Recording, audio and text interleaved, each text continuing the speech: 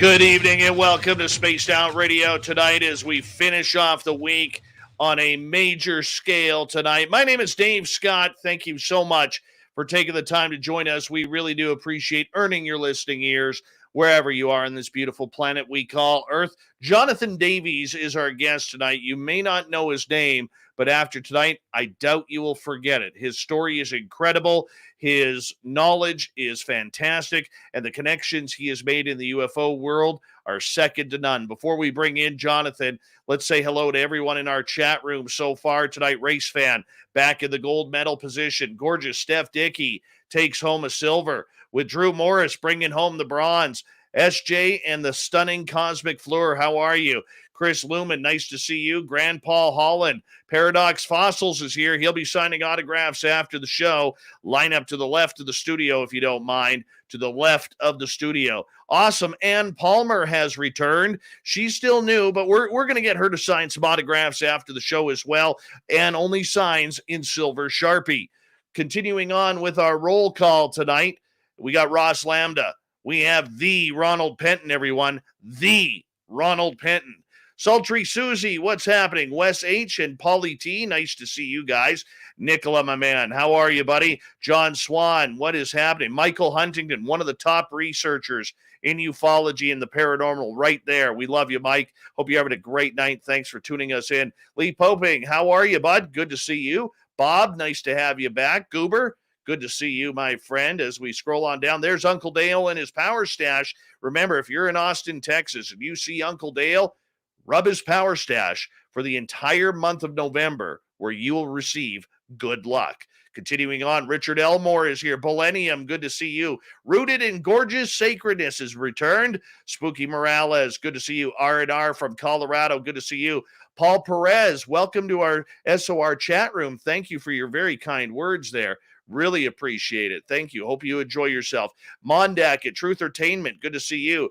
Arlene Atkins-Zell, welcome to Spaced Out Radio's chat room. Thank you so much for joining us. We really appreciate that. Gray Troll, good to see you. $5,900. The lovely Linda. Justin A.D. Maynard, how are you from down under? Let me know if I'm alive tomorrow since you live in the future. I would appreciate that. Downshift, good to see you. Good to have you back. The lovely and talented Laura Elizabeth has returned. Raven is Ryan. How's it going? The gorgeous Sonia's News. What is happening, Sonia? Hope you're having a great night. Advocate for Peace, what's happening? Thank you for joining us. Open-Minded Clarity, good to see you. And there's gorgeous Donna C. Too much information. Snakes on a UFO, good to have you all here. The lovely and talented Kira has returned. Alan Holt, how you been doing? Haven't seen you in a while. Hope you're doing well, my friend. Sensational Sherry, the gorgeous Stone Hobbit. How are you? Sam Faz, nice to have you back. And as we continue, roll call, video game player. Good to see you. My buddy YJ Overlander in Canada. He's just south of me, but that man is a good dude right there. All right. Hey, Aaron, what's happening? Hey, Michael Smith. Smithy, thank you so much for kicking off the super chat tonight. Really do appreciate your love and support of SOR, my friend. Thank you so much as we continue with roll call. But before we do, I better start the old radio side of things, because that is kind of important around here as we do on that. All right. The gorgeous oracles and beyond. What is happening? And there's Jack Clark. There's the stunning Jessica McCreary. And thank you again, Michael, for a super chat. I really do appreciate that, buddy. Thank you so much. As a super chat is a great way to support what we do on this show on a nightly basis. Beelzebrad, how you doing, bud? And we continue on. There's the gorgeous and lovely Kara McIver from Saskatchewan. Give us a wave. We will all wave back. Gemini Moon, good to see you. As we continue on, the BBD Warrior, the lovely Helena, the gorgeous Carrie Ann, and the stunning Jenny. How are you? Fapster. Block Chic, you're back. We love you. Thank you for coming back. We appreciate you. Fapster, nice to see you. Laura, thank you so much for that super chat. Really do appreciate that. Way to kick off this show. Thank you so much. We're going to get going here in just a couple of seconds. And Obi Flett, welcome to our channel for the first time. Big J, what's happening? We're going to run out of time. Get your horns up. Let's rock with Bumblefoot right now.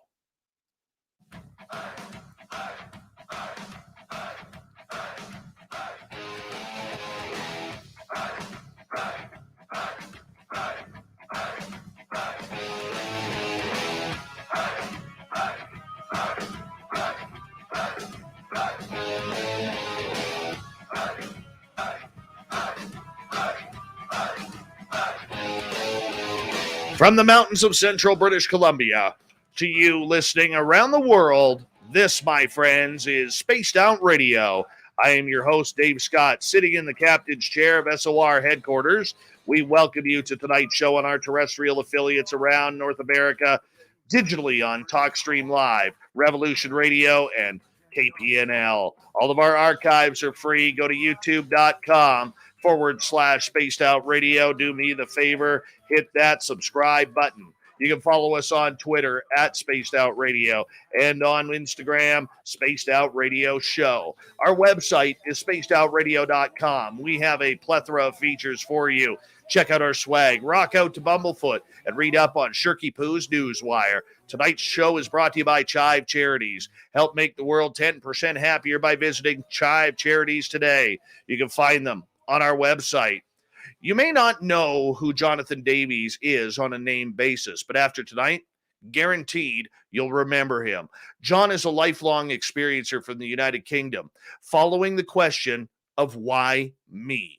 Jonathan wants to know the answers to why he was one of the chosen ones to have contact with extraterrestrials. But over the last 4 years, since the explosion of the UAP topic all over the world, Jonathan has become an encyclopedia of information through his experiences and what people, from other experiencers to scientists to government agents, have discussed with him. Why is this the man people want to talk to? We're going to find out tonight.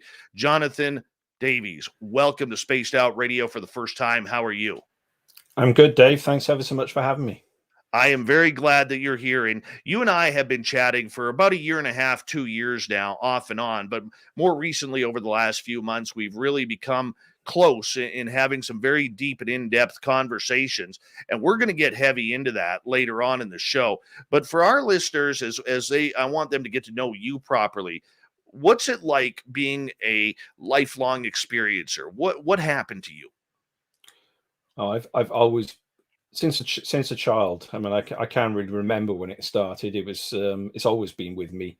I would be out in the garden. I remember as just on my own, and I would see orbs at the end of the garden. They would never get that close to me, but I would just always see them. So that they were like bugs to me. You know, it was just completely normal. I mean, it wasn't really until I went to my first school and I saw them at the school, as I always did. And I said to one of the other boys that was, you know, who's new, I'd only known him for like an hour, let's chase them and see what they do. You know, I was just trying to be friendly with the boy, and I thought he could see them like I could see them. You know, I didn't realize nobody else could see them.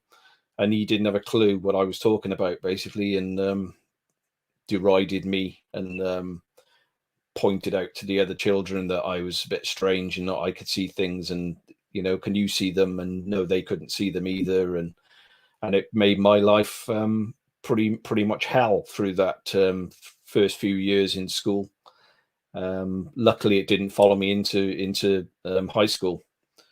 You know, I got away from that initial class, and we all mixed from other schools, and it sort of ended, and I basically shut up about it. I didn't say anything to anyone. I never told my parents that I could see these things either. You know, once I had that experience with others, I didn't really want anyone else to know. Growing up, how difficult was that for you, being an experiencer? Because you were one of the few out there, John, who what I call a multiple experiencer. You've experienced the paranormal, you've experienced the supernatural, UFOs, extraterrestrial contact. You've run the gamut, even some cryptid stuff. You've run the gamut on everything, and very few experiencers, if we use that as a broad term, have had experiences with other phenomena as well. Do you feel special? And I don't mean like proud special, but do you feel special that you've been given the eyes, the ears, and the know-how to have all of these experiences? I don't feel special. I mean, like I say, it feels completely normal to me. You know, it's abnormal to not have it. if you like. When other people say they don't even see UFOs, and I just find that fascinating, because I can literally go outside sometimes and just look up to the sky and say hi, and I will get, I'll get a big flash in the sky straight away. I won't, it's like they say hi back. It's part of my life, and it's always been with me. I mean, the ghost type encounters, if you want to call them ghosts, I don't particularly call them ghosts. I think they're dimensional entities. Started after a major event that happened to me when I was 15. I actually know the date. It was the 19th of January 1983. I basically found myself in a field a few miles from home, with no memory at all of how I got to the field. It was dark. I was on my own. It was cold, and I'm basically in this field in like a bubble. I can't hear the world around me. There's no sound at all. There's no wind. There's no there's no insects. There's no birds. There's nothing. It's just me in this field, and I'm looking up at the sky. And as I'm looking up at the sky, thinking I'm looking at I got the memory of, wow, look at those stars tonight. It's amazing. But as I'm thinking that, the whole sky just moved. And it wasn't the sky at all I was looking at. It was basically a giant boomerang wedge-shaped craft that was miles wide. I could see, it was a bit, if you think of the Phoenix lights, if everyone knows the Phoenix lights, it was a bit like that, but a lot smaller white lights, and hundreds of them, and 2 rows of those. And there were 3 rows. I don't know whether it was 3 craft or 1 giant craft. I'm not sure, but literally the whole sky moved, and I'm looking up at this thing and in total awe. And it should fall out the sky, Dave. I mean, there's no sound, there's no engines. You just think, how is that thing staying there? How didn't it fall out of the sky? But it was just drifting. But anyway, it drifts enough, and I look around at this point, and it's like the bubble bursts, and I'm suddenly freezing cold. This is January in the UK. That is the middle of winter. But I'm stood there in jeans and a t-shirt. And none of it made any sense. There's all like foggy mist at my feet. It was quite an eerie experience. I looked to my right and I got my bearings. I knew where I was. I was literally about 1.5 miles from home, and I suddenly felt uncomfortable. So I run home. I get to my front door, and I think I'm going to be in trouble with my parents. Where I don't know where I've been. I've got no memory at all. In fact, I didn't have a memory the whole day. I didn't have a memory of the previous day either. It was literally, it was a blank. So I thought, I'm not going to go in the front door because I'm going to get into trouble. So I go around the back of the house. I climb up the drain pipe like I used to do when I was a naughty boy, and I didn't want to get told off by my parents. Didn't want them to see me. So I climbed in through the bathroom window and I went to bed. And then the next day I was expecting to get it from my parents, because I must have done something. I was thinking, something must have happened. But I went down with I had school the next day as well. And I went downstairs expecting to get it. And they didn't say a word. And I thought, well, I'm not going to say anything because I've got away with whatever this is. I've got away with it. And we were moving home in 2 weeks after that. So I thought to myself, well, I don't need to tell the kids in school. I'd already had grief as a younger kid, and I didn't want to take it to high school and be even stranger by saying that I've got a few hours of missing time and this big event has happened. I mean, I must have gone to school that day that all this happened, because I wasn't in my school uniform. I must have come home and got changed, and something after getting changed, something happened, and I really don't know what it is. I mean, it turns out that night was the 19th of January 1983, and I didn't know there was a major event until a few years ago. I got talking to the author Bruce Fenton on UFO Twitter. Good guy. Yeah, and I told him what had happened to me, that I'd had this giant, Phoenix lights type encounter when I was 15 years old. And he said, well, that sounds like the Night of the Triangles. Well, I'd never heard of the Night of the Triangles. And he said, well, get in touch with SUFON. We were the Swansea UFO network I'm in Wales in the UK. And I'd already knew them, to be honest with you, anyway, because I'd reported another major event that had happened to me in 2010. So I thought, all right, I didn't know about this Night of the Triangles. I'll look into this. But I can go into that one a bit later if you like, Dave. But yes, basically, what happened was we did move 2 weeks after all this event, and I moved into the oldest house in South Wales. Well, in Newport, it was like an old mansion house built in 1580, very old house, and that was the point I started seeing what you might term as ghosts. Yeah, so that was. I can go into that if you like. yeah. Let's get into that. Why not? That's what we're here for.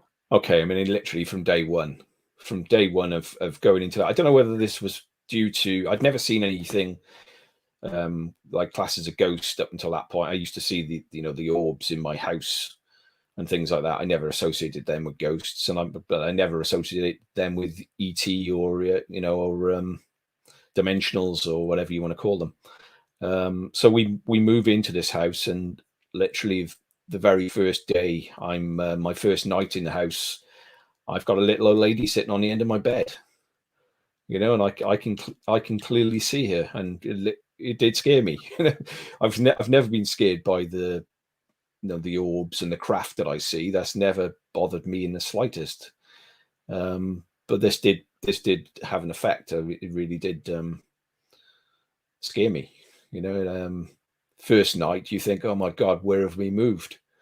And then literally every single day I would get pushed, I would get touched on the head, I'd wake up, I'd be being spoken to, and I could have my eyes closed and I'd wake and I could hear this female voice speaking to me and wake up, and it was quite an eerie experience. I mean, the very first week I can remember my parents had gone to work. My grandparents who lived with us, who'd moved in with us as well, they'd gone shopping, and I was on my own. It must have been I don't know whether it was a Saturday or something like that, but I was on my own, and I'm sat downstairs, and there's suddenly because it's a very old house, you can hear if anyone walks on the landing, you could hear the rickety floorboards of somebody walking on the landing. So I can hear somebody clearly walking along the landing upstairs. And all of a sudden, my mum used to keep all the bedroom doors shut because she got a thing about dust and cleaning, and but all of a sudden I can hear all the doors slam, every single bedroom door, and then there was like 7 different bedrooms, big massive doors, huge bedrooms, and slam, slam, slam, slam, slam, every single door. So that scared me straight away. So you can imagine I've already had all these experiences for the first week, and now I'm on my own and I'm getting it in the daytime. So I go upstairs, and every single door was open, every wide open. They couldn't have been more open as well. So I just heard them all shut, but now they're all wide open. So I'm looking under the beds, there's nothing, I looked everywhere. So I closed all the doors, having found nothing. I got back downstairs, feeling very uncomfortable. And 10 minutes later, exactly the same thing happens, Dave. Bang, bang, bang, bang, bang, all over again. I go outside, I get myself a pickaxe handle. I'm thinking there's got to be somebody in the house with me, somebody's having a laugh. And back upstairs, there's nobody.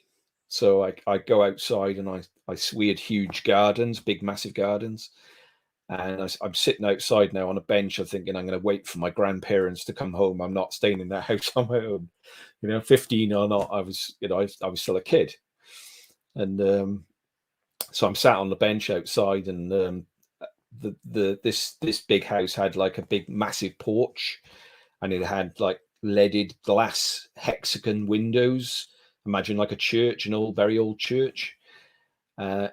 And I look up, and the little old lady is just looking at me. I mean, I get chills now thinking about this. I've relayed this story lots of times to different people, and every single time Davis still has the same effect. Sends a chill straight through me. Just I can see her face, clearly looking at me, and Oh yeah, pretty wild. I mean, but it was ongoing. I mean, that particular part of the house used to be a chapel. Okay, it was a very old house, like I say, and it was called the Queen Anne room because apparently a queen had stayed in there. It was a big mansion house, you know, it wasn't a small little house. And my sister, that was her bedroom. My sister moved out because she was seeing the same things, and she was experiencing the same woman, and she couldn't take it, you know. So she literally moved out. She was there only a few months, and she was gone. So just to give you an idea, I mean, and that is, you know, I've had that now. I tend to live in. I'm in a small house now, but I've had a lot of big houses, old houses, barn conversions, and everywhere I went, I would get, you know, exactly the same sort of thing going on. It would seem to follow me around. Here are these tricksters with the Skinwalker Ranch and things like that, but I get that as well. I don't think it's ghosts. I don't know what it is. I think maybe it's some sort of entity that I'm misinterpreting as a, you know, you iconize things as humans. We see everything in 3D. We're not unable to see anything outside of 3D. So if we can't identify something, we tend to give it a label, you know. And so you think, well, what is it? I don't know what it is. So, oh, it must be this. So that's what you tend to do. So maybe that wasn't a little old lady. Maybe there was something else, you know. And I've literally figured, oh well, imagine there must be little old ladies living in this house, little old men living in this house, and you know, you think of ghosts, and that's where this term ghosts come from. And I don't know. I mean, it's the same thing with UFOs. You know, we don't know what they are, so we put an icon on them, we put a label on them. You know, it must be a plane, it must be a helicopter. That can't be a UFO. You know, so people label things. Strange. Was it strange for you though? Because this was very natural. You know, at what point did you start to notice that maybe your life was different than everyone else's? From the UFOs to the missing time to the paranormal? Yeah, I mean, I noticed as soon as that boy basically didn't see the orbs, you know, as soon as he made my life hell for me, I knew I was a bit different, and because I would see these things, and we'd be on the football field, and we'd be playing football, I'd be playing rugby, and they'd be on the edge of the field, and nobody else would ever see them, and they just mosey along, and I mean, I think they're like a mirror glass. The small ones, I think they're sort of like a mirror glass camera, and they used to keep an eye on me. That was the impression I used to get. If I was, I mean, it made me a loner when I was young because I couldn't talk about it. You know, I couldn't really speak about it, and the other kids knew that I was a bit different because I could see strange things, and they couldn't. So they kept away from me. And to be honest, I quite enjoyed that in the end. I used to enjoy my own company, and I would go off on long walks in the countryside and go into the woods and, you know, be part of nature, me and nature together type thing. And that was strange. They would be white orbs when they used to follow me around outside in the daylight. But if I went into the forest or the woods, they would change color to red. That was strange. When I was 13, I had an appendicitis incident. I literally collapsed. I was all on my own, miles and miles and miles from home, and I was in the woods, and I collapsed on the floor in absolute agony because my appendix was about to burst. And as I'm on the floor in agony, I got surrounded by orbs. And in the woods, like I said, they used to be red, but on this occasion, I had white orbs, orange orbs. You know, it was, and they were all swirling around my head. You know, like I say, they used to follow me around and keep an eye on me. That was the impression I always used to get. It was like they turned up to look after me type thing. It was a strange. I don't know how to explain it. You know, what is strange about that though is that I managed to get home, and I went to hospital that night. Within hours, I had my appendix taken out because it was going to burst.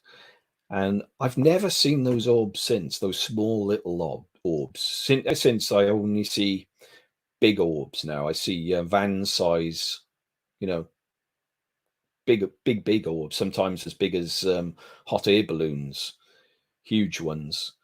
But never ever see the small one. Chris Bledsoe, he's a friend of yours and mine.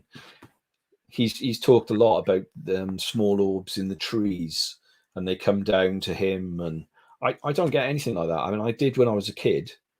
You know, that would literally be I go out on bicycle, and they would follow me around, and they'd be treetop height at this point, and I could look to my shoulder and I would see them. You know, it'd be a normal thing, or I would see something in the sky that would literally follow me around. You know, if it was dark and I was getting late coming home,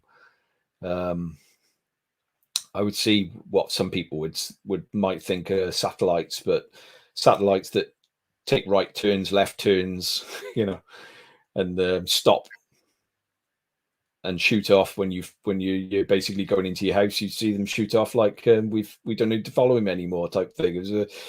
It was quite strange, you know. I don't get that anymore. That's something that seemed to stop as well, thinking about it. But yeah. We've got 2 minutes to go before we have to go to break at the bottom of the hour. Jonathan Davies, lifelong experiencer, is our guest tonight. John, you know, you have been able to eyewitness many things that the majority of this population on this planet has never seen or experienced. Do you regret having these happenings happen to you, or do you like it because it puts you on a lifelong mission to try and figure out what's going on? We got 90 seconds. Oh, it's an obsession, Dave. It's a total obsession with me now. I mean, I've got to the stage that I've got through my work career. I've got my own business, and I've got to the stage where I can relax a bit in life. And now I seem to be totally and utterly obsessed with finding out now because it's been pointed out to me that this is very strange and that nobody else can see these things, or very few people seem to be able to see these things. Or they just see something in the sky and they don't have any real interaction.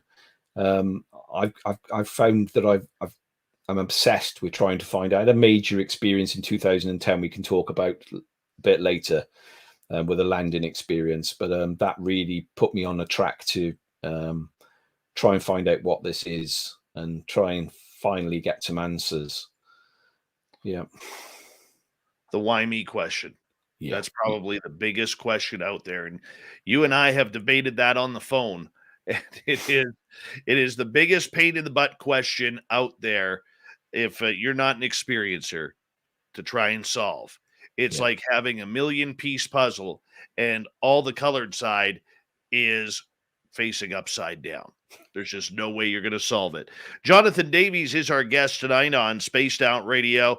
Personal experiences. The experiencer speaks, as John is a lifelong experiencer talking to us from the United Kingdom this evening. And when we come back, we're going to find out his first extraterrestrial experience and so much more when we return on Spaced Out Radio. So stay tuned.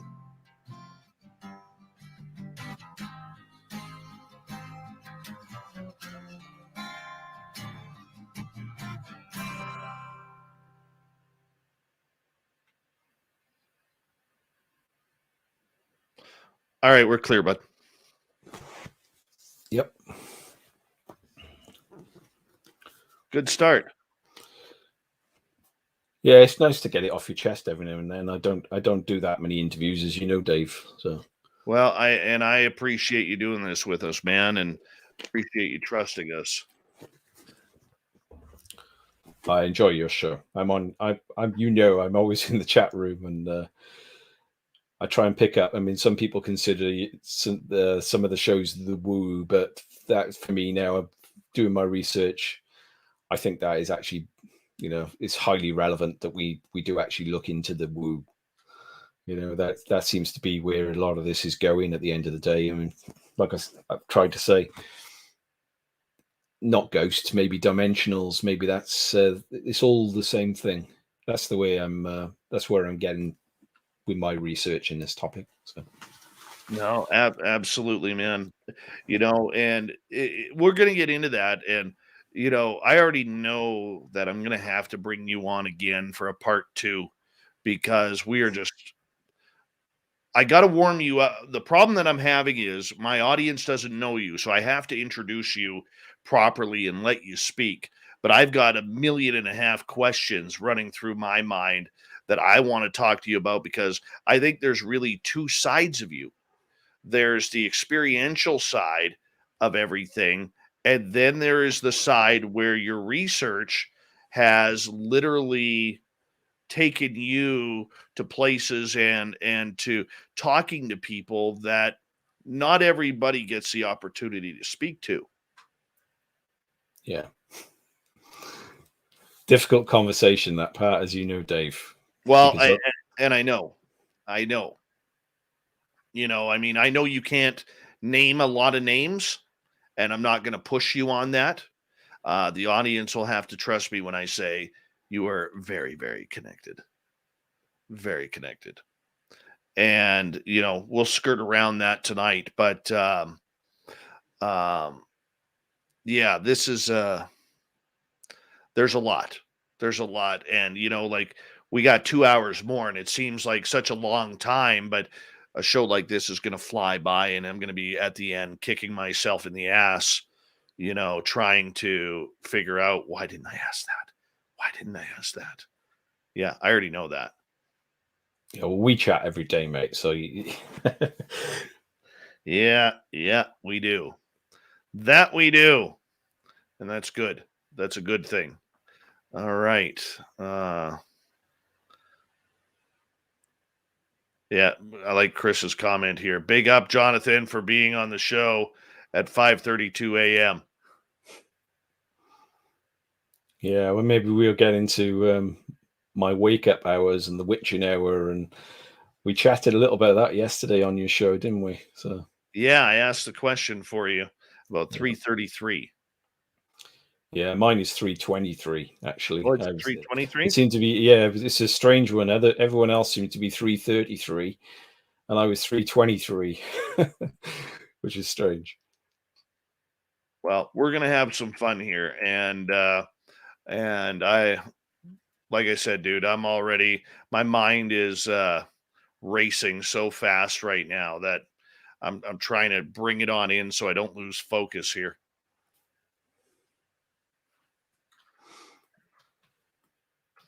I wouldn't mind getting into talking about SUFON as well, mate. Yes, I'm trying to push the guys, push what we're doing in Wales, and Yeah. I'm heavily involved in that now. I'm redesigning the website for the SUFON team now. Swansea UFO Network, for any of you listeners who are still tuned in. All right. We've got some major cases, with absolutely huge cases. We've got our own landing cases at schools, the same as aerial and things like that. Well, like I said, now we're up to 3 shows. Yeah. Oh God, you're killing me right now.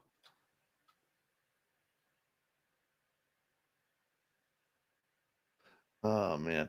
All right, we got 45 seconds. I want to say a big thank you to Laura Smithy ×2 for the amazing super chats. The super chats, everyone, is a great way to support what we do on a nightly basis here on this show. We really do appreciate the love that you all give us with those. So we really appreciate anything that you guys do. Thank you to all our new listeners who are tuning in for the first time and are checking us out. We don't forget to hit that subscribe button, ring that bell. And if you're looking for SOR swag, go to our website, spacedoutradio.com, click on shop, and it'll take you right there. We got some great stuff for you. Here we go with the second half hour right now.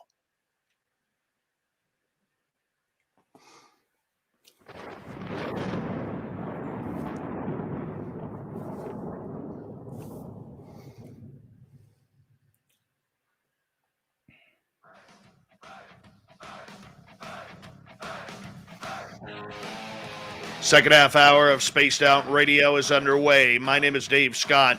Thank you so much for taking the time to join us. We really do appreciate earning your listening ears. Want to remind you that if you've missed portions of this show or others, check out our free archives by going to youtube.com/Spaced Out Radio. Do me the favor, hit that subscribe button. Our website is spacedoutradio.com. We have a plethora of features for you, including rocking out to Bumblefoot. Check out our swag and read up on Shirky Poo's Newswire. Follow us on Twitter at Spaced Out Radio and on Instagram, Spaced Out Radio Show. We continue on tonight from the United Kingdom. Jonathan Davies is here, lifelong experiencer and a man who probably knows too much, even though he can't release much of it. But that's okay. We love John around here. He's a good friend of this show. And John, thank you so much for coming on to tell us about your experiences. Thanks, Dave. I want to kick things off with the idea, John, that, you know, you are someone who, as you've grown in this field from youngster experiencer to where you are today, you're someone who is reluctant for the publicity that many people want or many people desire. You're somebody who really bites your tongue on being public with a lot of the information that you know of. So why do you try and keep on the down low with everything? When I spoke earlier about the sort of effect that it had on me when I was in school, you know, and my parents were never aware of what was going on with me, Dave. You know, I literally kept it when I had that bad experience with the other kids in school. I didn't really want to speak about it. You know, I literally it was a bit of an annoyance. It almost wrecked my school life before I went to high school. You know, I lost friendships. Like I say, it made me a loner. So it's not the sort of thing that I discovered soon on, that it's not the sort of thing that you talk about. You know, you do keep some things to yourself, and I thought it was a bit strange.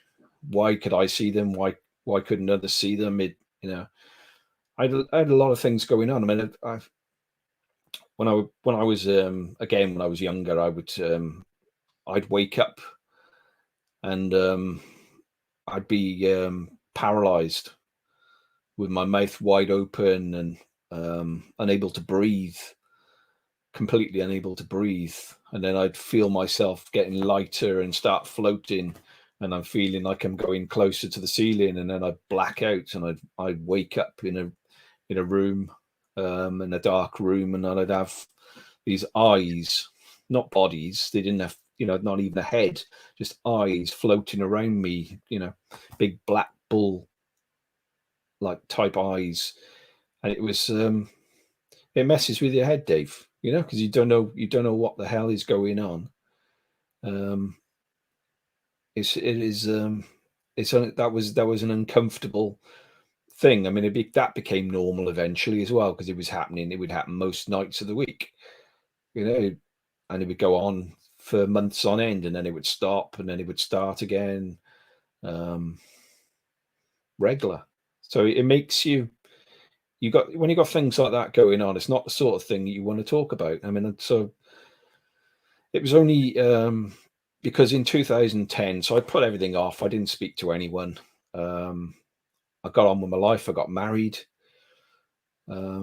tried to have a normal existence, you know, and then I've got great friends that I've had for years and years and years, and they only found out any of this a few years ago because they saw me on social media and said, "What's this all about?" You know, I have literally kept it all to myself and done my background research myself.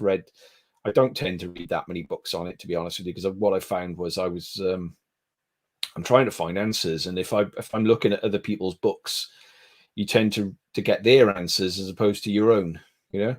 So I prefer to speak to people and to network, and to, you know, I watch the YouTube videos, don't get me wrong, like everyone else does, and I look at what people say and I read what other experiences are saying, and I try and build a picture myself as opposed to picking up what other people are saying.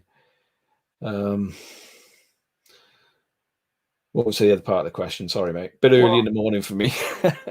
Yeah, no problem, John. You know, for you, I mean, being reluctant to go public with what you know and the information that you have come to over the years. We're going to get more into this a little bit later in the show.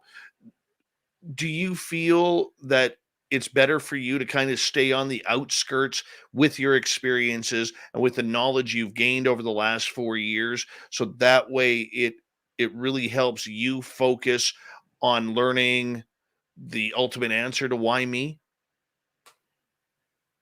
It's why us. That's where I am now. It's not. Okay. It's not why me anymore. I'm trying to find answers for us as well as as well as myself. Don't get me wrong, but I've made connections that basically some of a lot of these people will never speak publicly, and or they might be out there, but they're not. They'll never open up the way they might open up elsewhere to you directly. It's very awkward for a lot of people. I mean, it's been awkward for me. I didn't want to come out just because I had a business. I didn't want my business to be affected. You don't want your customers to find out that they're dealing with somebody who might be, we tend to be seen as irrational. You're strange, or you're classed as strange.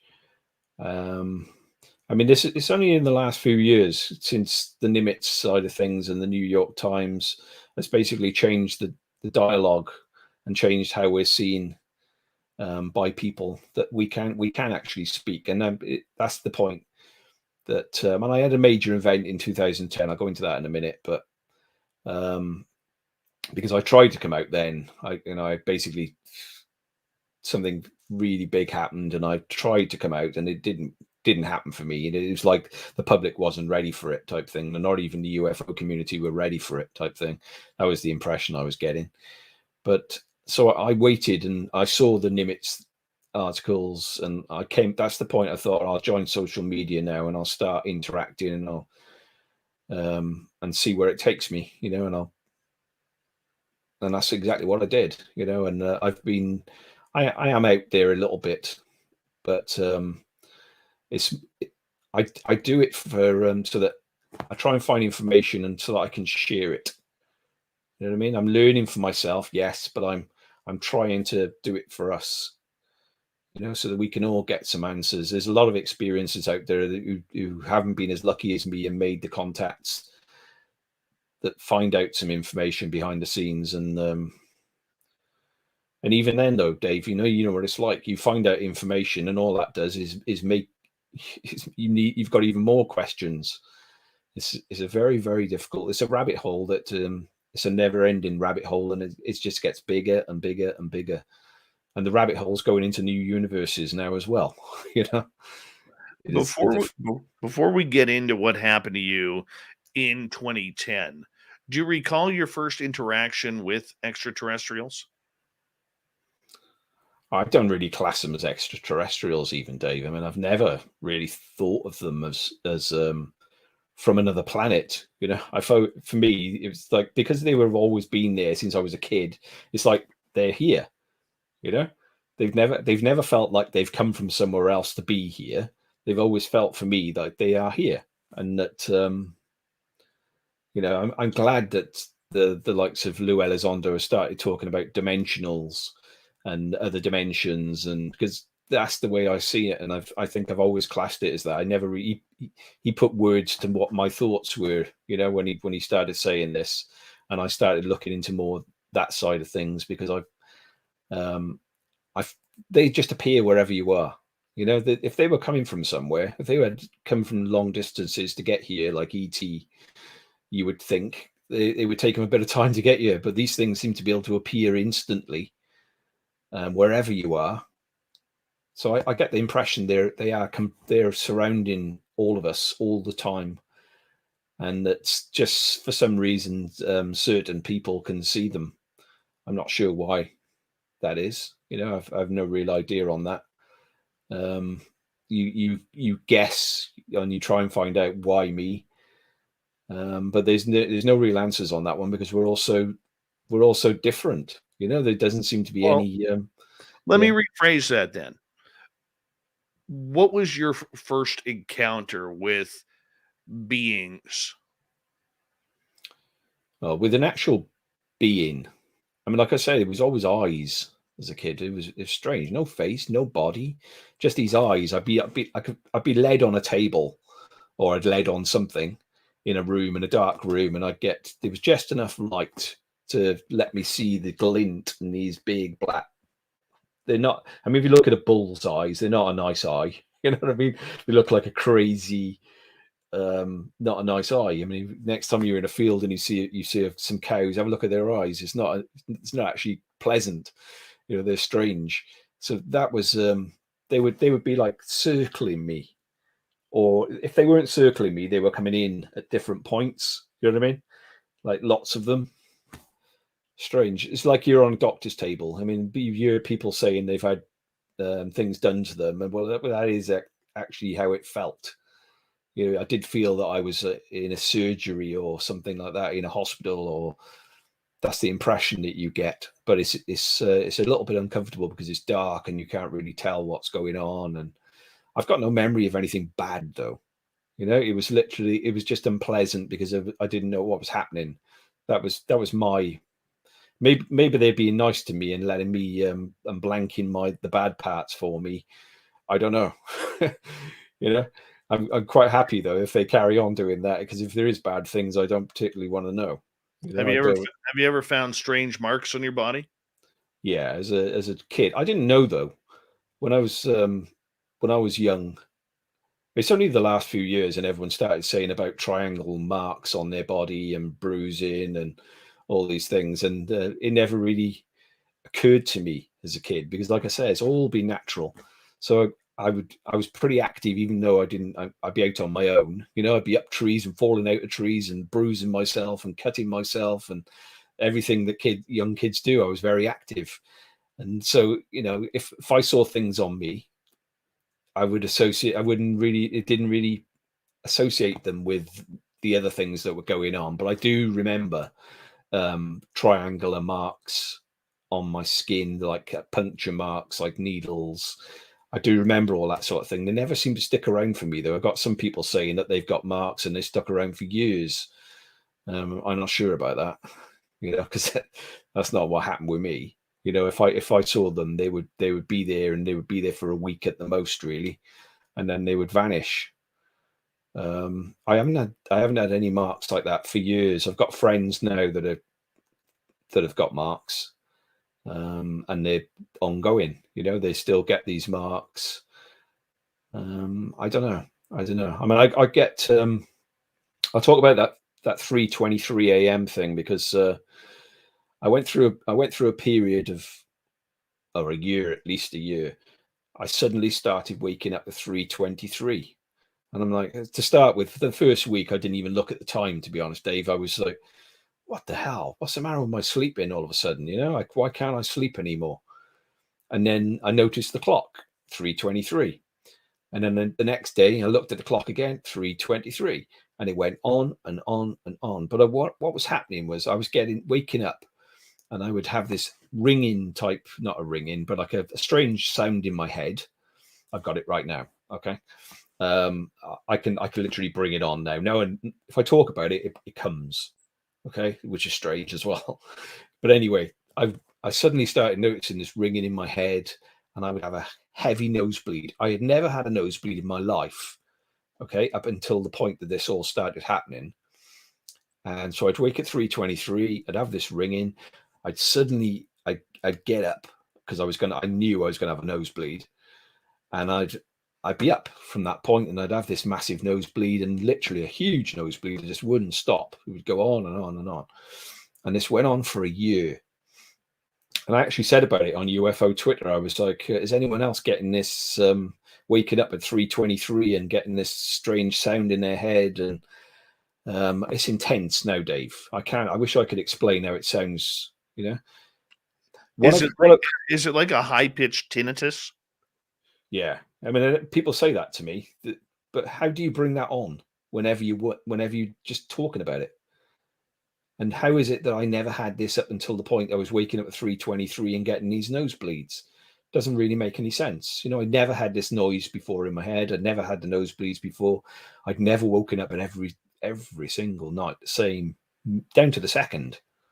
You know, it was crazy. Have you tried asking them to turn it down? No, I don't do anything like that. You know, I don't really if you do try ask, and interact with them. You know. if you do say, "Can you turn it down, please?" They will turn it down. Oh my God, Dave!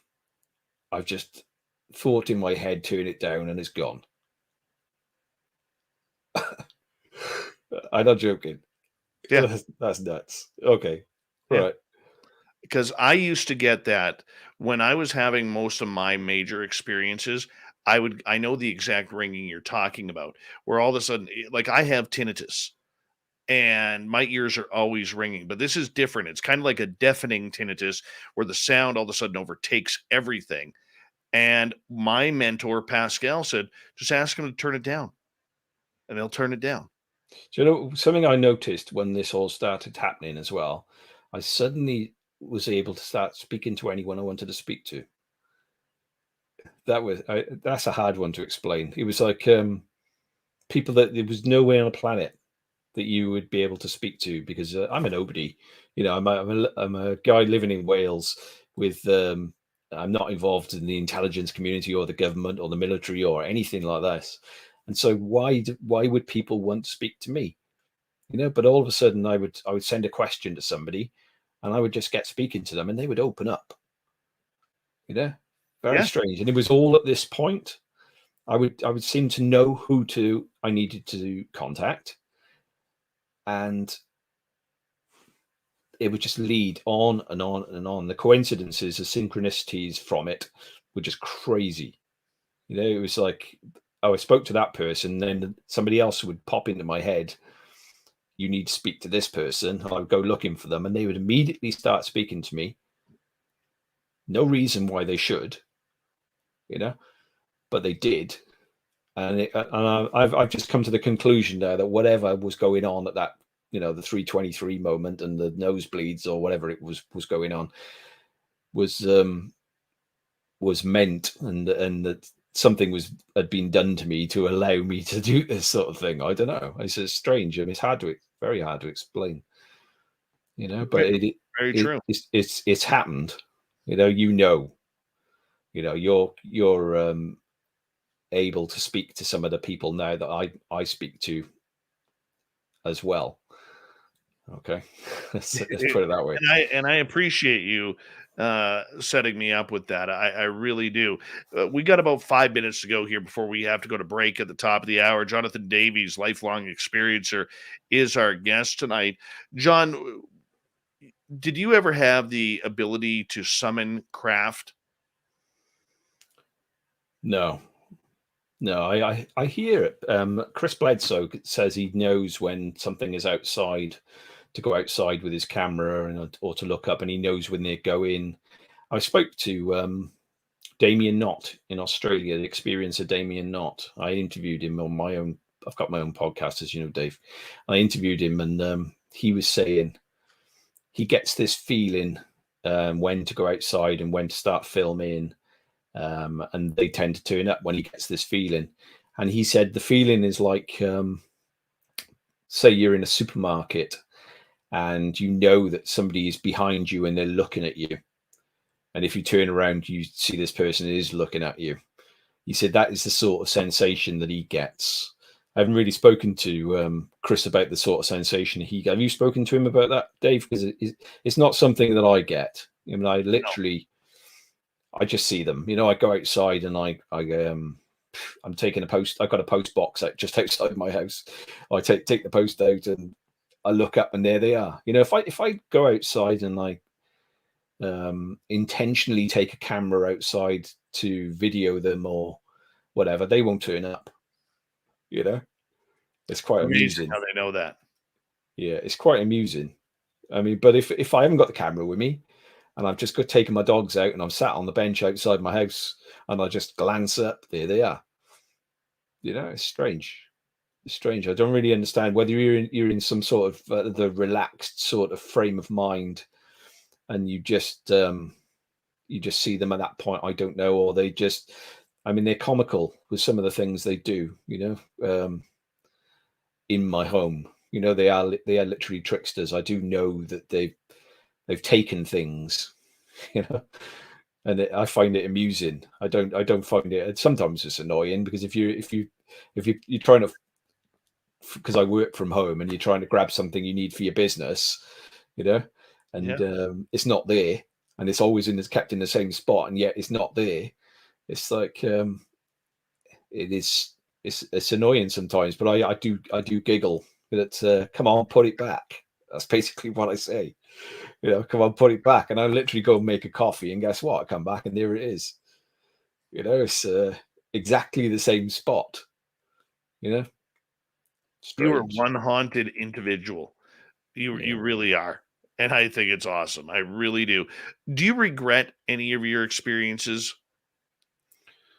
Or have you, or let me rephrase that. Have you had, as we got about 2 minutes to go, have you had experiences that have been of the nightmarish variety? Yeah. I haven't been to bed for nearly a year. And that's a longer one. If I can start us off on it, if you like, Dave, before you break. Sure. But so I'm in bed, and the usual paralysis that I used to get as a kid happened about a year ago. And I literally wake and I cannot breathe. I've woken because my breath has been taken from me. I have no air at all, and my body can't move. I can only move my eyes. Sorry. Okay. Yeah. So I'm literally laid in bed, and my wife has a light on because she can't sleep at night, and my daughter's the same. She's got to have a little lamp on as well. So there's a little light in the room, and I can see what's going on.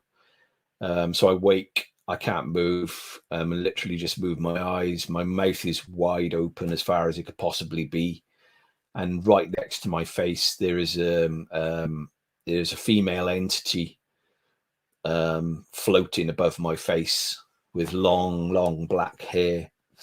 Ridiculously long black hair. Stupid 7 foot long type black hair, literally floating as if it's in like a water, or I don't know. And this thing is horrendous. It's like a hag with massive eyes, and it's an inch from my face. And I don't know what she was doing, but she was seriously pissed off, Dave, that I had woken and caught her. She gave me a look of absolute hate, and she literally starts floating away from me, and gets literally to the end of my bed and just pop, she's gone. And as soon as she's gone, I can move, I can breathe. I take a scream. My dog is in the bedroom because he won't sleep downstairs, and my dog will bark at everything and doesn't murmur. My wife, even though I've screamed, doesn't wake. And I've screamed the house down. It was literally an act. You could not have screamed louder type thing. Right. Okay. And I've literally got up and I've checked the house because it scared me, and I wanted to make sure this thing was out of my house, and there's nothing in the house. And this chair I'm sitting in now, Dave, I haven't been to bed let's since. Finish it after the break. Okay. If you don't mind. Jonathan Davies, lifelong experiencer, talking to us tonight on Spaced Out Radio from Wales in the United Kingdom. We'll be back with more Spaced Out Radio and Jonathan's stories when we come back.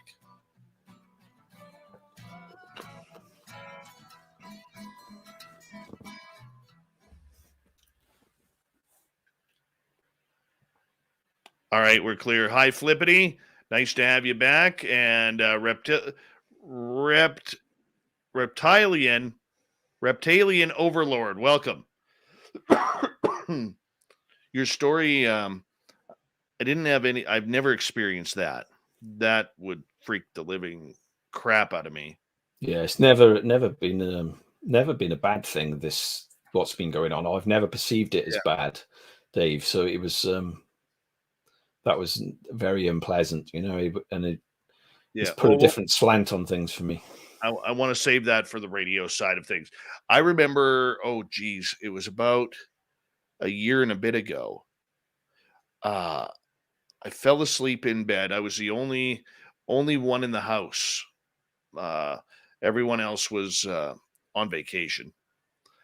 And I fell asleep in my house, and I woke up about 3:30 or something along those lines. And you know that feeling when you have grays around? Yeah. And I felt like there was a gray running down my hallway. Like I have this blue nightlight in our hallway that illuminates the hallway, and it's very easy on the eyes, but if you pass it, it goes uh it's like got a sensor on it that moves it a little bit, that brightens it a little bit when it's darker, or tones it down when it's darker, but if somebody moves in front of it, it lights up. And I knew both my dogs were in my room sleeping, and because I had one on the bed and one on the floor, and uh I felt like I saw the light flicker. I woke up and I saw that light flicker. So I was thinking, okay, is it the cats? But it was that timid fear that I had, man, that if I got up and went out there, I would see something that would absolutely freak me out. And I just knew. I moved. I remember moving more into the middle of the bed in order to, and I kind of put my blanket over my head and I was looking down the hall just to see if they were coming back or if it was coming back. And the brave side of me was like, oh, just go out there. Go out there. And the chicken shit side of me was like, nope, not doing it. Not going there. Don't want to do it. Hey, B Hoff, how you doing? Good to see you. Who else has arrived here? Nicole Perron or Perrin, your choice. And How long we got, Dave? To the next right now we have about 3.5 minutes, 4 minutes. Okay, just going to go to the toilet. So. Yeah, you go.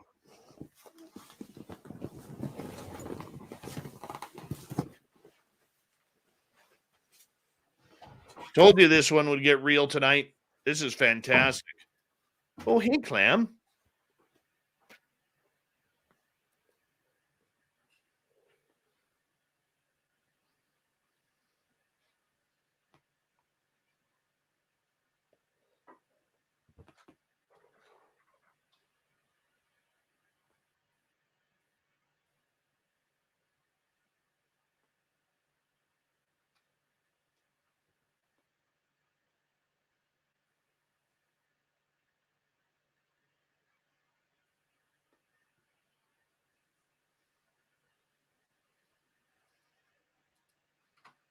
Kronos, how you doing? Good to see you.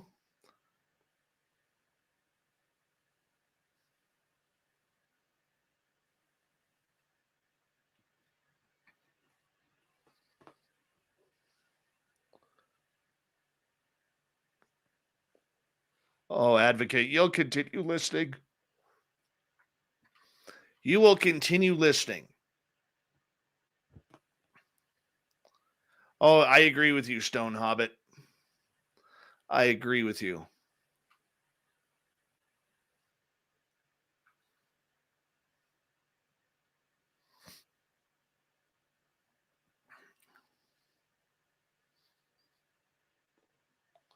I'm gonna get through this story with him, and then I'm gonna kind of turn the Jets around and kind of change the direction of the show here. Hi, gorgeous Teresa. How are you?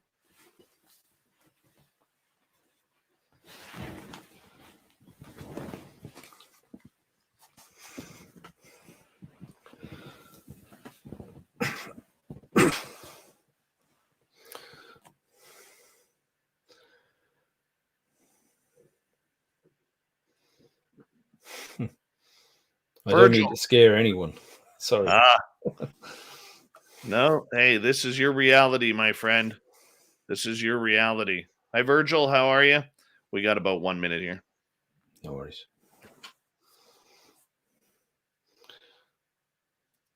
I think this is normal for us guys. I don't think there's any need for us to be scared. I'm trying to. Part of the reason I'm not going back to bed is because I want this thing to turn up when when my wife is not there, so they're not scared. My wife and daughter, I don't want near them, but I'm quite happy for it to turn up again so I can have a chat.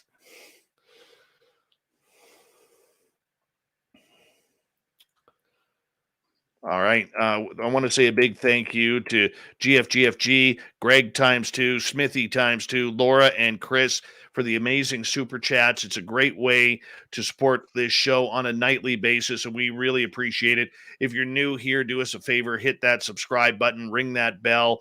It really helps out. Thank you to all the veterans tuning in. Don't forget, you can do some shopping on our website, spacedoutradio.com/shop. Here comes Bumblefoot.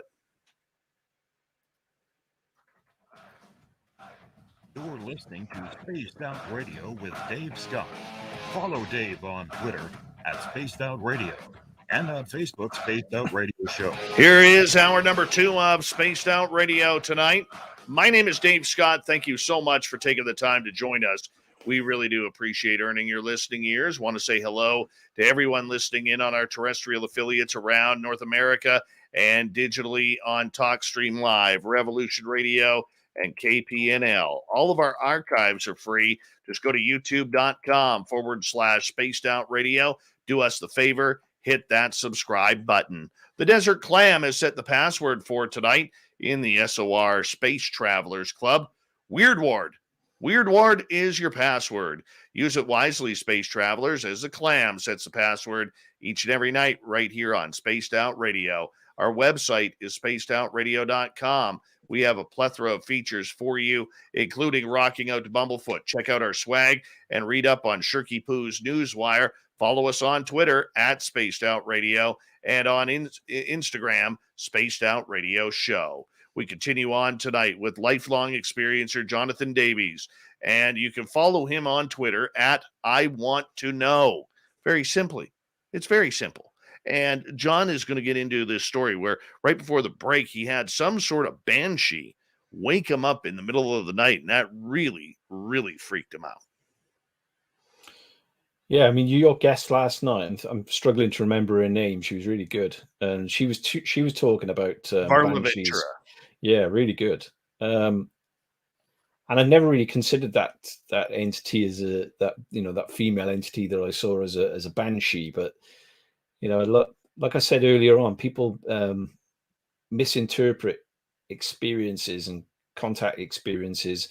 Maybe that wasn't a female entity at all. Maybe that was something completely different, and I was labeling it as, giving it an iconography that I could accept. Maybe it was something so wild that I had to give it a label. I had to give it an icon. I had to give it it was a female. It was the less threatening of the species for a man. Do you understand what I mean? Yes. So I'm not really sure. I mean, I don't know what that was. The fact that it just literally vanished in front of me, I don't know. There are Celtic myths of a female that gets seen in Wales in particular, which is the ancient part of Wales and Scotland, obviously the Celtic side of things. And we've got stone circles, and we've got the history here is absolutely crazy. And Lord of the Rings, was based on Wales. The Hobbits were based on Wales. I don't think people realize that because the film was made in New Zealand because they had the scenery, they've got the great scenery, but it was all based on Wales, and the myths that are here are crazy, and I think that a lot of that got taken when people emigrated to America, and all these stories got taken over there as well, and but it's all part of the old lands, and these are the old lands. Our houses are hundreds of years old, it's crazy. 2010, you wanted to talk about this story. What happened there? Yeah, so I'm living at that point in another part of Wales called just not far from Swansea, which is very active, the most active place in the United Kingdom. Okay, for UFOs, more get seen in that part of the UK than anywhere else. So that's Wales basically. So I'm living in an area called the Gower, which is a coastal area with beaches, a stunning nature reserve type area. I had like a barn conversion on the coast. Just had a daughter. She's 2 years old. and I'm working from that location as well. That was my business location, and it's literally right on the coast, by an estuary, and I'm on top of a hill, looking down onto the estuary with nothing between me and the beautiful view. Yeah. So I'm sat downstairs. It's the 7th of October 2010, and my daughter is with me. My wife's upstairs having a shower, and my daughter goes over to the conservatory windows, and she's not speaking very much at that point. 2 years old. She does, she's speaking, but no big words or anything. And she looks outside and she points, and she says bright. And I thought, oh, that's a good word. And so I go over to the window and I see what she's looking at. And my neighbor to my left, going down the hill, had tennis courts. And right by the top right-hand corner of the tennis court is an orange orb, a very large orange orb, the size of a very large van. And it's just sat there next to the tree. When I say an orange orb, anyone doesn't realize they look like the sun. But say for just so you can picture them, they look the sun, but this at night, and obviously nowhere near the same sort of size as the sun. And for some reason, they don't hurt your eyes when you look at them, even though they're very bright. Okay, so this thing is just sat next to the tree. I'm just watching it, thinking, oh, that's a bit closer than normal. When I see these things, they don't tend to get that close. This was very large orb. So it just sat there, and all of a sudden it just shoots, like blink and you miss it type speed, shoots downwards. Remember, I'm on the top of the hill into the estuary. It's about half a mile it's shot, but because it's directly in line with me, I'm literally looking down on it. Yeah. So it shoots down to the ground and is so fast, I think, oh my God, I think it's crashed. Okay, I've never seen these things move at that type of speed. Normally, they just sort of mosey along for me and let me see them for as long as I want to see them. Okay, but this thing was like boom, and it shot to the ground. And as soon as it got to the ground, they were like massive flashes of bright colors coming from it, all different, like boom in your face. They would like blind you type flashes. They were huge, and they seemed to be directed to me or my direction, where I was living. And all these different colors were going on, and I'm thinking, what the hell? I've never seen them do this before. This is new. And this is going on, Dave. And then another object appears over the opposite coastline, which is Llanelli and Buryport, the towns of Llanelli and Buryport. And this cloud level, okay? So you couldn't see the stars, this cloud. This thing now is coming in. It's like a very large moon. I can see it getting bigger and bigger and bigger, and it gets right above the town and directly opposite me and between this object that's on the ground, making all these flashes. And it just sits there. It's like white with a green tinge and a bluey green tinge, and just sit there. It's like it's watching what's going on or keeping an eye on what's going on. Okay. And as I'm watching that, and I carry on watching this object on the ground, thinking what's going on, I've opened the window. There's no sound at all. I can hear, though, all of a sudden the sound of a Chinook helicopter to my right, inland. And I can hear it coming closer and closer, and I can see two lights they're not flashing. It's a red and a white light, and this thing is very low, and I can hear it coming in, like a big, massive military Chinook helicopter. And I start thinking to myself, oh, have I got this wrong? Is this not what I normally see? Is this something that, maybe this is an accident or something, or this is a military thing that's going on? And so I watch this Chinook helicopter get closer and closer and closer, and I'm fascinated what's going to happen next. It gets all the way up to the object on the ground. There's a light that passes between them, and the helicopter vanished. Totally vanished. Okay, including the sound. And the sound now is very loud because it's the only sound I can hear. There's no other sound outside at all, and the window's wide open, and it's just gone.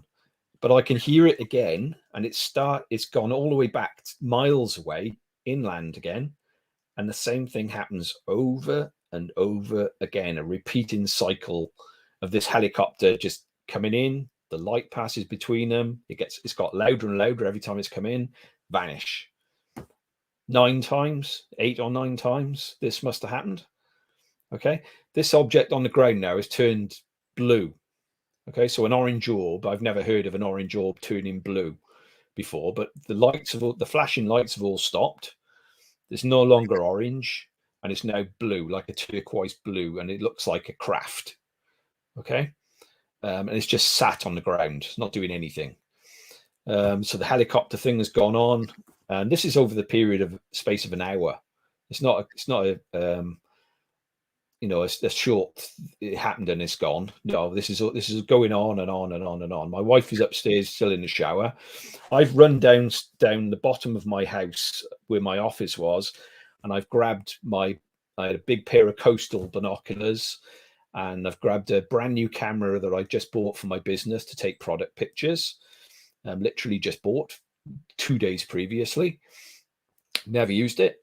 So I grabbed the camera. It's literally in the box. I take it up. I've put batteries in it because I tested it when it turned up, and I start snapping away. So I've taken loads and loads of pictures. Weirdly, the best pictures never came out.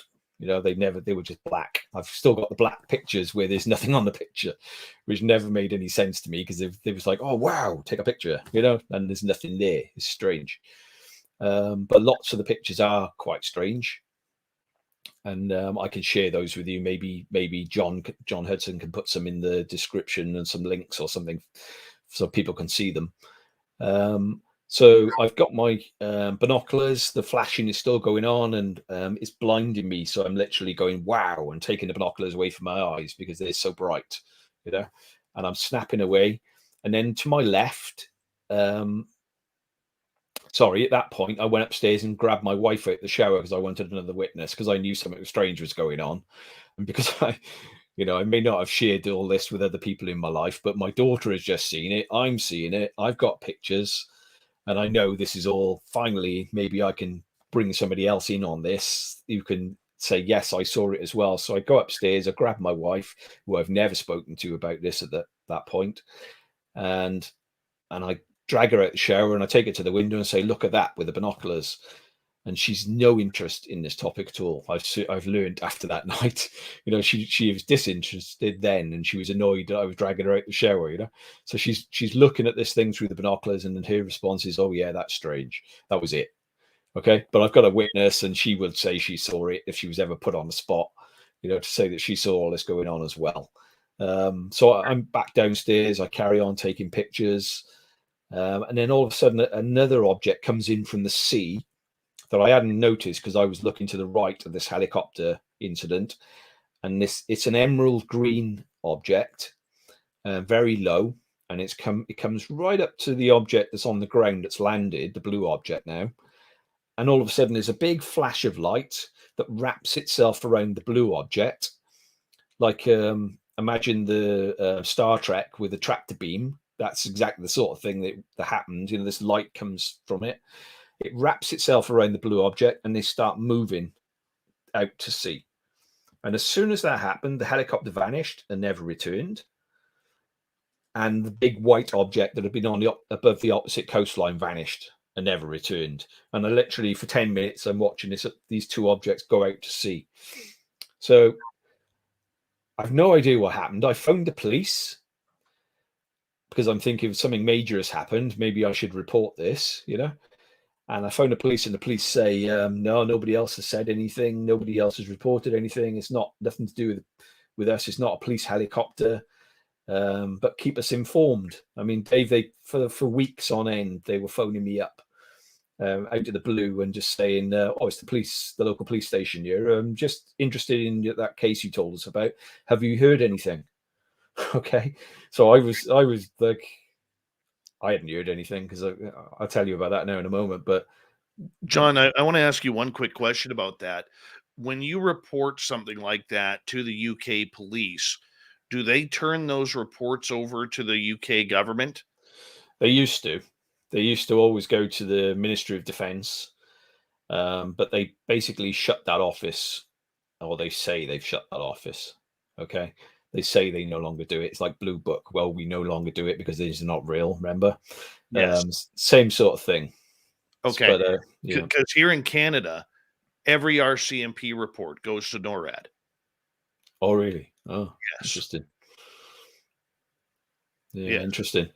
I mean, I do freedom of information requests now for other cases that I look at, and you see the responses you get back from the police. Oh, we no longer keep records on these sort of things, and they're very, very crafty, very, very crafty. I'm sure it all still goes on, but not face to face with the public. I think they basically take military reports and keep files on those. So anything to do with the public, they'll just fob you off. No, we no longer look into this. We don't think it's a threat. So we don't bother keeping records, and that's how they get away with it in the UK. Gotcha. Now, with everything that's going on, now that your daughter is seeing this and you're seeing this, the police are calling you for updates. Did you think you were a target of sorts of information on what was going on? I'll just carry on with what happened then. I mean, it didn't end, Dave. It didn't end. It was like, okay, so that night I phoned the police and I didn't get anywhere with the police. The next day, I'm like, my God, I've got to find out what this was. I'm thinking all these massive flashes of lights and the helicopters would have attracted a lot of attention. I was thinking everyone must have seen it, but there was nothing on the news that night. There was nothing on the radio.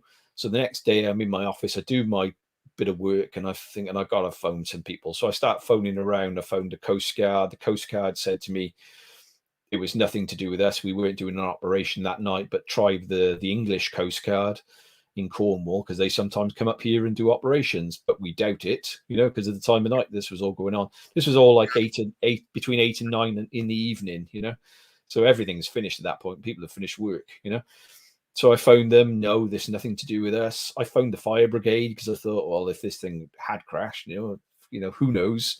Maybe somebody's reported something as well to them. No, nothing to do with us. On the opposite coastline to me, there's a military base, RAF Pembury. I phoned them up, and they were really shitty with me on the phone, basically, and said, look, we shut at 5 o'clock. This is nothing to do with us. Stop wasting our time.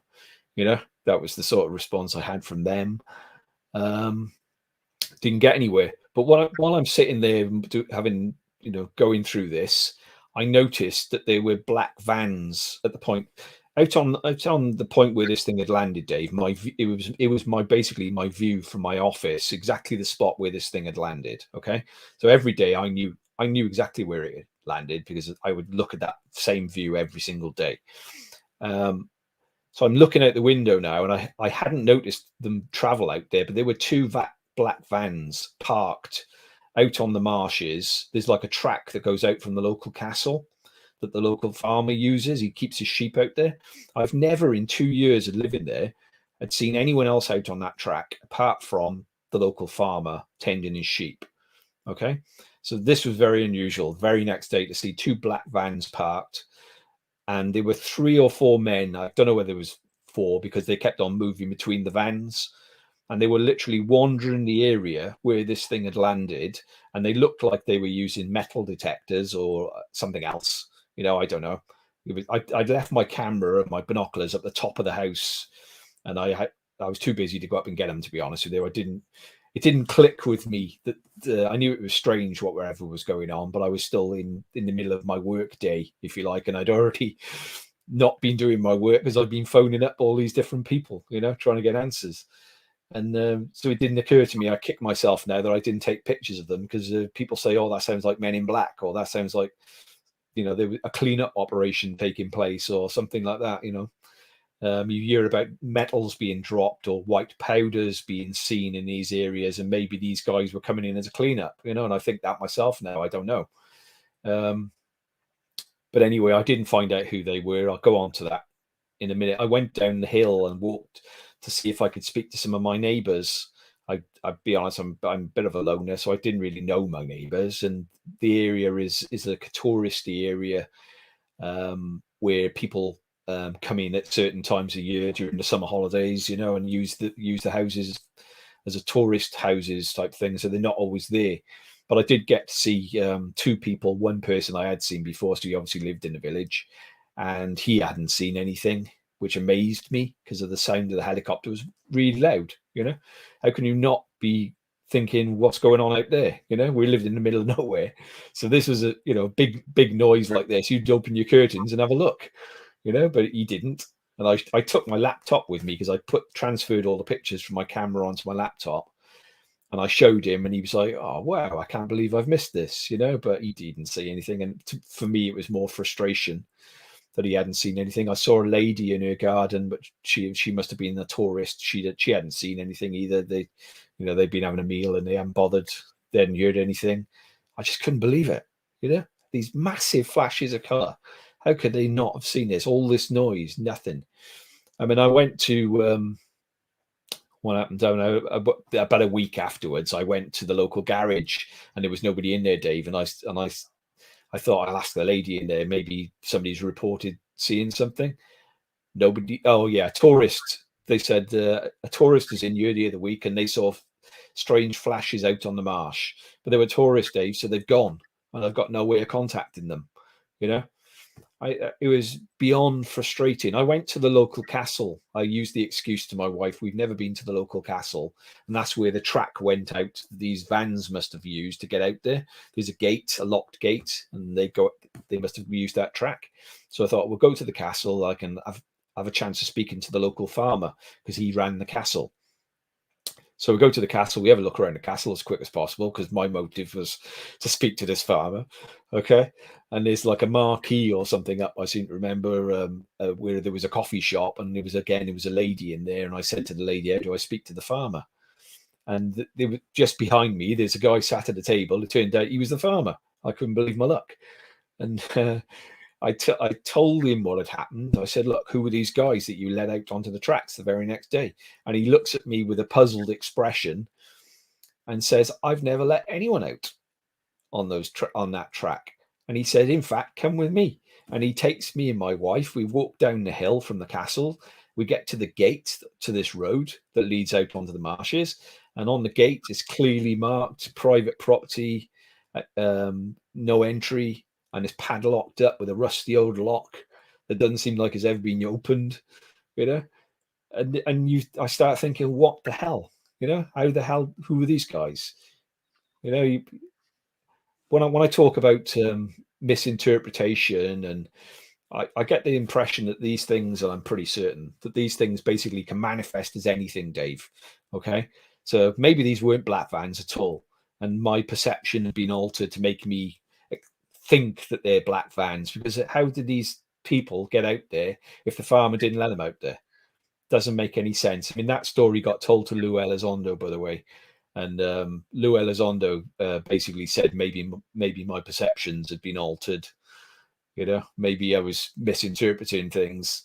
Okay, just so you're aware. When we come back from the break here at the bottom of the hour, John, I want to turn the corner with you because I have a lot of people asking questions about, you know, the government side, the day-to-day UFO topic that is the other part of your story that you were highly involved with on a social media side and a very private side as well. And I want to ask some questions regarding that because you are, I think, one of the best kept secrets in ufology in what you know. And we're going to see what little bit of dripping we can get from John and the information that he has. Jonathan Davies, lifelong experiencer, continues with us on Spaced Out Radio next.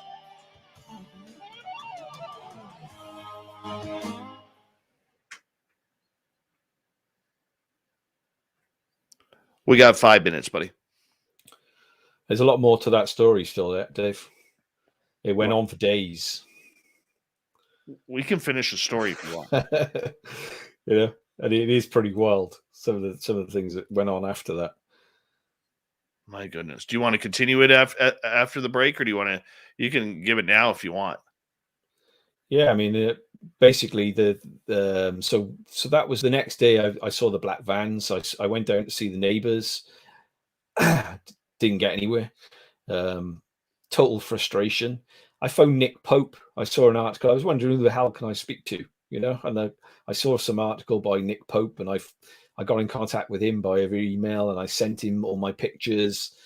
And I said, tell me what the hell I've seen. What was this? Because I'm thinking he's got access to radar and he can tell me exactly what was going on. And very naively at that time still, because I tried to step away from the topic because it had been, something that I've been trying to have a normal existence. And then I've been thrust back into it after all these years with a massive event again. But I contacted him and I sent him everything, and he came back to me straight away and he said, intriguing pictures, very interesting, but unfortunately I'm no longer involved with the Ministry of Defence and I don't have the access to look into this for you. And that was as far as I got. He told me to go to Bufora, which is like SUFON, not SUFON, as I was, MUFON, and basically tell them, see if they know anything. Well, I did that, and I never heard anything from this Bufora in the UK. They never got back to me at all. So that was another dead end. I went on the internet, and at that time there weren't that many places to post things. I found a website called ATS, Above Top Secret. Yes. And yeah, so I went on there, and that was a huge mistake. I basically sent my pictures. I told what happened, and I had people telling me, "Oh, that's a street light, mate." When they saw the orange picture of the orb, and I'm like, "How are you talking about? That's the middle of an estuary. There's no street lights in the middle of an estuary." And you try and explain, and I showed them the GPS coordinates. Go on Google Earth, I was saying to them, and you'll see exactly where all this happened. I'm on the coast. There's no street lights apart from on the miles on it to the other side of the coast. You can see street lights there, but not in the middle of the estuary. But it was a complete waste of time. So what happened then? I was out cutting my grass, Dave. I was going to cut my grass. My wife had gone to town, and I had this robot lawnmower, and I'm taking it across my drive to get to my grass. And I glanced to my left, and that emerald object that had come in from the sea and rescued this object on the ground is now coming towards my house. Okay, very low, only like 100 or foot above my house type thing. And it literally comes in, it comes right above my house and stops. Okay. Wow. Yeah, and I'm just stood there in mouth open type thing, looking at. I've never seen one of these emerald ones up close, and it's like panels of light shifting, like shape shifting around, like an emerald color, emerald shape, jewel type object, and it just sat there, not doing anything, not a sound, no. I didn't get any feeling from it. Some people say they get a vibrational feeling and things like this. I never get anything like that. But then all of a sudden it just shoots straight down the length of my house, right out into the middle of the estuary. It gets into the middle of the estuary, takes an immediate 90-degree, straight out, boom, out into the sea, like shoots straight out and then straight left, no banking like a plane. And as I'm watching this, and it goes into like a pinprick size, and I can still see it's going out into the distance, out to sea. There's a roar behind the back of my head. And there's two fighter jets come swooping in very low over the top of my house, low enough to damage my roof. That's how low they were. Okay. I'm on the floor now, Dave. I've chucked myself on top of the lawnmower, and I'm just looking up at these fighter jets banking, taking the same track, and they follow this object out to sea. I've got no witness. My wife's gone to town. I can't believe this. It's like here we go again type thing. I look on the news again. There's nothing on the news. There's nothing on the radio. I thought I'm not going to waste my time asking if anyone else has seen this. I'm not going down to see the neighbors again. I'm already feeling foolish that I'm the only one that had seen something the other day. And it carries on from this as well, David. There was another day. The next day again, something else happened. That's incredible, dude. I want to say a big thank you to Spooky, to GFG, Greg ×2, Chris, Laura, and Smithy for the amazing super chats. It's a wonderful way to support what we do on this show on a nightly basis. Thank you to all our new subscribers who are tuning us in. Let's rock right now.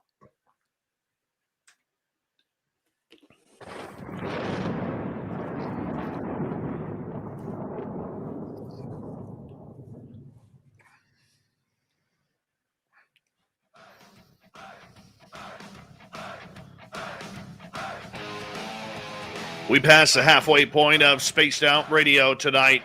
My name is Dave Scott. Thank you so much for taking the time to join us. We really do appreciate your listening ears. Want to remind you that if you missed portions of this show or others, check out our free archives by going to youtube.com/Spaced Out Radio. Do me the favor, hit that subscribe button.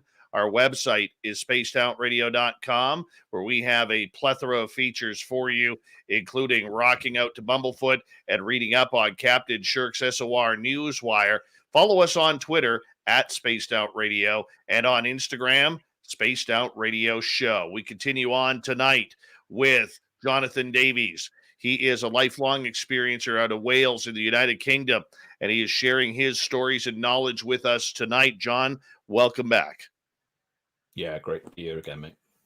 All right. I have a question from Greg here, who is asking, do you think the UK government is as secretive as the United States on UAPs? Does the UK downplay it like the US? Yet it seems the US is opening its door by citizen demand. Far worse. Far worse. I mean, the secrecy basically that America learned how to do, and the CIA and everything else came from Britain. You know, that they were taught by the British how to be secret. We taught the world how to be secret and how to keep secrets, and we're the best at it. There's no two ways about it. You know, the UK media is completely controlled. They do not talk about this topic, or if they do talk about it, it is with the X-Files music and the derogatory. Oh, we found a bus on the moon, and stupid things get pushed over here to make us look like crazies, and nothing is really changing. I hear that Lou Elizondo is coming over in the next week or so to the UK. I don't know what he's doing, or I've got hints of what he's doing, but I won't be saying what I think he's doing. But hopefully things are going to change, but not at the moment. You know what? It's the same thing here in Canada, where the Canadian government really has this idea that if we don't talk about it, it doesn't exist. Yeah. And so far, the Canadian government has been absolutely silent in regards to this. And I know from talking to people in Ottawa that behind the scenes, there's conversations going on. Yeah. And I know Lou Elizondo has briefed people. Yeah, I mean, they were in the House of Lords of all places. They couldn't even do it in the House of Commons, but in the House of Lords, they had a debate on it about a few months ago. It got brought up by one of the Lords. Are these things national security risk? What are we doing to look into these things? And the government responded and basically said, we've looked into this and they are not a risk, so we're not going to waste any more time on it. That was a 2-hour debate in the House of Lords. And the lady, I don't know your Minister of Defense there, but she was literally like saying the exact same thing over and over for 2 hours. Yeah. That was it's all scripted, mate. It's all scripted. It's all the narrative, and they do stick to it in the UK. You know, they stick to that narrative, and it's not a threat. We're not looking into it. I mean, these things are being seen daily. I mean, I may not have the perception that they're a threat because all my life I've never really, you know, they've been here all the time, and they're always here. They're always in the sky, and you never hear of planes crashing into them. So maybe they're not a threat. You know, they've been around for thousands of years. We know that. But they should be taking it seriously. Now they're seeing them on radar. We've got the new radar systems out there that have come online, and these things are being seen all the time. We know they're being tracked. How can they not be perceived as a threat just in case, just a public airline? We hear of public airlines going missing, for God's sake, you know? I hear you. All right. GFGFG has an interesting question. I think he follows you on Twitter or something, but he's saying, John, what do you think Tim Taylor who do you think Tim Taylor works for now? Do you believe he is with Eric Davis at Aerospace Corp? And what do you think Tim's involvement with Space Force is? Do you think he was one of Tom's, I'm going to assume that's Tom DeLonge's advisors. Well, he does work with Aerospace Corp because Hal Putoff told me he does. Okay, because I asked Hal Putoff, who does he work for? He works for the NRO and he works for Aerospace Corp with, I don't know whether he's working directly with Eric Davis, but I know he does work there. I've no idea whether he's involved with Space Force. I know that he is an advisor for SpaceX. I don't really know. I mean, which is a bit ironic when you see Elon Musk saying he doesn't know whether or not there's anything out there in the universe. But when he's got Tim Taylor, who's known as the Dragon, is his name, his nickname, and he knows all. I mean, we know he's doing re-engineering work because we've heard all that from the Diana Pasulka side of things with American Cosmic. You know, he was called Tyler in American Cosmic in that book, for anyone who doesn't know who Tim Taylor is. He's a billionaire, or he's a very, very rich man, and maybe hundreds of millions he's worth. And he's made a lot of money from medical products, and apparently he gets his inspiration from downloads. You'll get a download, you'll get an idea in his head, and he'll go and make that product and patent it. He was involved quite a bit with Chris Bledsoe, from what I understand, and apparently he adapted some of the things that Chris said and made products and patented them and made a hell of a lot of money.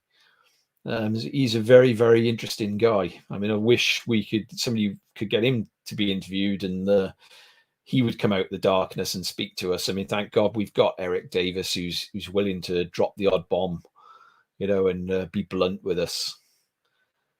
All right. But I've no idea whether he's one of Tom's advisors. I've never heard that one. That's a new one on me. All right. Couple more questions before I take this over again. Stone Hobbit is asking, John, have you ever recorded any of your verbal while in NT state? What's NT state? Sorry. I'm going to say whether, you know, when you're out of consciousness, kind of like channeling. I don't do channeling. I don't do CE5. I don't do channeling. I just see things. You know, it just happens. So I don't really. It's normal for me.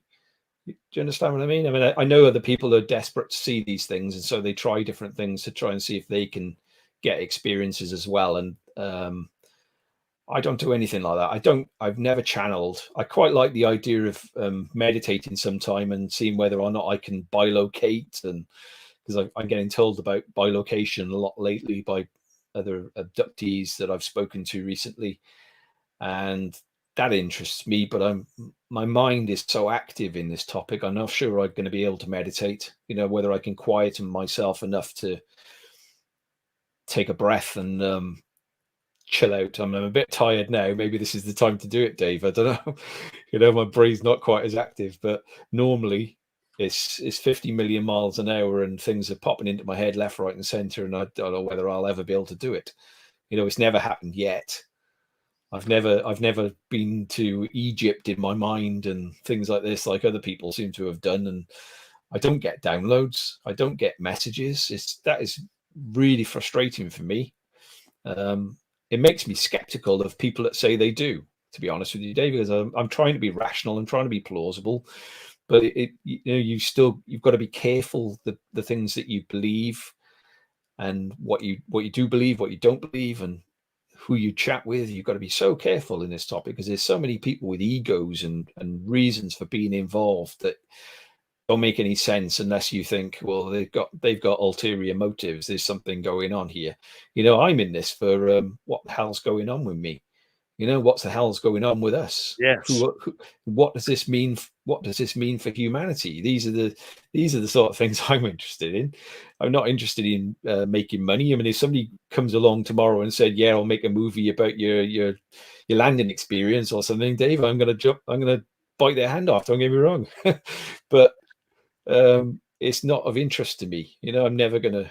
If somebody asks me a question, I'm going to answer the question, and there's, you know.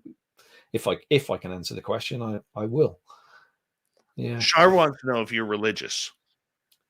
No, I'm not religious. That I consider myself spiritual.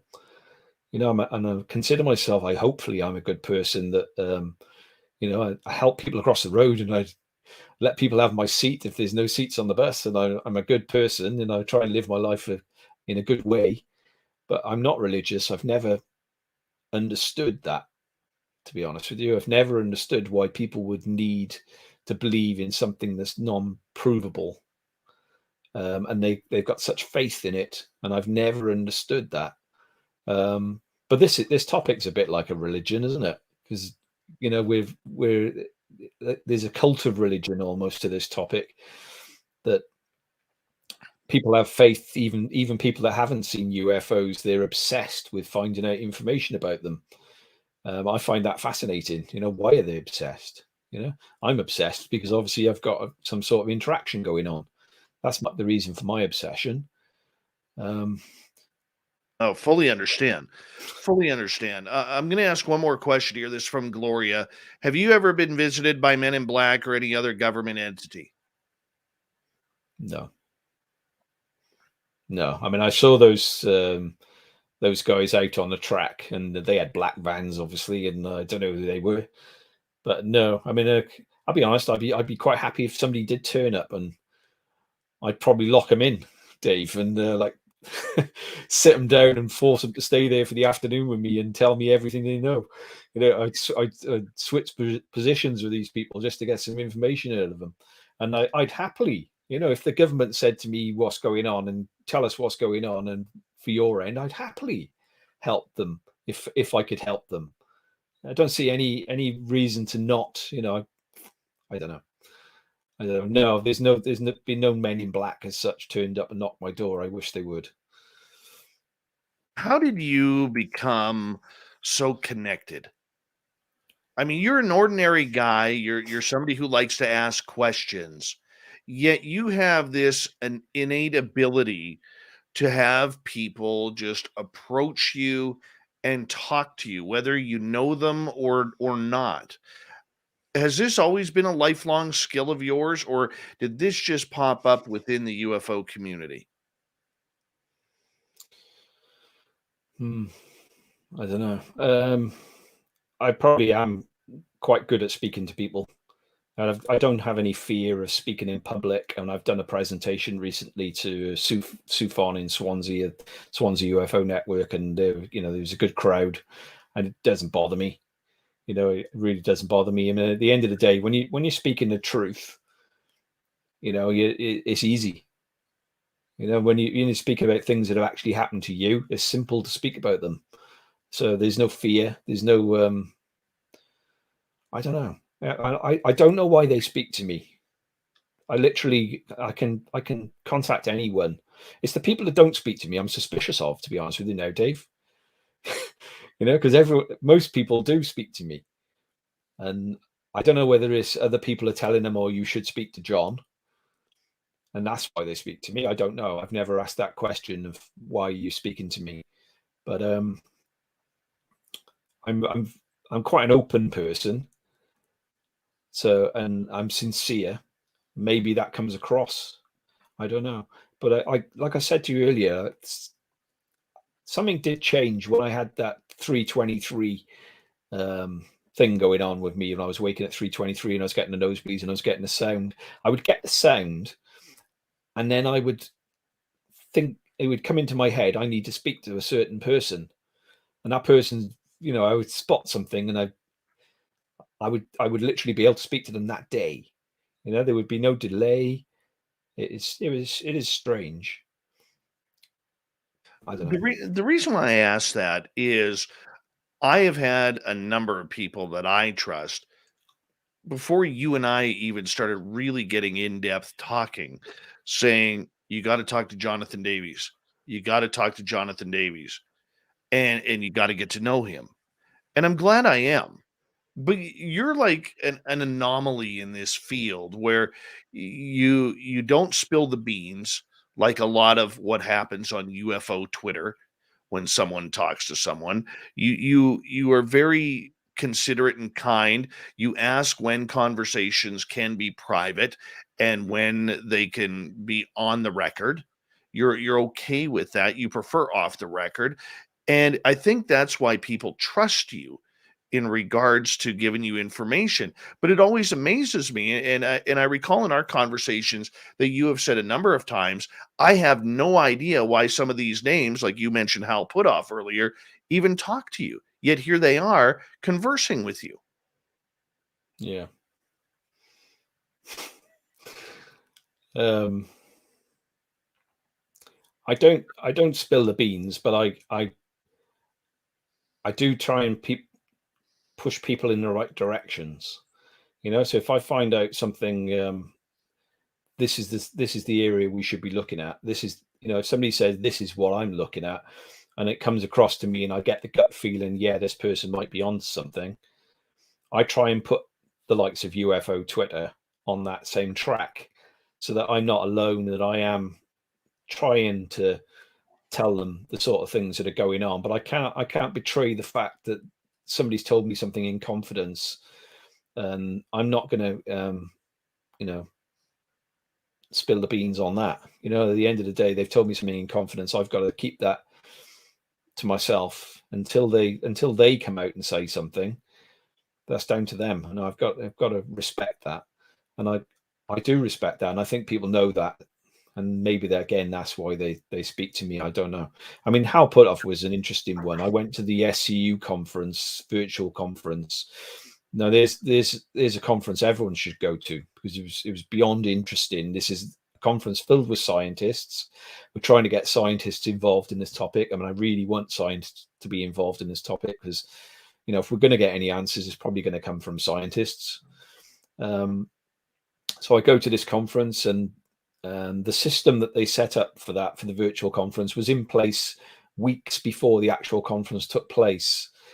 And so I signed up early, and I got access straight away, and there were people chatting to each other weeks before the conference took place. So I noticed that Hal Putoff was the main speaker, and I took the opportunity of sending him a private message, and he immediately responded. And I was amazed, He immediately responded, and I sent him some of my pictures, and I told him the details of my landing case. I told him the details of the strange helicopter incident where the helicopter was vanishing, and he was fascinated by that. He was fascinated by my pictures, and he kept on coming back to me. Every time I sent him a question, he would come straight back to me, and he started giving me advice on things I should look at, different papers that I should read. For instance, he said, when I talked about the helicopters, he said you should look at the Cash Landrum case. You should read the valet Eric Davies paper on the sort of things that are in slide 9, the Chris Mellon slide 9, where basically these things can manifest as anything and alter your perceptions and make you think you're seeing things that are not really what you think you're seeing, and it just went on from there. I mean, that went on for 6 months. We were chatting constantly, and now I've just gone through a period of 2 weeks where we were literally contacting each other several times a day. I mean, everything that pops into my head, I send Hal a message. When I'm not on that system anymore, I use another system now to contact him, but it's an ongoing. He's such a gentleman. I wish that he could speak more. Obviously, he can't speak more because he'll lose his NDAs and his ability to work in the topic. But he is still as open as he can be. Out of all the information that you have learned over the past couple of years, what can you share that has really stuck out to you regarding the phenomena? The fact that they can alter perceptions, the fact that they can manifest as literally anything. I mean, I've had confirmation of that personally. I was thinking to myself, there was a when the debrief came out with Tim McMillan, and they were all everyone in the community, the UFO community, was talking about triangles coming out of the sea, and where are the pictures, and when are we going to get to see the pictures? okay, when I was 15, I saw a boomerang or a wedge-shaped craft, but I didn't see triangle. Okay, and I'd never seen a triangle, and yet, Dave, I've seen every shape under the sun. People talk about the tic tacs. I've seen tic tacs. I've seen tic tacs quite regular. Okay, but they used to be cigar-shaped, long cylinder type shapes. Now there seem to be smaller ones, which is what got reported by Commander Fravor and everyone else. But I've lost my train of thought. See, it's funny you say that you've never seen a black triangle. Oh yeah, triangles. Out of all the craft and UFOs that I've seen, I've never seen the classic disc shape. I've just finished the triangle bit, and I'll go back to discs. The triangle. So I got confirmation. I was thinking to myself, why have I never seen a triangle? And it was just in my head. I wonder why I've never seen a triangle. Everyone's going on about these triangles. So I go to bed. I wake up at about 2 a.m. My dogs are restless. I took my dogs outside. 3 black triangles flew over the top of my head. Okay, that night. Now, I don't think they were triangles, Dave, because I've already said I think these things can literally manifest as anything. And so they basically proved, yes, they can manifest as anything. And there you go. Here's some triangles for you. I think they were probably these orange orbs again, and they can make you think, anything you want. They can be anything they want. When I've talked about the helicopters, I moved to a house not far from where I'm living now, another big barn conversion. And me and my wife were in bed, and it was late, and we wake up. My wife woke up first and woke me up and said, "What's going on?" And the whole house was shaking. Okay, we lived in the middle of nowhere. We had no neighbors, just us on our own in the middle of nowhere in this big house, and the whole house is shaking. And it was deafening noise of a helicopter above the house, a Chinook. We see Chinooks all the time in Wales because there's a lot of military bases in the area, and so they practice in the Brecon Beacons. The military do, not far from where I live. But literally, I can hear this Chinook above the house, and it feels like it's going to land on top of my house. That's the way it felt. That was the noise. That was the way the house was shaking. I looked outside, I opened the curtains, and you could see outside was all lit up by white lights. I could see all the gardens lit up. So I'm thinking, what the hell is going on? So I literally run through my house. All the way I can look through the windows, and I can still see the lights outside. I get to the kitchen door. I open the kitchen door. Boom. It's gone. There's no noise. There's no light. Okay. There's nothing. Yet the next day, my roof is damaged. It's mad. It's absolutely mad. Was it helicopter? I have no idea. But how does a helicopter vanish immediately you open a door with no more sound? And yet it's deafening the second before you open the door. Doesn't make any sense. Yeah. I don't know whether they're giving me some sort of you need to realize we can do this sort of thing, and that's the sort of indications they were giving me. The same sort of thing with the triangles. We can manifest as anything. I've got stories that we've seen in Wales that I'm the part of SUFON, the Swansea UFO Network. We've got people saying, I saw this helicopter, and the helicopter pilot was waving at me, and he had a big smile on his face, and then the helicopter vanished. It's nuts. For a start, why would a helicopter be there just stationary and some guy smiling and waving at you? Have you ever heard of anything like that? It's weird. I hear you, my friend. I'm going to get you to hold on right there. Jonathan Davies, we got him till the bottom of the hour here on Spaced Out Radio. Then we got the fedora-wearing John Hudson with the UFO report, Shirky Poo's news. We'll continue with the third hour of Spaced Out Radio next.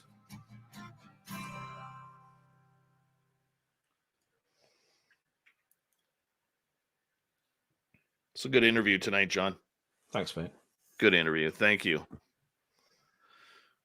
Oh, man. Very, very happy with this one. Very happy. There's some wild things. I haven't told you. I still haven't finished the disc. I'll tell you the disc thing when we come back. That was again all related to the landing experience. I'd never seen a disc, and then a few days later, there's Do you want me to wait until we come back and I'll tell you that one? Yeah, you can tell it now. We got like 5 minutes.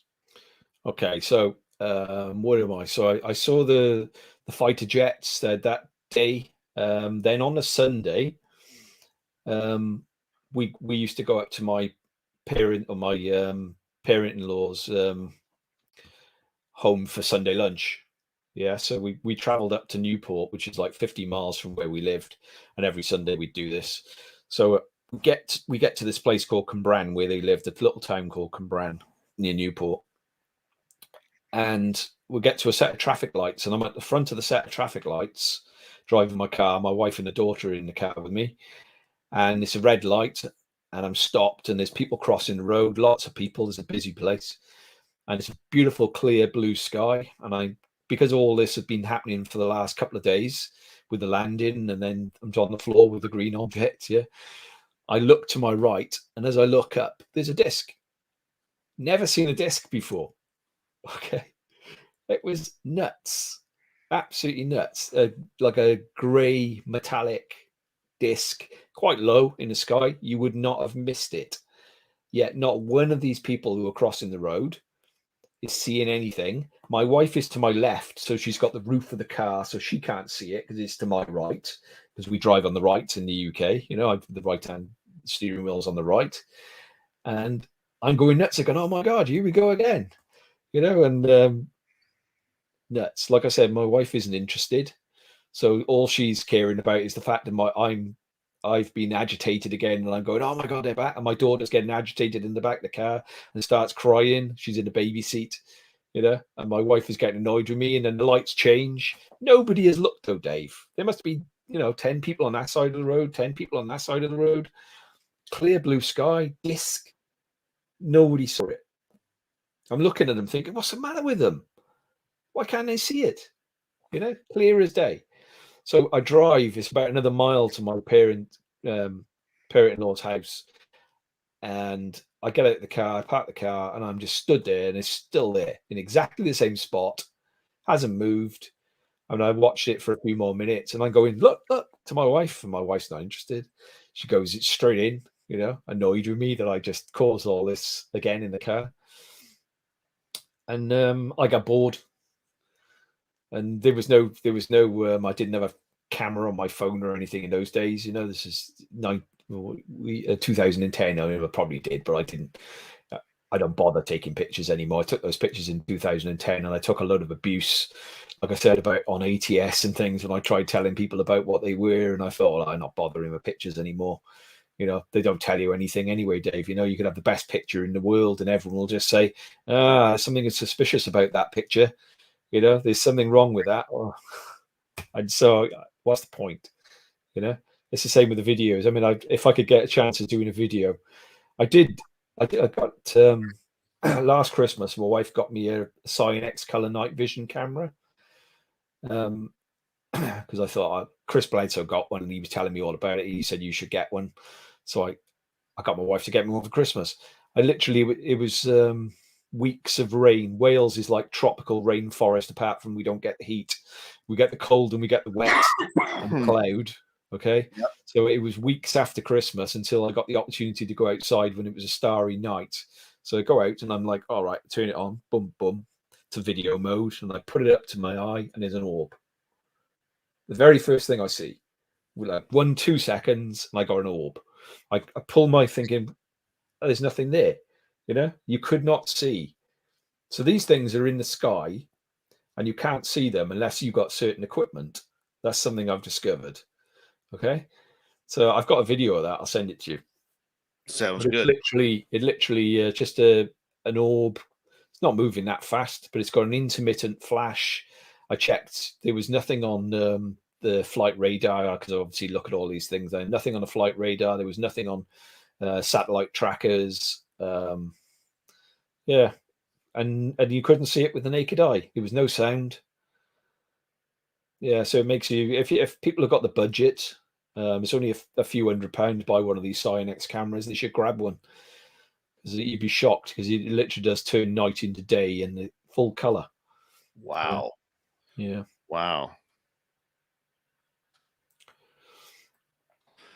We've got just under a minute here before Okay. we gotta come back here, and I got a bunch more questions for I'll you. tell you something else I filmed in a minute with that camera when we come back, because it's something that infuriates me about this topic. Sounds good. You having fun? Yeah. Good. All right, 27 seconds. Want to say a big thank you to Dirt Road, Spooky, GFG, Greg ×2, Chris, Laura, and Smithy ×2 for the amazing super chats. It's a great way to support what we do nightly here on Spaced Out Radio. Thank you to all the veterans who are tuning in. Don't forget, you can grab your SOR swag on our website, spacedoutradio.com/shop. Here we go.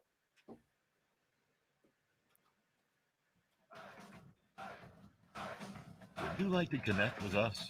Head to spacedoutradio.com for all your latest show info. Now, back to Dave Scott and SOR. Kicking off the third and final hour of Spaced Out Radio tonight. My name is Dave Scott. Thank you so much for taking the time to join us. We really do appreciate earning your listening ears. Hi to everyone listening in on our terrestrial affiliates around North America and digitally on TalkStream Live, Revolution Radio, and KPNL. All of our archives are free. Go to youtube.com/Spaced Out Radio. Just do me the favor and hit that subscribe button. The Desert Clam has set the password for tonight in the SOR Space Travelers Club. Weird Ward. Weird Ward is your password. Use it wisely, Space Travelers, as the Clam sets the password each and every night right here on Spaced Out Radio. Our website is spacedoutradio.com. We have a plethora of features for you, including rocking out to Bumblefoot and reading up on Captain Shirk's SOR Newswire. Follow us on Twitter at Spaced Out Radio and on Instagram, Spaced Out Radio Show. For the final time tonight, we bring in UK experiencer Jonathan Davies. He's from Wales, has an incredible amount of experiences, has an incredible amount of contacts that he has worked to learn some of the stranger parts of this entire phenomena. John, welcome back. Nice, mate. Now, you have seen a UFO landing. What was that like? I mean, that was a major experience. You know, I hadn't seen one land before. I don't know. This is normal. You know what I mean, Dave? It's like I do sometimes find it hard to get excited about it, which annoys the hell out of people. And I don't tend to take pictures. I'll tell you something else we were talking about when we were in the breakdown. We were talking about Cyan-X color night vision cameras, and I had a few months back. I was outside and I had my camera with me. No, I didn't. I went outside with the dogs, and a red orb started going over the top of my house. Massive one. Okay. It was very low cloud, and I could see the red coming off this orb, going onto the cloud above and reflected onto the cloud. Okay. So I run inside and I grab my camera. It was only going slow, literally just drifting over my house, no sound at all. So I start filming this, and I'm thinking, right, this is going to be as good as the landing, okay, because it was that good. It was a really good orb, and it's letting me film everything. The cows, I'm on a farm, and the cows in the field right next to my house are all going nuts and all running around. It's still dark, okay, and they're all going nuts and mooing, and I started filming all them because you can see all them on the camera, on the night vision camera. And I'm filming the trees so I can give scale to this thing. So I'm going up and down and I'm giving scale to this thing. And I'm talking as I'm videoing it and describing what I'm seeing and describing the time of night and the date and everything else, and the fact that I can't hear anything. And this thing literally goes across, and I've got a hill just to where this thing is heading. And it landed on the hillside. Okay, I filmed it all, and I'm thinking, oh, great. Am I going to get the same sort of flashes that happened before? Nothing happened, though, but I'm checking everything as I'm doing all this, because I'm panicking that I'm going to do something wrong and I'm not going to be able to show the rest of the world. Because it's one of the things that, it doesn't really bother me if people believe me, but it would be nice if I could give them something to say, shut up, you skeptics out. Yeah, here you go. There's something they just let me film, because it's rare that they let you film something. So you film. I filmed all this. I got it all perfect. And to be honest, Dave, I got a bit bored because it's just another orb at the end of the day. Now it's just sat on the hillside. It's not really doing anything. So I turned off the camera and I think, oh great, I'm going to watch it. I've got a 65-inch TV that I've got in my office that I tend to watch things on. I'll hook it all up and I'll go and see how good this was. I come inside and my SD card on my camera is blank. Okay, there's nothing on the internal memory. And I've been checking this camera over and over, making sure that it's all set up and I'm not making no errors. The little red light is flashing when you normally video something. Nothing. I mean, there were other films on there that I'd made. Luckily, I'd made copies of, but they were still on that SD card. All those were gone as well. Okay, it drives me nuts. This is what they do. They let you get a glimpse of these things, and I'm sure they know your intentions. And if they don't like the fact that you're going to share it with anyone, they won't let you keep it.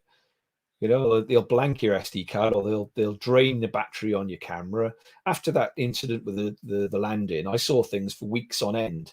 And I was taking pictures, and the pictures would come out fuzzy or they'd be rubbish. Yeah, if you looked at them with the naked eye, you could see them perfectly. It was driving me nuts. I literally stopped taking pictures.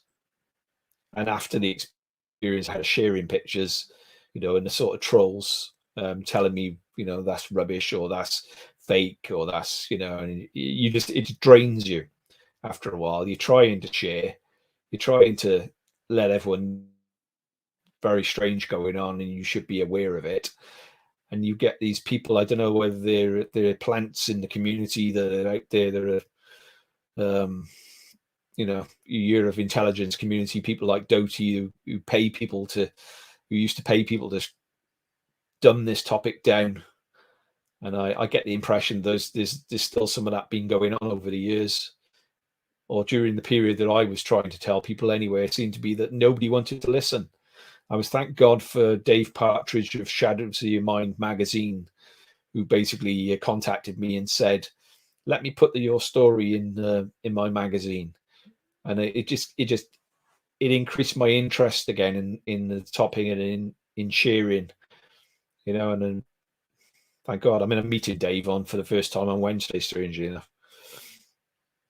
Very cool. Very cool. For you, as you kind of go on with learning about this subject, and like I said right before the break, you're someone who a lot of people are talking to. What do you think, and what's your opinion of both UFO Twitter and the media narrative on this subject right now? Opinion on UFO Twitter? Oh dear.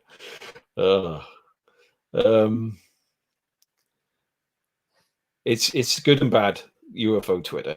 I mean, there are, like I said, there are elements to UFO Twitter that I cannot bear. There are little cliquey groups that control narratives, and it drives me to despair sometimes when you know full well that something is being pushed that shouldn't really be being pushed, but that's the narrative of the week, and that's why they're doing it.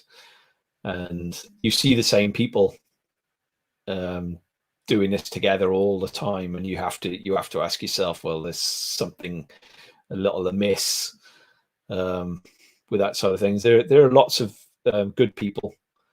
I block the trolls if I can block the trolls, and I try and share things. Like I said earlier, I try and push people in the right directions. If I've learned something, I will try and share as much as I can share without breaking the confidence. And obviously I'm hoping that, those people are one day going to come out and speak.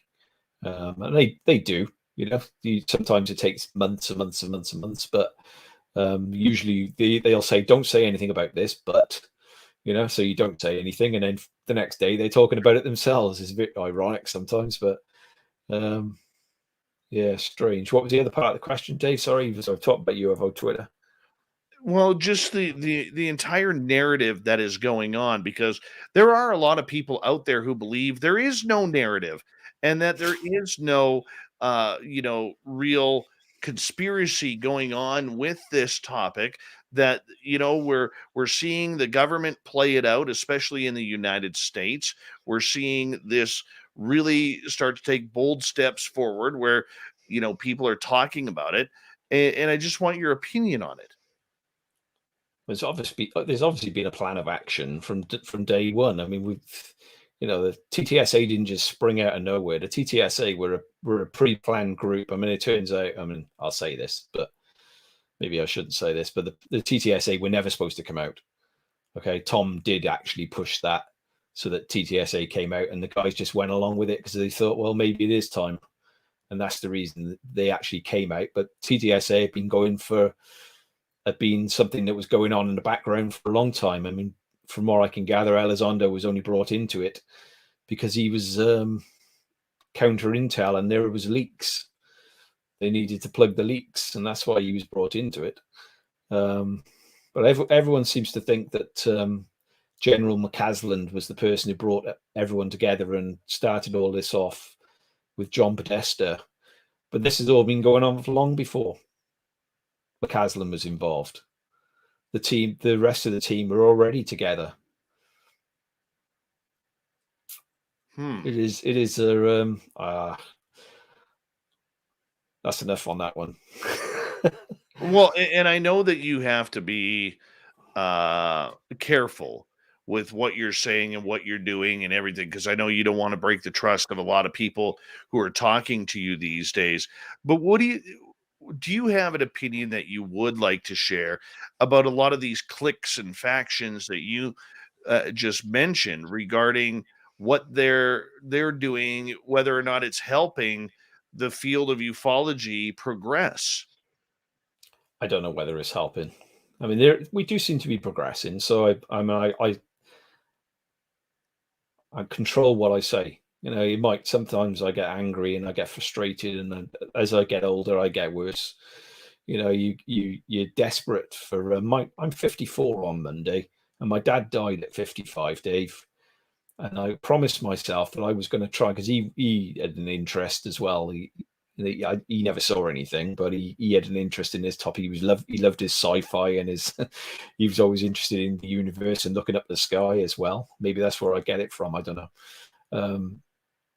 But I promised myself I was going to do my best to find information on this, and I get really, really frustrated. I'm a year away from the point where he died, and you start thinking, oh my God, I could be dead in a minute, and I might be learning things, but the things I'm learning, just they're more questions. And some things you don't want to learn as well. There are things like you wish you didn't know. There are things that, like, Tom Long basically comes out and says some parts of this are not very nice, and if some of the things I get told are true, then he's right. I don't know. I know this is uncomfortable.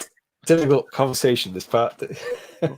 What's your opinion? There's a lot of speculation regarding Lou Elizondo, whether or not he has been speaking the truth. We've heard questions come out about whether or not he worked for ATIP, if he was actually funded, if he was literally there's been people asking questions.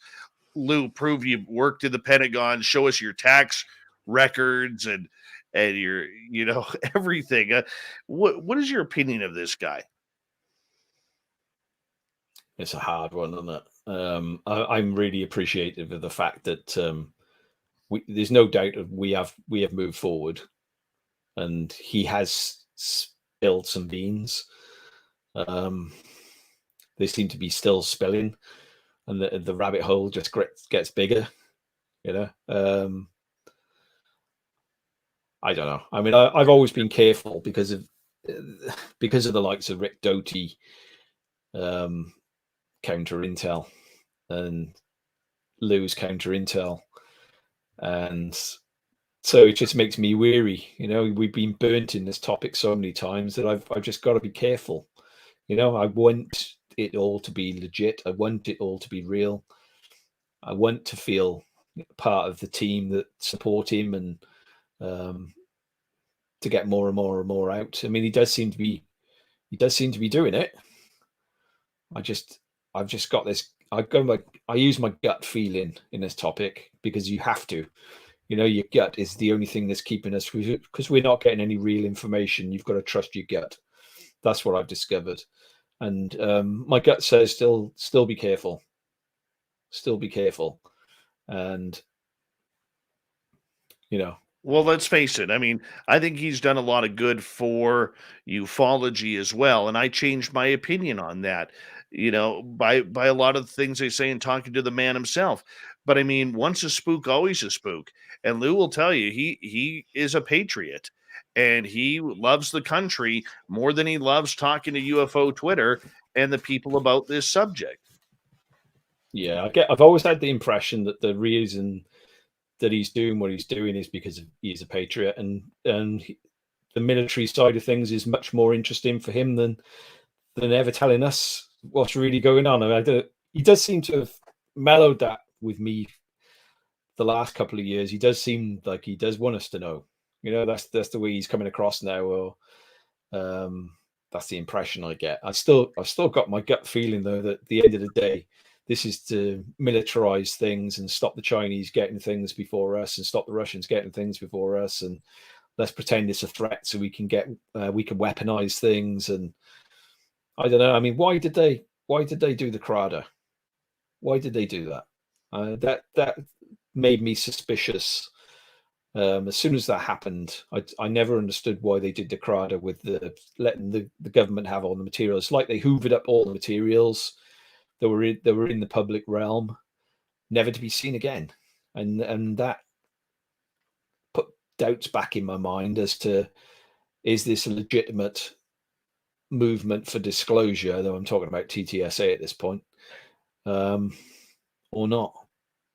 So do you think it's about disclosure or confirmation? Depends what you mean by both, doesn't it? At the end of the day, I've never needed disclosure because I've always known that this is going on. So for me, it's not disclosure. It's and I'm not really interested in the tech. So that has never bothered me in the slightest. The tech, the who and the why are the only things that really matter to me, and getting answers for those, because I think it's a lot more involved than the tech, and nuts and bolts doesn't bother me in the slightest. That is irrelevant. In what comes after death, is this all part of our existence? Is this all a trick? I don't know. Difficult. Earlier this summer, we saw Jeremy Corbell release a number of videos of alleged UFO craft. I believe 3 of the 4 videos were confirmed as UAP by the Pentagon and the military, but the final one wasn't. And we've seen pretty much until the rubber ducky video, we've seen a lot of the videos shut down to the public. Do you think this is on purpose? Do you think Jeremy Corbell was cut out of the of releasing videos?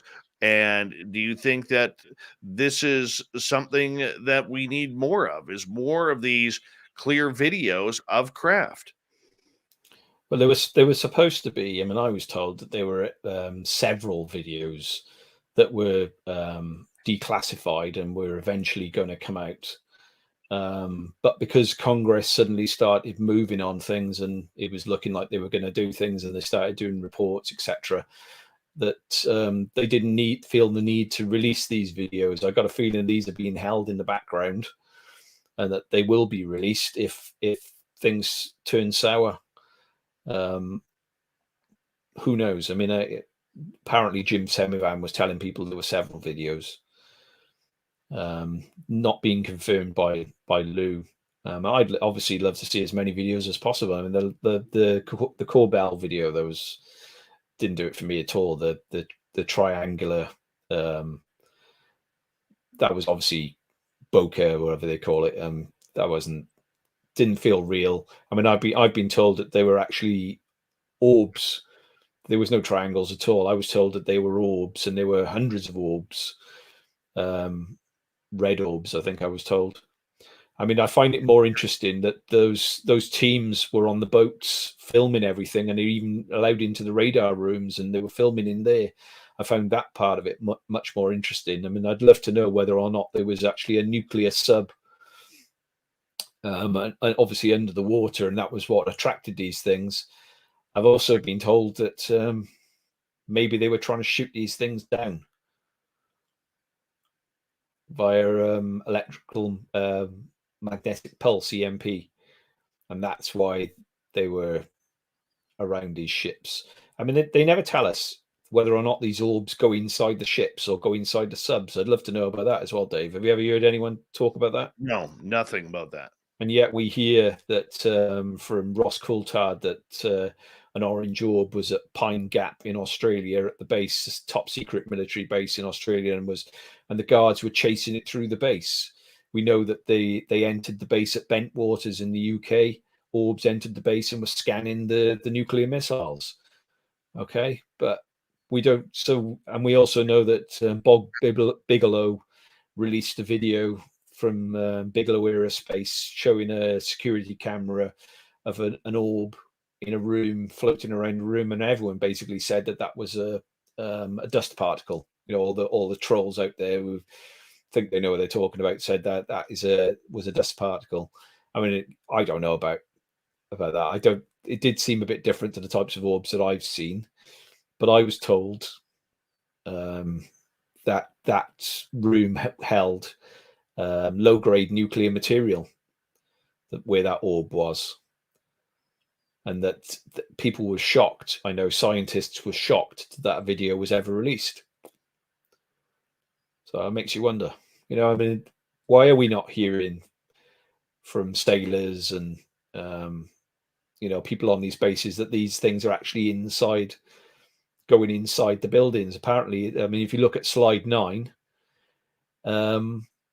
it tells us that these objects can pass through matter, so they can enter. They don't need the door open. They can literally go through the wall and materialize on the other side. And like I said earlier, I think the small ones are a type of camera or a mirror glass, and they're literally a view. Maybe they're a view from another universe or another dimension. Who knows? But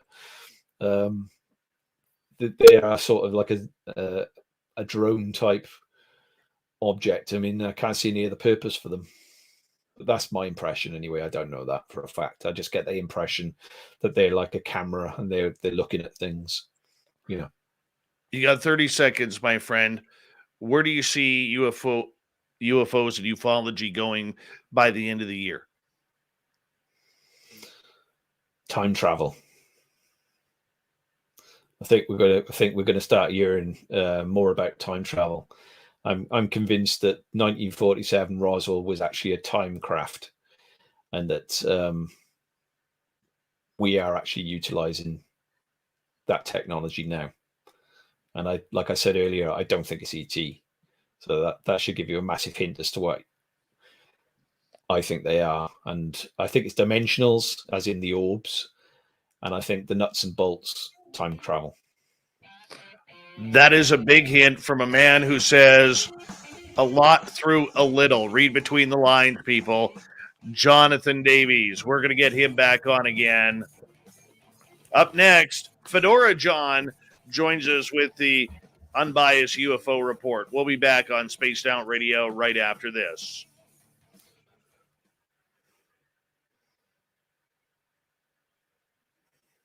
Beautiful, man. Thanks, mate. I won't stick around because my dogs are going to need to go out, and my wife, I told she could get up at 7 o'clock, and she's stuck around. It's 7:30 now, and I heard the dog bark a short time ago, so I'm going to get in trouble. Well, you go. John and I will probably be here for about an hour or so. If you want to If you want to join us, you're more than welcome. If you can sneak back in. If not, I'll talk to you soon anyways. Yeah, no worries, mate. I enjoyed it. Thank you ever so much. I might look to bring you back on by the end of the year. Yeah. But I'll do it in a panel form. Okay. All right. Yeah, that's great, mate. I really enjoyed it. Thanks ever so much. I appreciate you. Take care, my friend. Thanks for that. Bye-bye. Bye-bye. All right. Jonathan Davies, I want to know on Twitter. I loved how secretive he was when I was asking him those questions in the last half hour. I loved it. When somebody says very little like he did, it actually says a lot. I encourage you to rewatch what he said and read between the lines.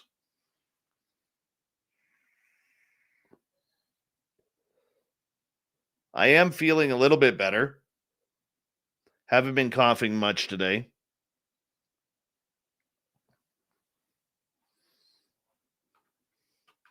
God, that was fun. Thank you, Sweetly Morbid. Appreciate that. And YJ, absolutely. Everybody, the one thing that I've learned about experiencers is everybody is experiencing different things. There may be a few similarities, but you know what? You have to take what you believe and you got to run with it. Just take that little snippet of information and glue that snippet with what you have learned. And this is how the puzzle comes together. So I think it's an excellent comment that you made.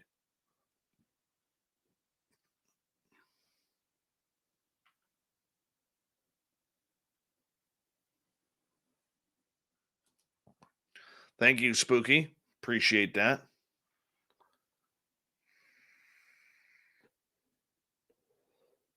I'm very happy with tonight. Very happy. Ed Parnell, how you doing? Are you in Wales too, Ed Parnell?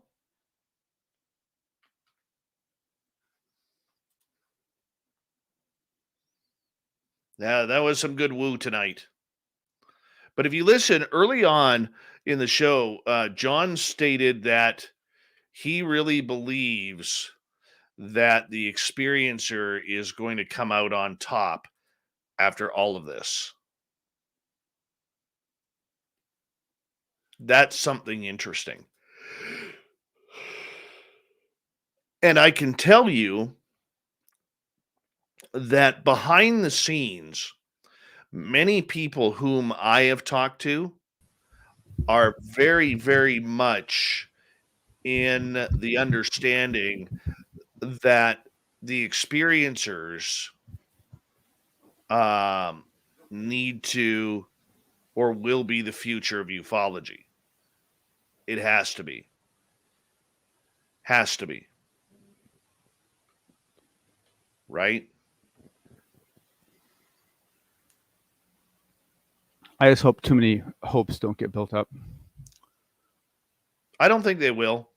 Experiencers are used to getting shit on, so. Hey, skip to my loo. What is happening? Yes, Kira. Damn it. I forgot his website. He does have a podcast too.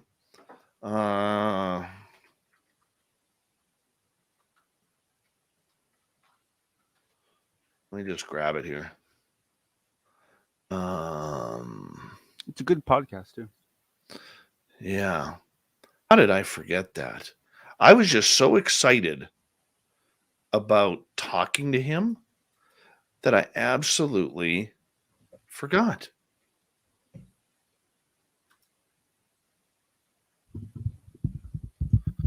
Oh, well. I'll try and get it. We're coming up here to get things going. Hi, Fedora John. What's up, buddy? I'm doing good, bud. Doing good. Got to get up for hockey practice in the morning. Lazarus, how are you? Here we go, everyone.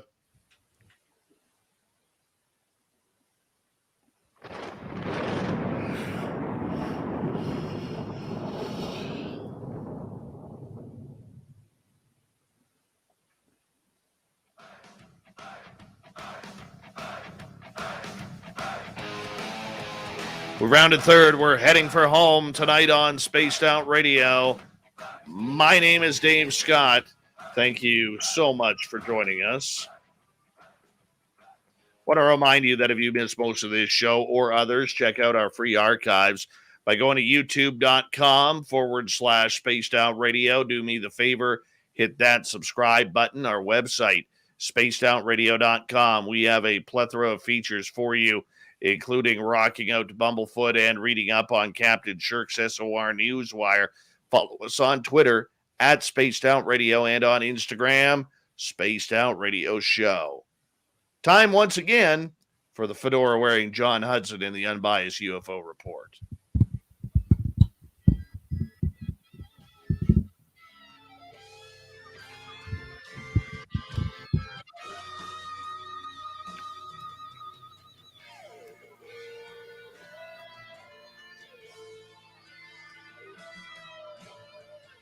The fedora-wearing John Hudson is taking us down a road as we look at the legendary Jacques Vallée and his UFO research tonight. John, it's always a pleasure to have you on the show. How are you? Doing well. Thank you. Glad to be here. Thanks everyone for sticking around. Dave, how's your voice feeling, buddy? It's feeling better. It's feeling better. Good. You sound better. Yeah, I still think I'm not 100%, but I think I'm about 85%. 80 to 85%. I think that's Good. A fair assessment.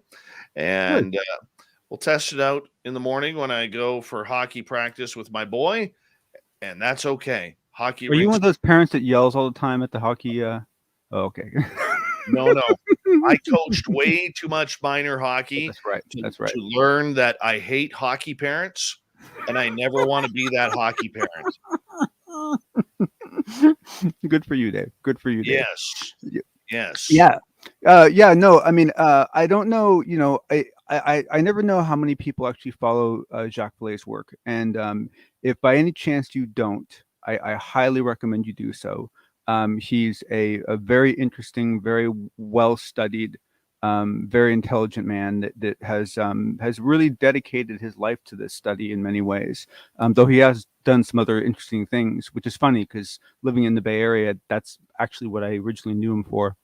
And not that I know him personally, but I knew of him. And basically, I'm sure many of you have heard that he recently came out with a new book about the Trinity event. And I myself haven't had a chance to read it yet, but as he's been doing the tour around different interview stations and so forth, we started to get some of the real juicy parts out of the books and out of what he's working on right now. And I was really kind of blown away of what was being covered. So let me just hit a couple of the high ones, and I think even you might be impressed, Dave. So Sure. The first one is at this Trinity crash, which, by the way, was in August of 1945. So this is 2 years before Roswell.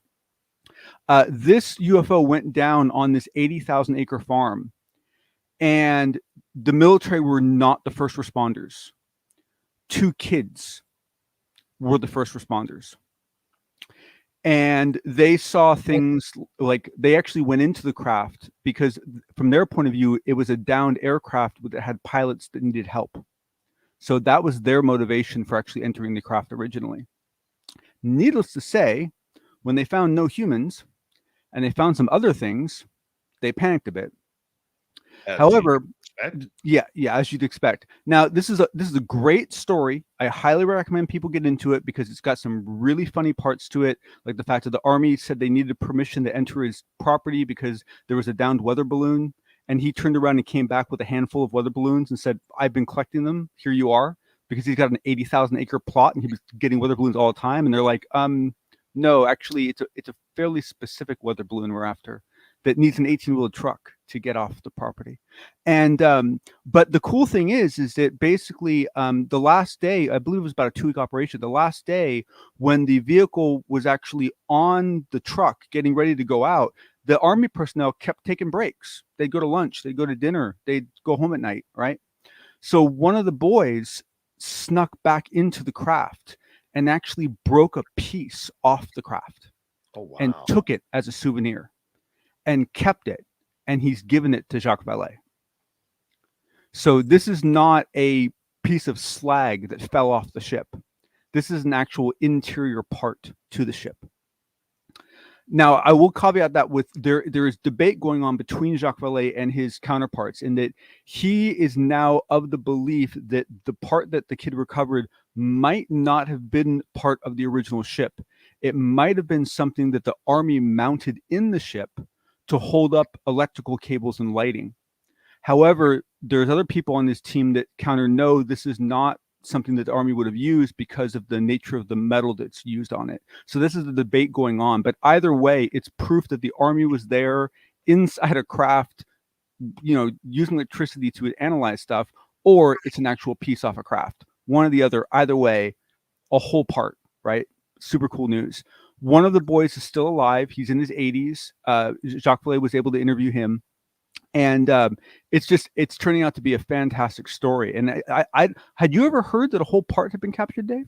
No, I'll be honest with you, John. Up until I heard about this book coming out, I was very, very naive to this story and ignorant to this story. I didn't know much about it at all. I'd heard people talking about it as they do it, like whether it's Pascagoula or Travis Walton or whatever it may be, but I was very unfamiliar with this. So do me a favor, take a minute, 90 seconds to explain the Trinity. Sure. But let me just say real quick, don't feel bad. They kept it secret on purpose. Jacques and Paula Harris, they tried to keep the lid on it because they wanted to finish their research before everyone, bear down on them. But basically what it came down to is a ship came out of the sky and essentially crashed onto this farmer's land, who had 80,000 acres right near White Sands. Took out a communication tower as it came in, landed intact with occupants, was not that badly damaged. The two boys did go into it. Things that they noted was that it had a flat floor, which Jacques Vallée then determined based on the measurements that he got of the ship, that there was about 2.5 feet of depth beneath the floor of the ship that might have housed its propulsion systems, but there was no sign of any propulsion systems whatsoever. They have no idea what happened to the occupants. It was not only this part that they got, they also got several other parts, and the father was recovering parts from that site for a long time. Many of the parts ended up getting used in the farm. They actually used the parts to do things like repair windmills and so forth. What's interesting is that it took 2 weeks to remove it. They brought in an 18-wheeled truck to remove it. There was significant equipment needed to remove it. So this was not a light object, nor was it a small object. And but the Army was very open with him. They asked for permission to enter the land. They were very friendly with the family. It wasn't like this big cloak and dagger thing, because it's in 45. No one's got experience with this, right? And the ship was gone in 2 weeks. The occupants disappeared in 1 day. They don't know what happened to them. And essentially life went on. And these two brothers kept this story. One of them passed away. One of them still alive. And she found them. And this is just a beautiful diamond in the rough story 2 years before Roswell. Wow. That is amazing. It is. That is amazing.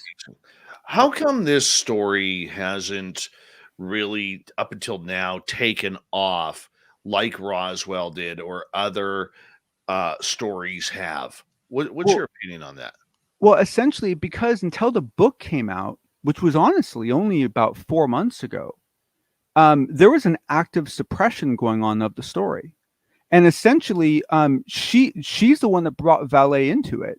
Valet found out about it from Paula. So I mean, she kept it. She got this story. I don't know exactly how she got her hands on it, but she sunk her teeth into it, and it became her pet project. And essentially, it was intentionally kept out. Now, the book came out 4 months ago. It's now been translated into several languages.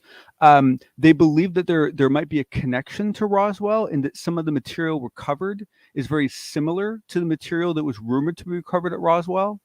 And so it's possible that it was a similar vessel.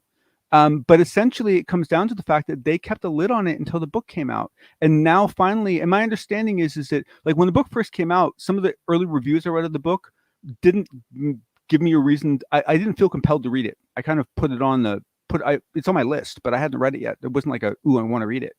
And it's only because Jacques Vallée's been doing all these interviews that I've suddenly been like, whoa, like there's a bunch of stuff going on that I wasn't aware of.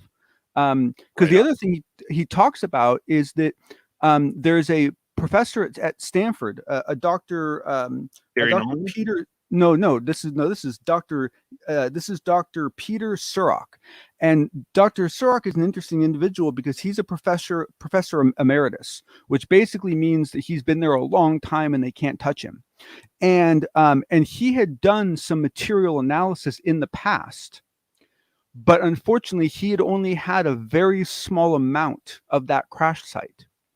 Well, Jacques Vallée, being Jacques Vallée, went down to Venezuela and started asking around and found a UFO museum that had more of it. And so they gave it to him. He grabbed it. He brought it back to Stanford and gave it to this guy. And so this Dr. Derek Surrock is basically working with Vallée to analyze this material, once again using the same isotopic analysis ability that we've heard about from Gary Nolan, because this device is a $1 million device, and my understanding is there aren't many of them in the world. And but the really, really exciting part, other than the coolness that Jacques Vallée was able to just go down and go, hey, I'd like more of that, and they gave it to him. It must be nice being Jacques Vallée. And hopefully he carries around a copy of that movie and says, like, this is me, right? But the really cool part is that this professor, Dr. Peter Surrock and Vallée, have been working for 2 years on a paper based on the isotopic ratio analysis of the Venezuelan parts. I don't know if if this paper includes the Trinity parts or it's just the Venezuelan parts, but it's material, and they've made it through peer review. The paper has now been accepted for publication. Wow! It won't actually be published for a couple months, but I cannot put enough emphasis on what I just said.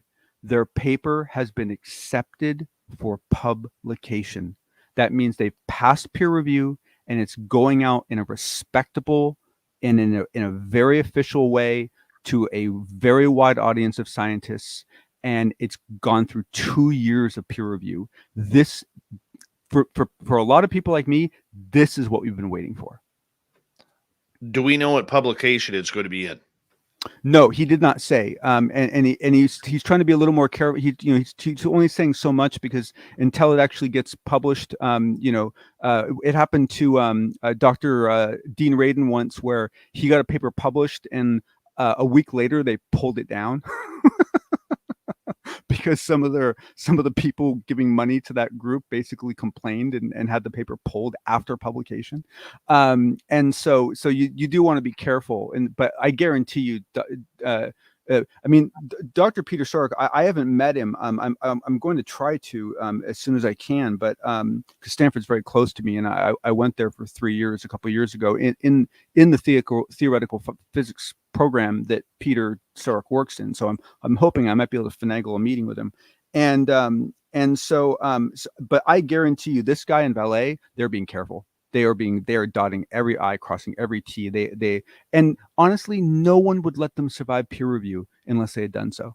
I guarantee you that peer review is brutal, just brutal.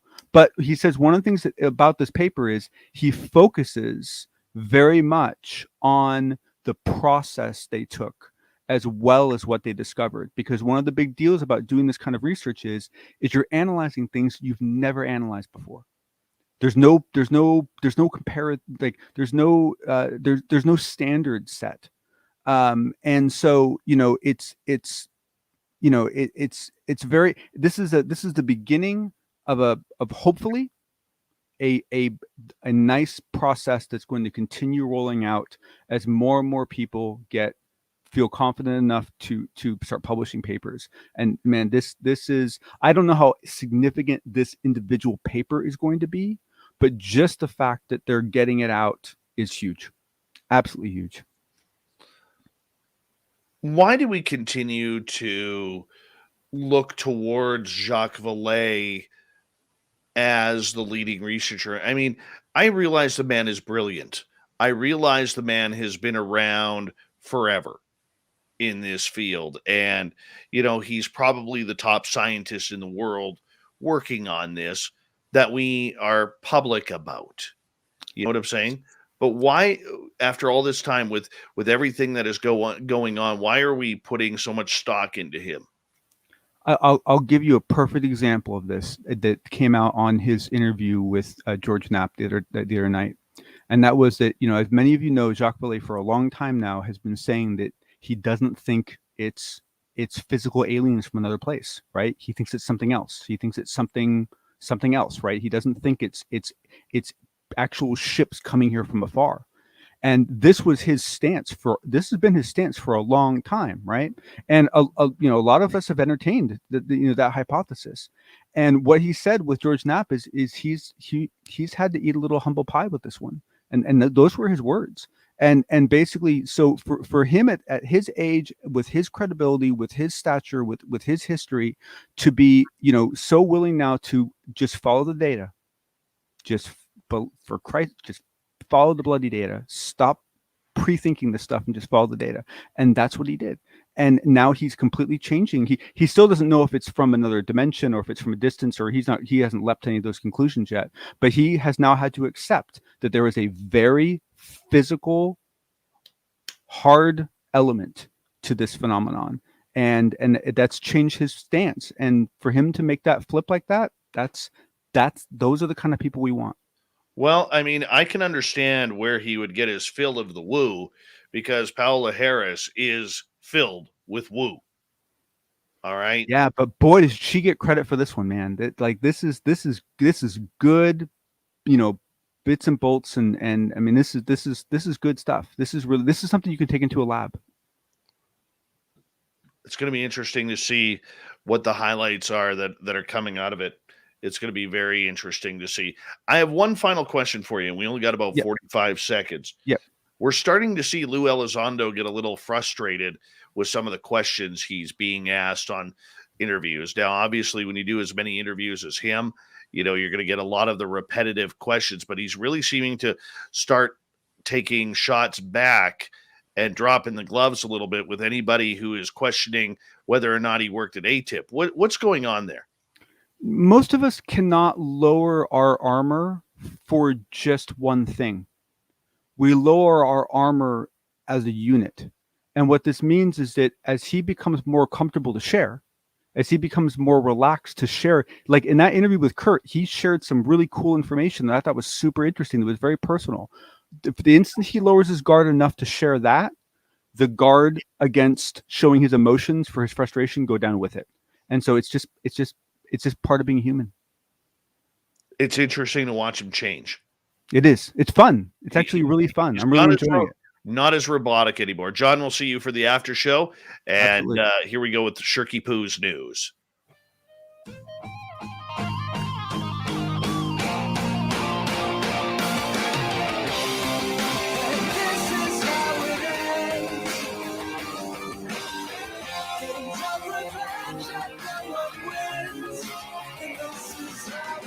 News is always changing, which is why we bring you the SOR Newswire at the back end of every show, where we get to the weird, the strange, the wacky, and sometimes the odd. A man in possession of weapons, meth, and night vision binoculars has been arrested in Victoria, British Columbia, after trying to break into a storage locker. Around 7 a.m. back on Sunday, October 17th, the Victoria, BC Police Department responded to reports of a storage locker break and enter outside of an apartment building in Victoria. After locating and arresting a suspect, police found in his possession knives, a cattle prod, several break-in instruments, night vision binoculars, and a significant quantity of meth, all of which were seized according to the release. Victoria PD transported the man to cells and recommended charges of break and enter, possession of break and enter instruments, and carrying of a concealed weapon. The man has been released until a future court date with conditions. Moving on, if you got $3.5 million, you can buy the Nightmare on Elm Street house. Yes, this Los Angeles home from the 1984 horror flick has been listed for sale in the time of Halloween. Of course, the price again, $3.5 million. The 3-bedroom Spalding Square house, listed by realty agency Douglas Elliman, was purchased previously for $2.1 million in 2013 by Hustlers director Lorene Scafaria. The 2-story house served as protagonist Nancy Thompson's home in Wes Craven's classic slasher film and was the location of the character's final showdown with the iconic killer Freddy Krueger. It was so much fun bringing this house to market during a historic real estate inventory shortage, said listing agent Liarka Bosnak. Buyers are worn out. They've been looking for a great house, one with enough bedrooms and ensuite bathrooms and space to work from home. And here it is, and it's beautiful, and it's ready to buy. Let alone there is tulpa movement all over the place. Yes. And finally, a Florida charter boat captain said he was just off the coast of Florida when he made a rare discovery, found a 6.5-inch megalodon tooth. Yep. Scary stuff. He says, this I'll keep forever for sure. I can't take my mind off it. They say megalodons went extinct between 23 million to 3.6 billion years ago. But for those of us in the know, we know that it's still out there somewhere watching me. Thank you to Shirky Poo for the news, John Hudson for the UFO report, and Jonathan Davies for his incredible stories. We got Mr. Ron Bumblefoot Thal rocking in the background with Little Brother is Watching. Bumblefoot is the official music of Spaced Out Radio, rocking us in and out of every single show.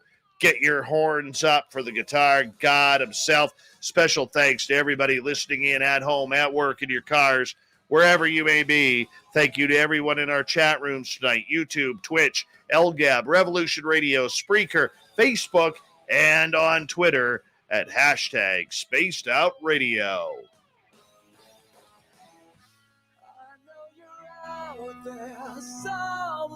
Remember, this show is copyright by Spaced Out Radio and SOR Media Ventures Limited. Thank you so much for choosing to share your evening with us, because together, my friends, we own the night.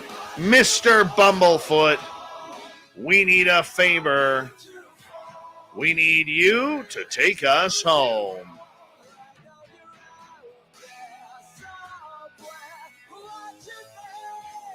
Yes, the Woo train has docked for the night, but soon, my friends, we shall ride again.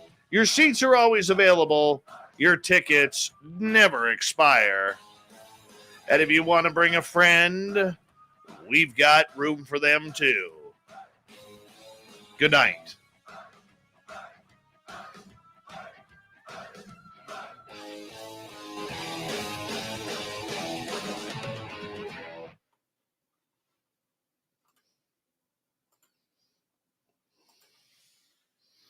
That's a good show, people. Very good show. Very, very good show. John did a magnificent job. Oh, yeah. I fully agree.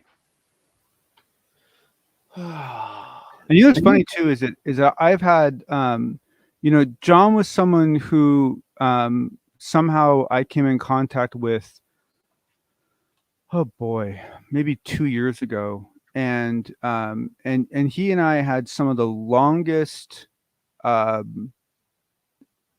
text-based conversations that I don't know if I've ever had. Like, I mean, just like hours upon hours upon hours. And he shared a lot, but that interview really helped me better understand the weight it put on him. You know, it really helped me better understand the difficulty that it. I mean, I knew about a lot of it, but just hearing it all together like that, it's like, it just, you know, like I've been telling people, you know, for all of us that grew up wishing that, you know, we had contact. I don't know anymore. You know, I mean, you guys, you know, it's not easy. Oh, dude, I fully agree with you. I fully agree with you on that. Which, you know, kind of sucks because, you know, you know. Yeah.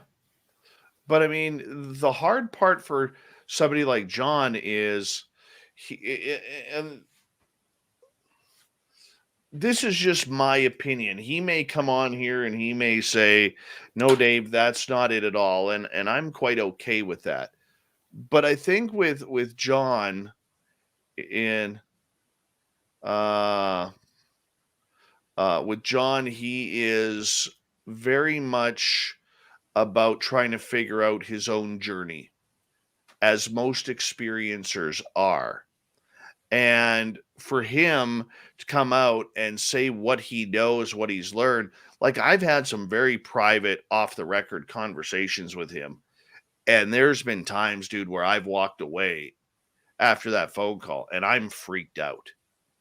I am completely or just disturbed. I mean, just like, oh, you know, yeah. And I'm not talking about experiences here, John. I'm talking about the people who he is in contact with, who are telling him what they believe the phenomena is and where it's going and where this is going. I think John gave a very, very large hint at the end of the show about time travel. It just irritates me to no end. I love time travel. I used to. But let me tell you this. The one thing that I said a long time ago, if you guys remember, and I've repeated it a couple of times, with the government controlling the narrative on UFOs, it opens up every conspiracy theory to possibility and plausibility now. It does. Whether it's aliens at Roswell, whether it's Skinny Bob at Area 51, whether it's Valiant Thor, whether it's Eisenhower meeting with aliens and trading humans for technology, whether it's Bob Lazar or David Adair or any of these types of stories. And now all of a sudden you're going to have to wonder about everybody's favorite wingnut, Andrew Bashago, about whether his child chrononaut stories are accurate. Well, let's not go too far here, Dave. No, but you have to, John.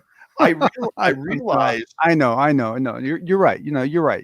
And this is what I don't understand is that this is such a fundamental aspect of human nature, right?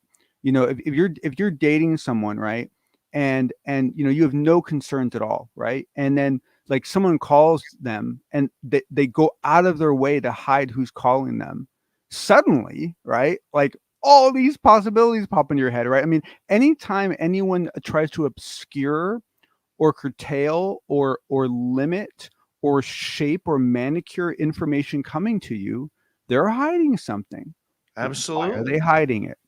Right. And it's you know, yeah, I mean, and you run into some crazy, I mean, have I ever shared with you that story called The Eaters? No. Okay, it's long, so I'm gonna send it to you. But basically, the nut of the story, and I can't remember exactly who told it. I know it was a podcast that Melinda Leslie was on. And I think it was another woman that actually told the story. but basically it was a story that they had heard from a quote unquote government insider. And basically what the story said was that that we've been approached by essentially 3 different groups over the last 50 years. Each one of them told us a story about how we shouldn't trust the other ones. But the one thing that they seemed to all kind of agree on was that there was a 4th race that was coming. And they wouldn't be here for a while, like 100 years or something. And they were a race that, to put it politely, planned on eliminating us in a very graphic way, like an incredibly graphic way.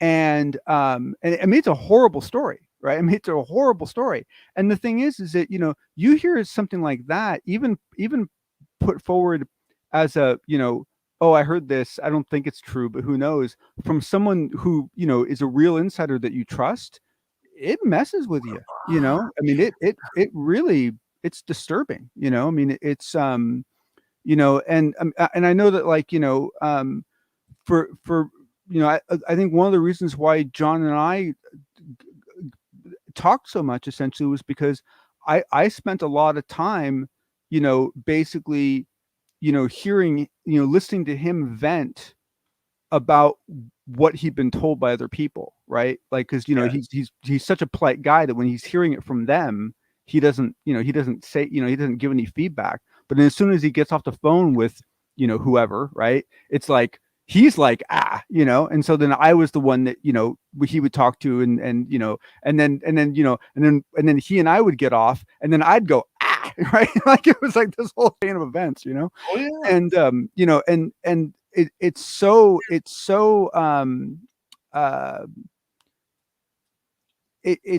and I guess the other thing that I find very frustrating is that there's not a tremendous amount of commonality between the different stories that you hear. And so what that means is that, you know, if one of them's right, the rest of them are pretty much all wrong, you know? And that's not a fun place to be, right? You want to see enough commonality that you can say, okay, well, look, you know, if this one happens, then, you know, these other 3 are likely as well, and it could go this way and it could go that way. And then a lot of people tell, they'll tell what they know, but they'll only tell the shiny parts. They won't tell the darker parts, you know? So, like, if you like, for example, Well, go ahead. You have to understand, though, I mean, you don't want to tell the darker parts, because the next thing you know, there's a character of you on South Park being I know, crucified for taking a satellite up your ass, like Whitley Strieber. And if people don't remember, that entire South Park episode was based on Whitley Strieber taking the I know, and it's a shame too, because I hope he realizes that, you know, that was Trenton Ray's, that was, they were showing him respect, believe it or not. It's hard to understand their mindset, but that was, he should have been honored by that. I know it was probably pretty much impossible to be honored by that, but he should have been. South Park became this century's Weird Al Yankovic. Hey, now, I adore Weird Al Yankovic. Be nice now. No, but what I'm saying though is, you're right. No, you're totally right. Like Yeah. Simpsons. You wanted to get your character on the Simpsons and on South Park. Yeah. Totally. No, totally agreed. No, totally agreed. How you doing, buddy? Go ahead, John. Sorry. No. And someone asked about that 4 species. Let me be clear. I don't think this story has okay, maybe a slimmer of a chance of being real, but no, I don't subscribe to this at all. So as far as like that, the 4th race being someone that was involved in that frantic call for, no. Wait a second, I take that back. if that caller had read what I read and was like, okay, maybe. Right. But it's ridiculous. I mean, it's so over the top. It's ridiculous. It's just. But I it's will ridiculous. say this before we get to YJ's question. Okay. I will say this. I think the biggest misconception about experiencers is that they all have the same experience. Yeah. Okay. So when, like, I'll give you an example, something I disagree with Jonathan, what he said was he doesn't believe these are aliens coming from space. I disagree with that. That is my opinion on that because of what I have gone through. And I really strongly believe that everybody who is an experiencer is prototypically individualized by the phenomena, so much so that it makes people who are experiencers literally look like fools and liars because the stories are either so outlandish or so different from everybody else's opinion.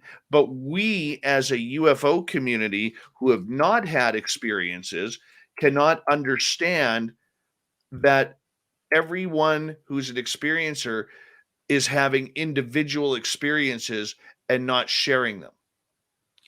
Yeah, I completely concur, and I would say that to me, that itself is a tell, because essentially, if all those experiences are that different, what that essentially means is those experiences were just for you. Now, if you want to share them, good luck.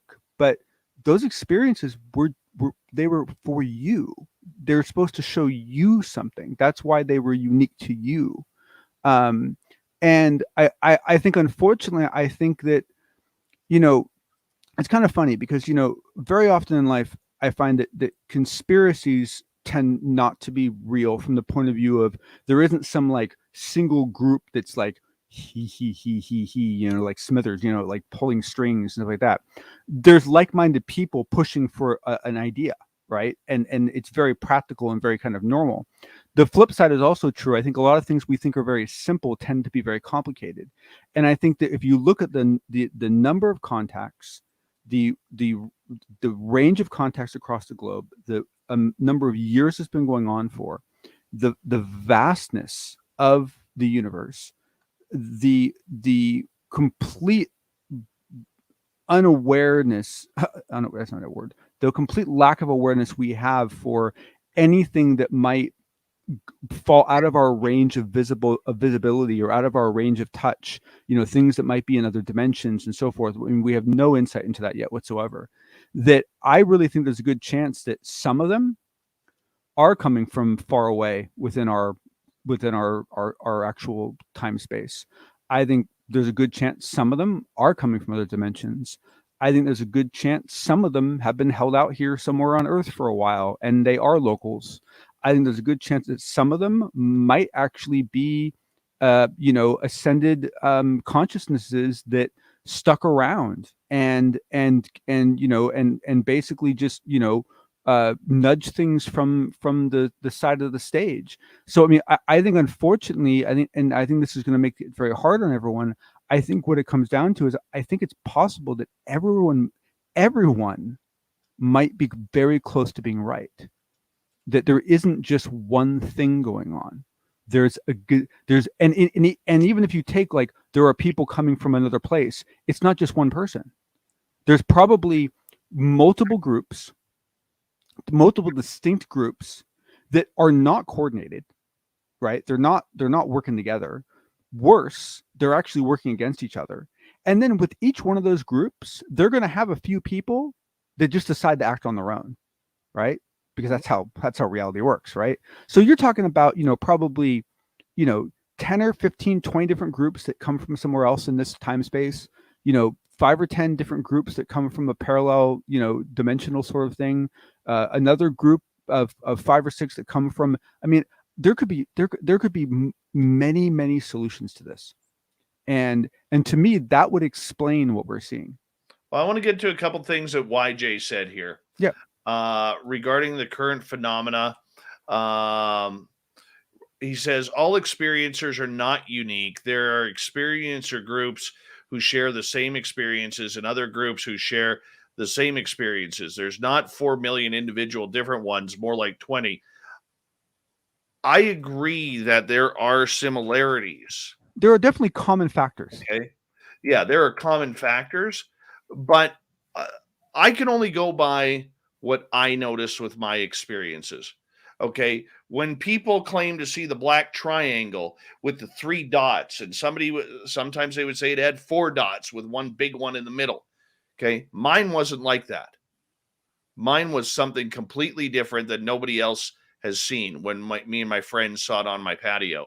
And those are the nuances that I'm talking about, is that the similarities are one thing. The actual experiences are completely another. So you could have 20 people sitting in a room who claim to be part of the hybridization program, both male and female, but you could have those same people, if you go in depth enough, their stories may be similar, but they're unique to that person. That's what I'm trying to say. Maybe I didn't explain it better. I apologize if I didn't. And we see that time and time. John talked about it, right? The fact that he's in a car seeing something in the air right near where he is, and he's looking around and no one else can see it. That's horrible. I mean, that's just rotten, right? I mean, that's almost a nightmare, right? You see a floating UFO there, and you're the only one can see it. What do you do with that, right? I mean, honestly, my first guess would be it's something wrong with me, Absolutely.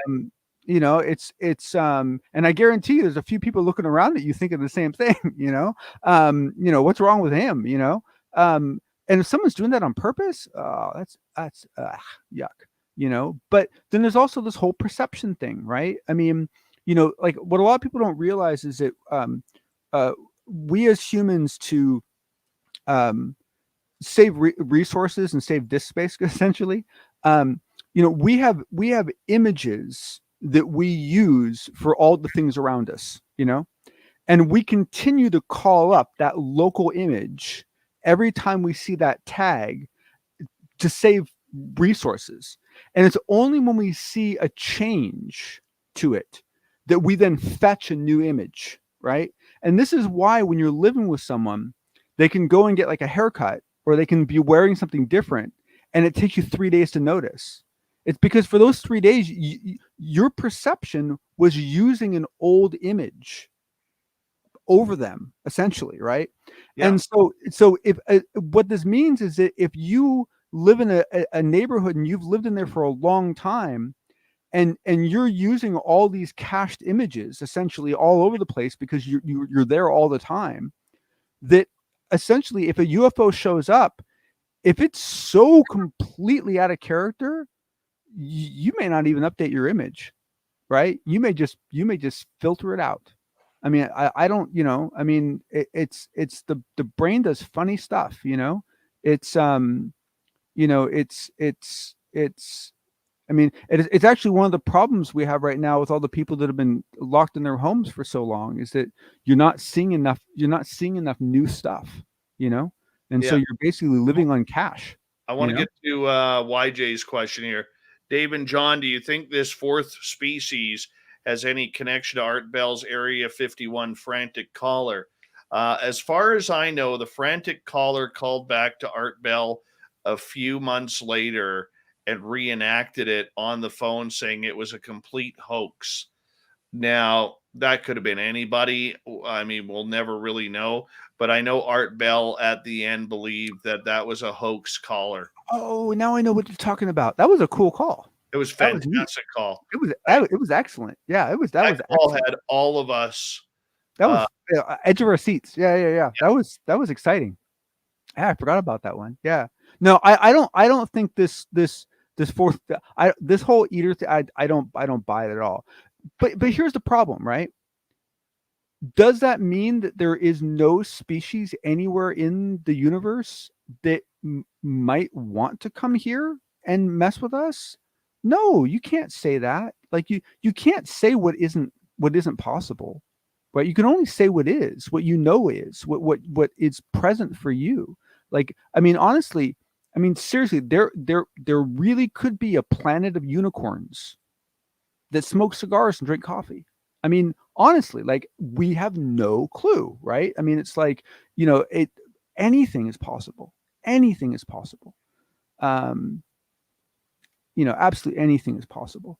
But you know, the one thing I wanted to bring up is that one thing I think is interesting is that, you know, you in the case of and Jolly, right?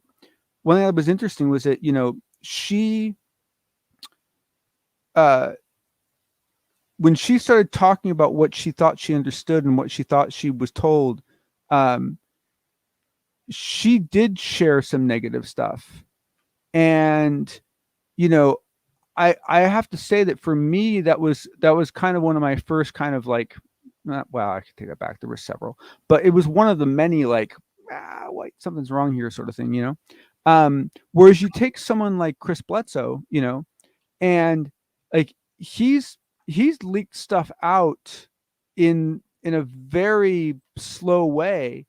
And, you know, I'm amazed how much there is to his story that he's only told in certain venues, you know?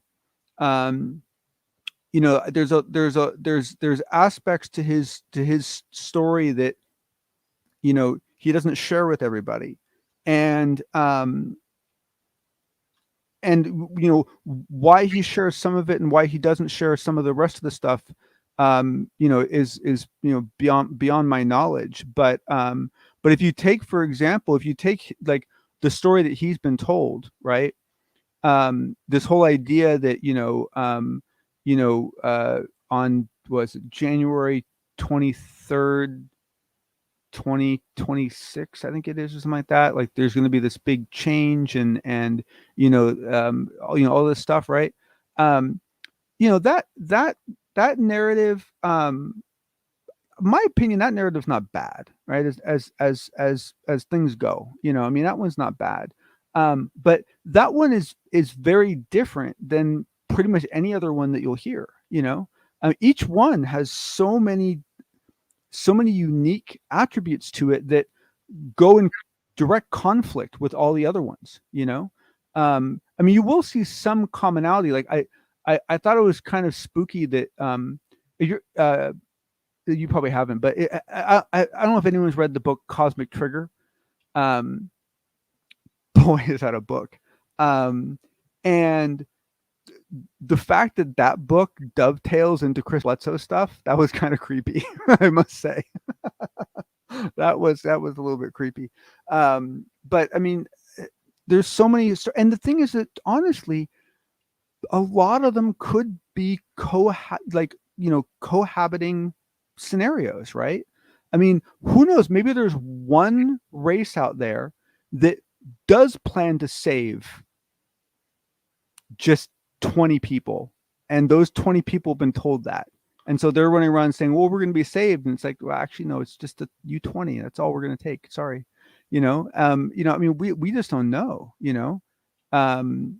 It's like, even if you take all of the, you know, the one commonality that you do hear about, that essentially a lot of abductees are shown movies at some point where they see, like, you know, like horrible destruction of Earth, you know, just like they see like terrible floods, or they see nuclear stuff, or they see all this. I mean, they see these horror videos, and, you know, and they come out of that thinking that what they've been told is, you guys are destroying the planet, you're going to kill yourselves, you better stop. Okay. And that's what most of them take from that. And that's a very reasonable thing to take from that scenario. However, that's not the only possibility, right? Because let's say, for example, you are a foreign race of individuals that are very quietly slurping away the resources of Earth, right? And you see Earth as an abundant grocery store, right? Where you can find minerals, you can find water, you can find all this stuff. And unfortunately, there's a bunch of people that live there, but they're kind of primitive, so it's okay. We just kind of ignore them. But but there's some good stuff on this planet, right? And maybe even they resell that, right? Maybe they're resellers. Maybe they package that up and sell it to other people. And then we start polluting the planet. And they're like, well, bugger, like they're ruining our gig, right? Like they're going to pollute the water. We're not going to be able to use that water anymore. How do we get it into their heads to stop destroying their planet? Let's convince them that it'll kill them and it's bad for them. And let's scare the hell out of them. So they start taking care of their planet so that, the stuff we're taking isn't tainted anymore. That is honestly just as possible, right? I mean, it's just as possible. I mean, we just don't know, I mean, there's so much we don't know. It's very, very frustrating. The only thing I'll say about the whole climate change of planet is we were supposed to be dead 21 years ago, according to Al Gore. And I think that ruined it for a lot of people. Just saying. Well, I honestly, I think it got ruined before that, because I guess I this is before my time, but I guess like in the 70s or something, like there was all this talk about an ice age coming. And like that was the big catastrophe, that it was going to get cold. And then that didn't happen. And then sometimes they're like, no, it's going to get hot. And they're like, come on, right? We've already been through this, yeah, it's but I will tell a quick funny story. So my uncle used to work for the CIA. He did something having to do with maps. I never got to figure out what he did.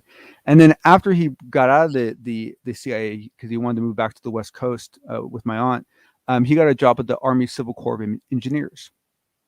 And one day I was talking to him, and we were looking at Google Earth together, and I was like, hey, if you look at all this layout, the ocean doesn't have to rise very far before, like, we see a lot of flooding in the Bay Area, right? A lot of flooding. And I'm like, if that gets really bad, like if the ocean really rises up, what are you guys going to do? I mean, are you guys going to like build a dike, like or dam, like underneath the Golden Gate Bridge and like block it? Like how are you going to protect all this stuff?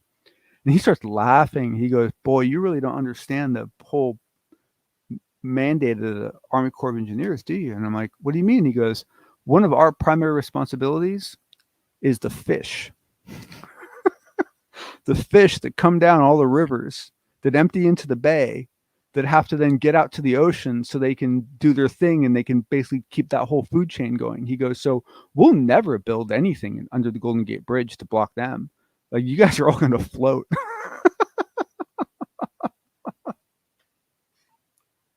I always thought that was really funny. I mean, it's nice to know that they care so much about the fish. But let's see if we have any questions in our chat room. If you have any questions, put a big capital letters. Hi, beautiful Heidi in Vegas. How are you? Good to see you.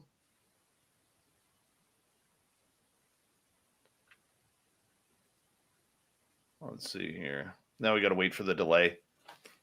And then people to type. Oh man, yeah. Your comment about Elizondo. I guess what I'm really enjoying about it is that I finally feel like I'm getting to know him a little better. As weird as that is, right? From a distance. But you're definitely getting a much clearer sense of what kind of person he is and what his personality is like and so forth, which I think is good. I think it's nice. GF is asking thoughts on another Carrington type event and its effects. I don't even know what the Carrington type event is. I really don't. I have a vague memory, but if I remember correctly, I think this falls in line with the Adam and Eve stuff. This idea that There are these like, global resets of sorts. But, to me, like, Hey, middle the child, thing how you doing? the thing that I think is, it's a geomagnetic storm from 1859. Oh, yeah, I don't know. I mean, I have no idea what the catalyst is for that sort of event. I have no idea. Well, that would be fun, wouldn't it? I have no idea what would be the fun, but the thing is that, to me, there are so many, but one of the huge wins from going down the path of reincarnation is that you stop worrying quite so much about this life, because you realize that, like, for example, if let's say something like that event happens, let's say it's worse, right? Let's say it's solar flares and EM, all sorts of horrible stuff, and all electronics gets wiped out in the world, right? And we get set back, like, whatever many years. If you die and then you're reborn into that world, that's all you know, right? You'll be born into that world. That's all you'll know. You won't have any memory of this. So it won't be bad. It'll be normal for you, So, there can be all sorts of catastrophes on the planet. The planet can go through all sorts of cycles, wipe it, blah, blah, blah, blah, blah. And yeah, for the people that live through it, it's going to suck. But, for the people that die at some point and then get reborn later, it's just normal for them, So I don't know. To me, like, I don't worry quite as much about a lot of this stuff, because I realize that, at some point I'll just come back without any memory of any of this. And to me, it'll be totally normal that, frogs have 3 eyes, and that, ducks glow, and, whatever, I mean, it'll just be normal, because one of the things that humans are really good at is adapting. I mean, it's kind of astounding how quickly and how well we adapt to changes in our environment. Very true. I'm not an environmentalist. I believe there is something going on, but I'm just going to change topics right there. I the one thing I will say is I think it's very sad, and I think we should all be really ashamed of the fact, and this is not directed to any one group. I think this falls on everybody. I think it's very sad that we took something as important as the planet, and a bunch of people used it as political things, and a bunch of people used it as scare tactics, and a bunch of people used it as this, and it became this tool for people to use. And it shouldn't be. It should just be data, and it's very frustrating. And we should all be very embarrassed that we turned it into a tool to beat each other with, because the truth of the matter is that it's never been about the planet, because we can do a lot of damage to this planet, and the planet, it will be fine. Earth will still be here. What Earth can basically turn into Mars, and Earth is fine, right? Like, the planet has no fear of, like, Earth. It's all the people on the surface that you really got to worry about, right? So, I mean, it's I don't know. Like, to me, it's very frustrating how it's become such a political, emotional, like, tug of war between people. Yes, indeed. Yes, indeed. Where else are we going here? Let's get back to the topics we normally discuss on this show. Audience questions. Well, in the meantime, let me ask you: Have you seen many of John's pictures? I've seen a few. What do you think? He's very interesting. A lot of them are super pretty. I mean, really pretty. Teresa wants to talk Vegas. Looking springtime, end of April into May. Beginning of May.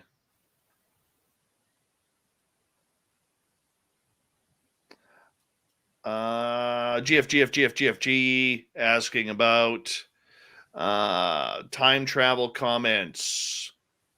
Like I said earlier on, I think that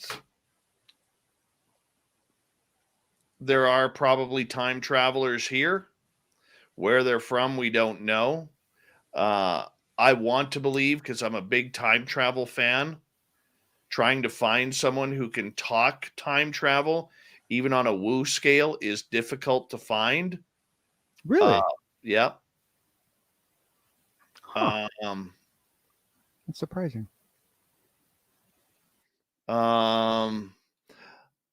I think it opens up, like I said, I mean, when we start talking everything about this narrative, I think it comes back to the narrative.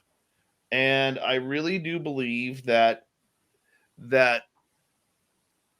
with the narrative being as closed as it is, the DIA's initial report only going back to the 2004 Nimitz incident, which I think is a crock. I think it still opens up the idea to a lot of different conspiracy theories that we have to look at. And that includes the child chrononaut theory. I actually had a gentleman reach out to me the other day about that claiming that he was a child chrononaut. And trust me, I don't, and I'm going to say it this way. I don't know if it's true or not. Okay. But I really want to believe. Why? Because it's time travel.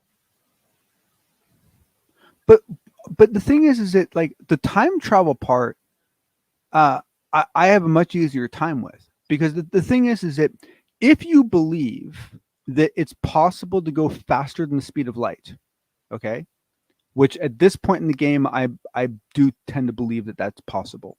I don't know when we'll pull it off, but I do tend to believe it. If you can go faster than the speed of light, you are time traveling. Like that is a natural side effect of faster than light travel.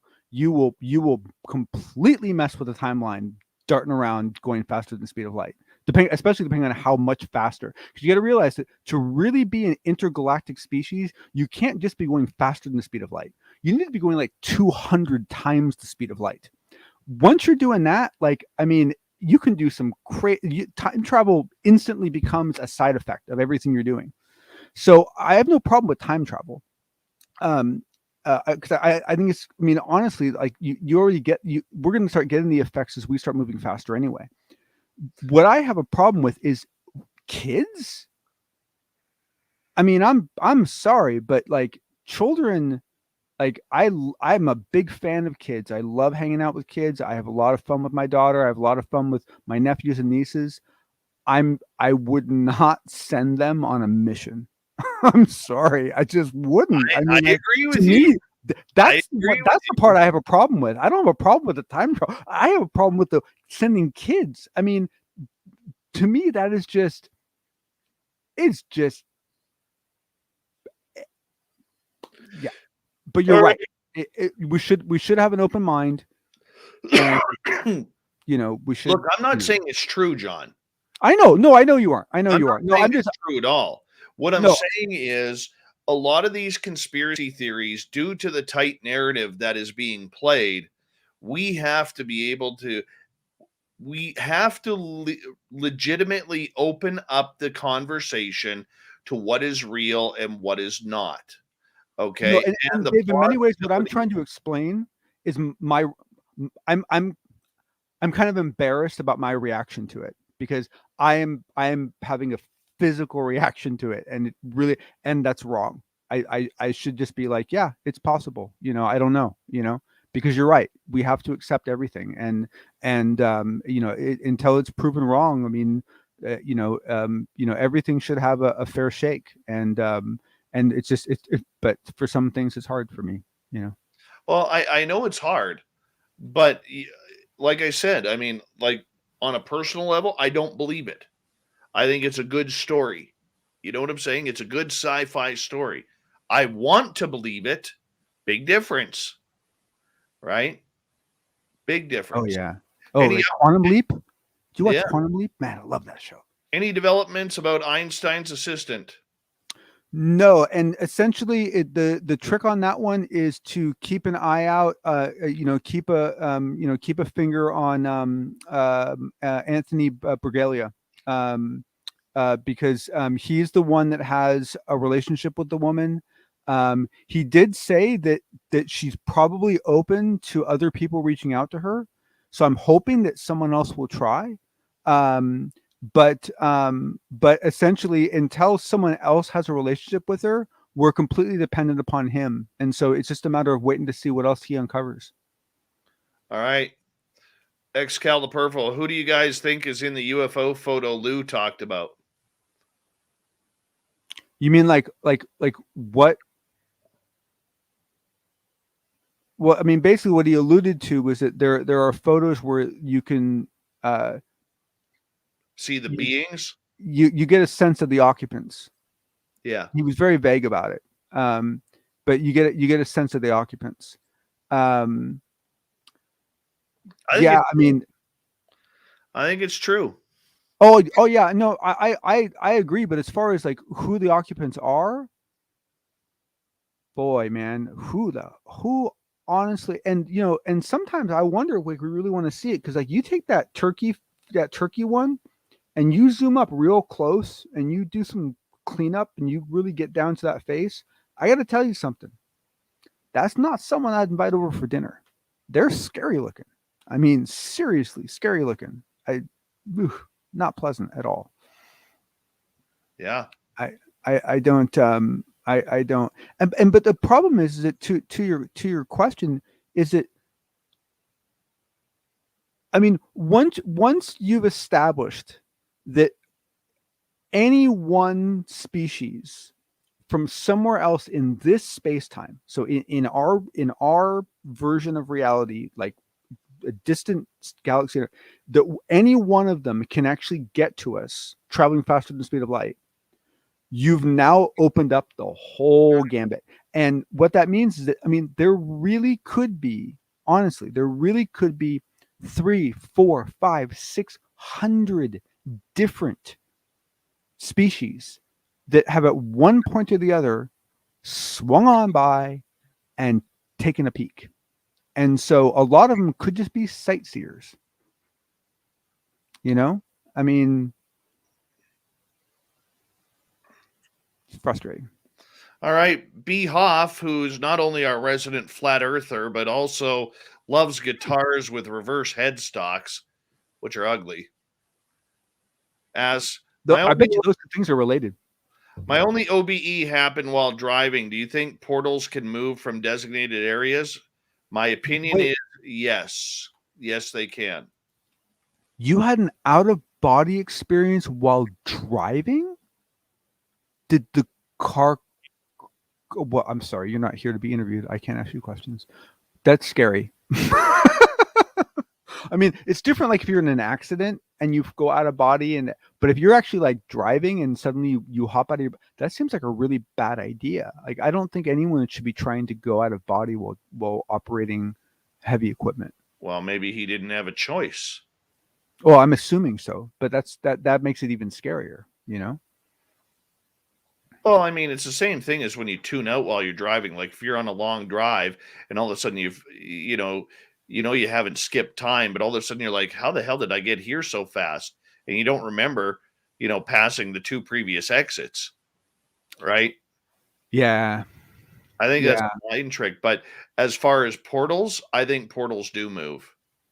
I think there are certain areas that have portals within them due to Earth's energy.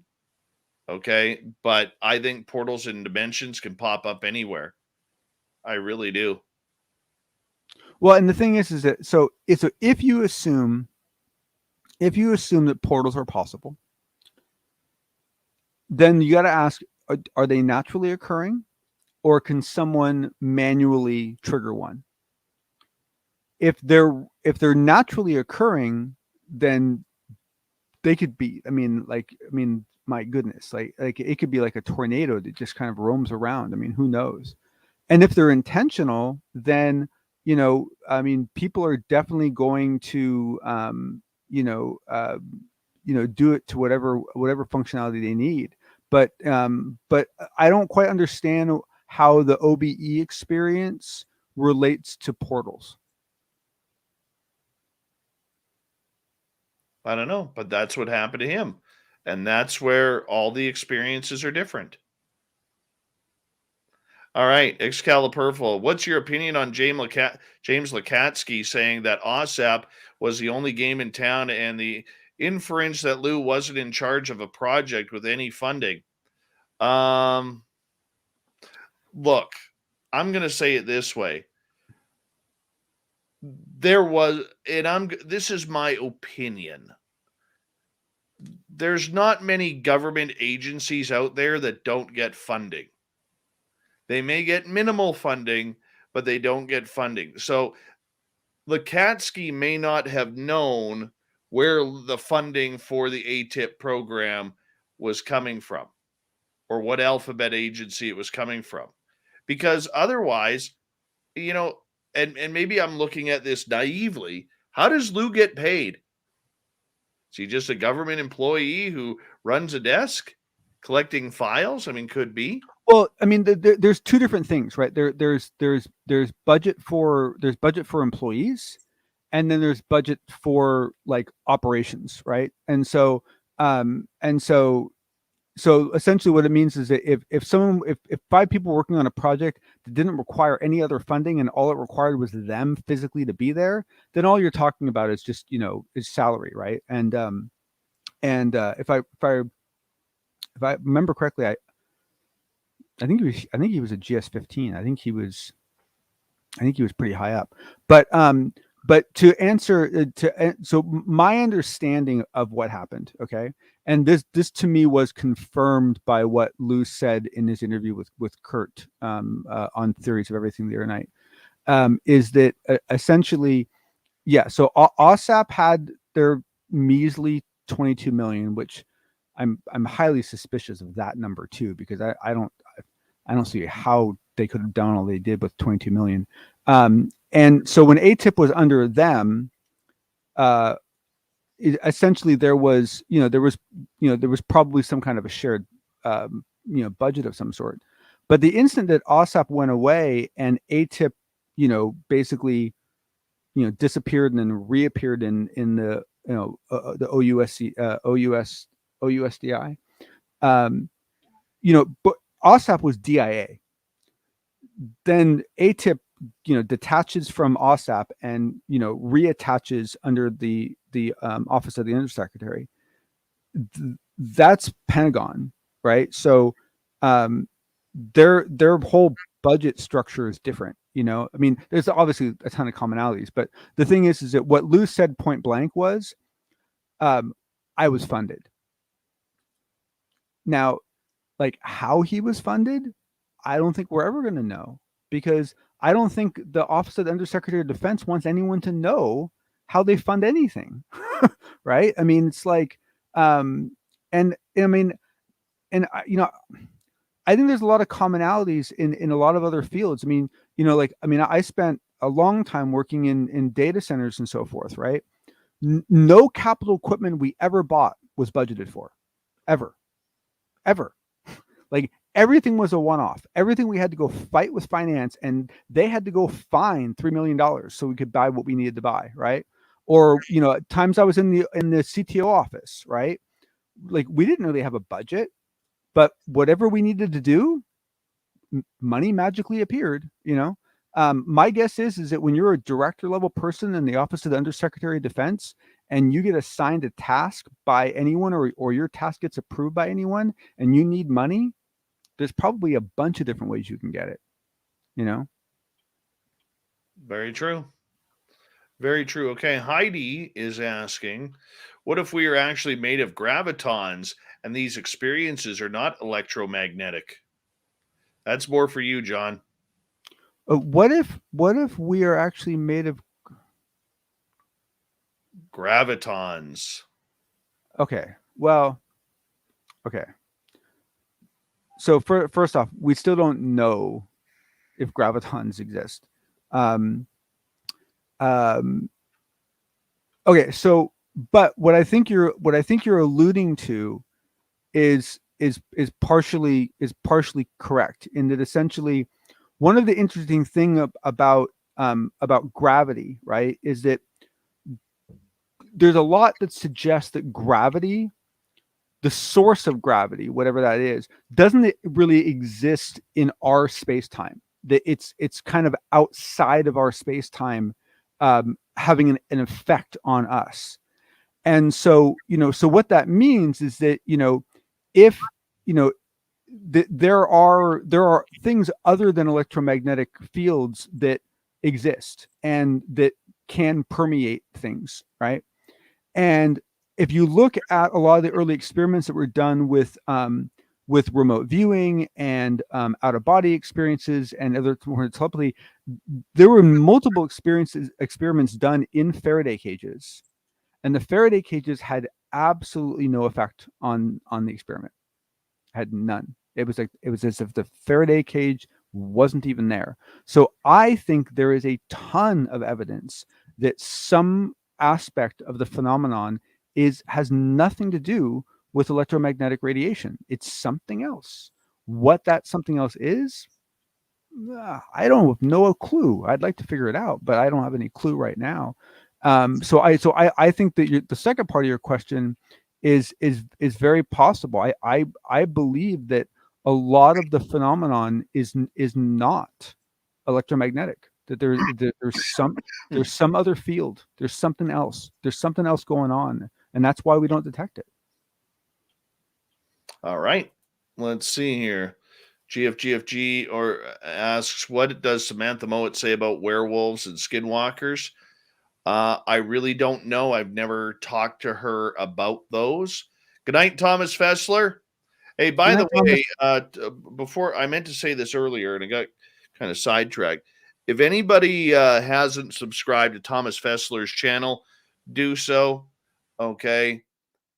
He did an incredible interview with Lou Elizondo earlier this week that is very, very good. Very good. And completely different than any other interview we'll see of Elizondo. Yeah, he got very personal with Lou, and it was cool. It was really cool. I think it was a great interview, and you guys will want to check that out. Great job, Thomas. Yeah.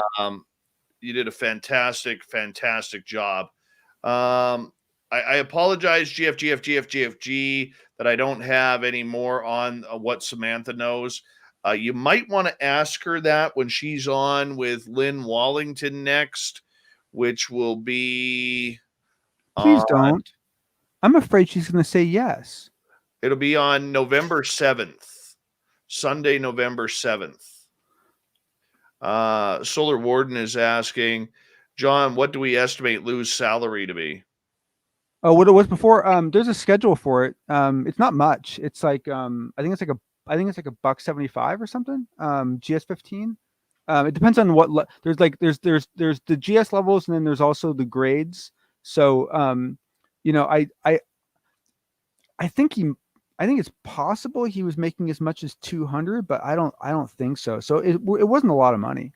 It wasn't a lot of money at all. Like because you got to realize that everyone, the president's paid 400, so they have to kind of drop down from there. It's like, so it's like, and it's all very tiered, and honestly, it's kind of awful the way they do it. Hey, there's Super Lou. There's Super Lou. When Lou Jimenez is hanging out this late at night, damn well he's wearing a cape.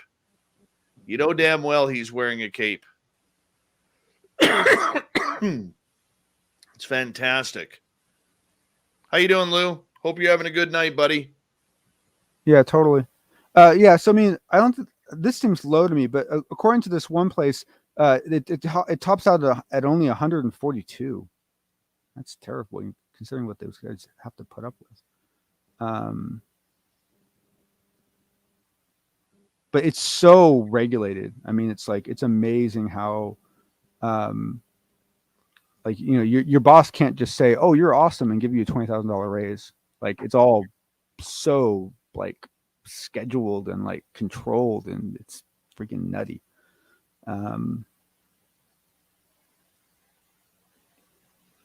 Okay, so step 3 GS15 hits 166. So yeah, 166,000 a year.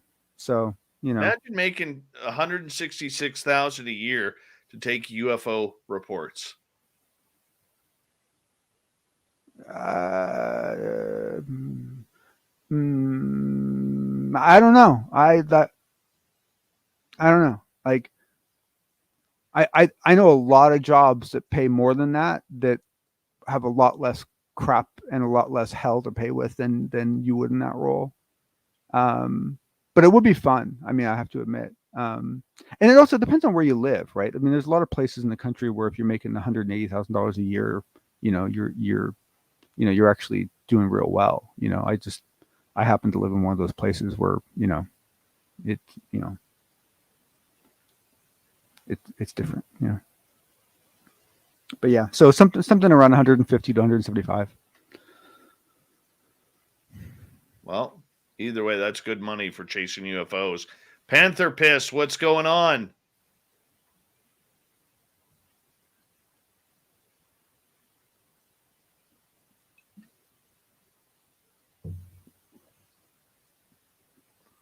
All right. Well, I think the real blessing for Lou was that before that he was dealing with Guantanamo Bay. Now that would be a job. And so, my guess is to a certain degree he was like, yay, no more waterboarding. Well, don't Zero's asking. Zero Cool is asking, how can you make 170,000 a year and then say you lived out of a trailer?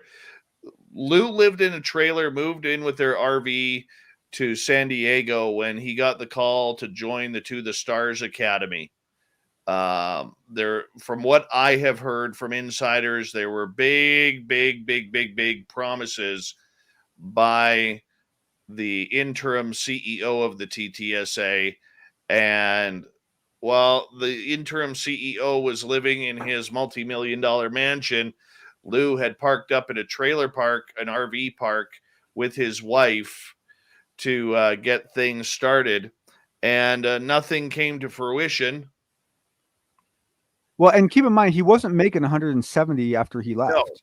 No, when he left the government, that salary ended. Let's remember that. He went from 170 to zero, okay, on the day he quit.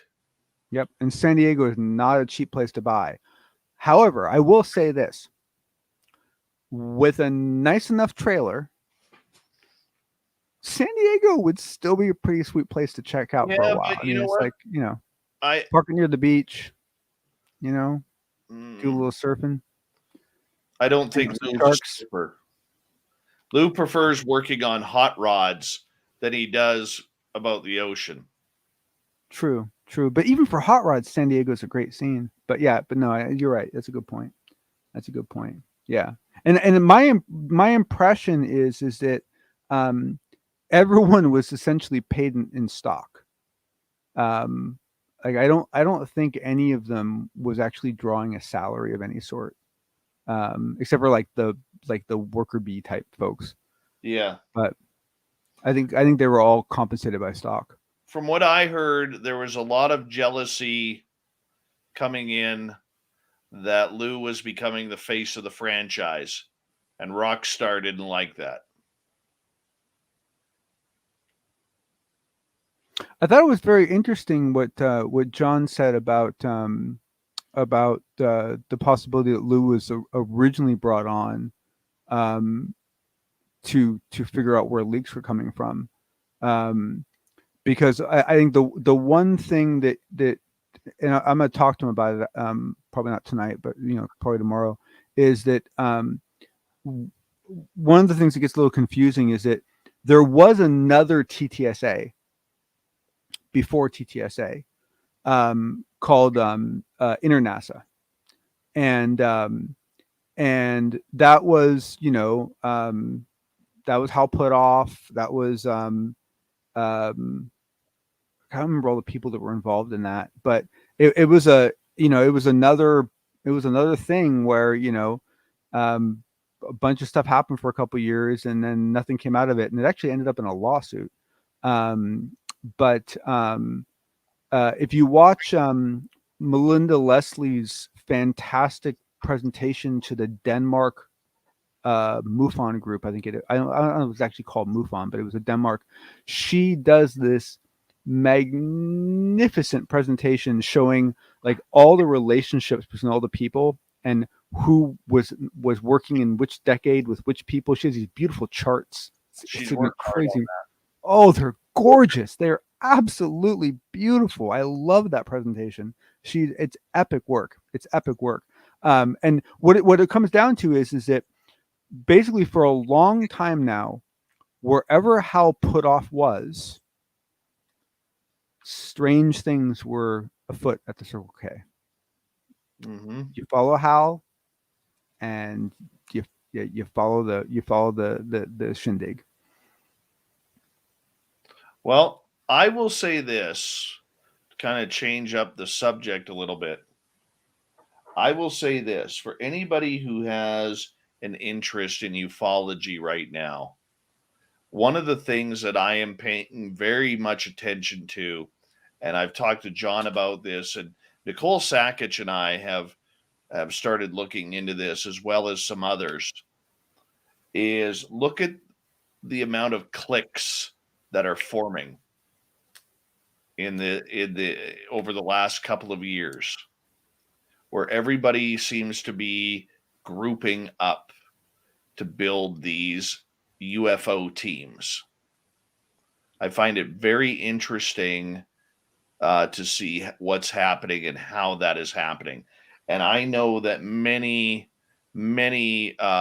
people are looking into that, whether it's Skyfort, whether it's George Knapp's new clan with Jeremy over the last couple of years. Then they added Denny Silva, who's a great dude, Joe Murgia, James Iandoli. You get Richard Dolan, who's trying to work his way in with a lot of the younger followers, like Iandoli, Danny Silva. I won't even mention the other guy's name because I would love to. He's from Europe, because I don't believe his story whatsoever. And I will say this, that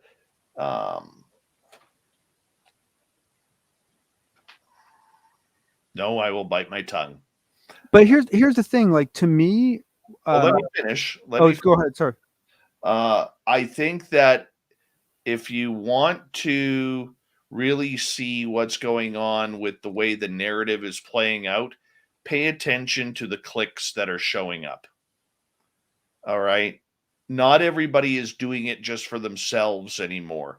Okay. Like a Black Vault or a John Greenwald, or a Michael Huntington, or people like that. All right. They are, yeah, but even those guys, I mean,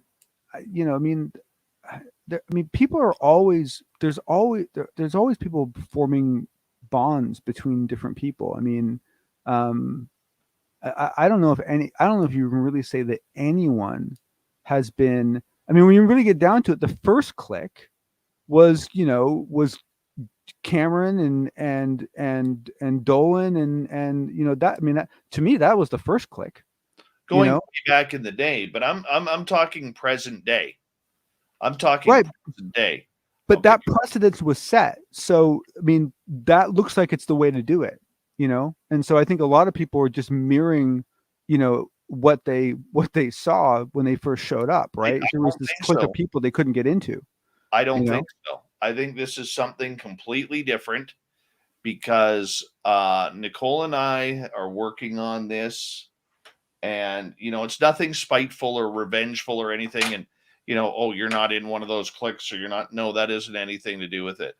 I just find it very interesting to see the names. One thing that I love following is patterns. That's one thing I love following is patterns. And the other thing I love doing is trying to read between the lines to figure out the real story as to why. I haven't figured that out yet, but the cliques are amazing. But the thing is that some of the cliques could have ulterior motives, and then a lot of the other cliques could just be very natural. I mean, me personally, like I only really started talking publicly about this stuff in like March of 2018. It was really like this one presentation that Lou gave that I really kind of, after that, I really felt safe kind of talking to people. And boom, I was immediately sucked into this little group that was like, 8 of us that like had a separate channel. And since then, I've been pulled into like, I think 4 others, I think. And some of them I still participate in, some of them I don't. To me, like whenever there's all this chaos, you find like-minded people and you get together and you talk in a group, and to me, like that's just human behavior, right? That's just natural human behavior. I mean, to me, it would almost be weirder if there was no cliques being created. I will agree, but I will disagree with you, because I think you're looking at it at a very large context and not an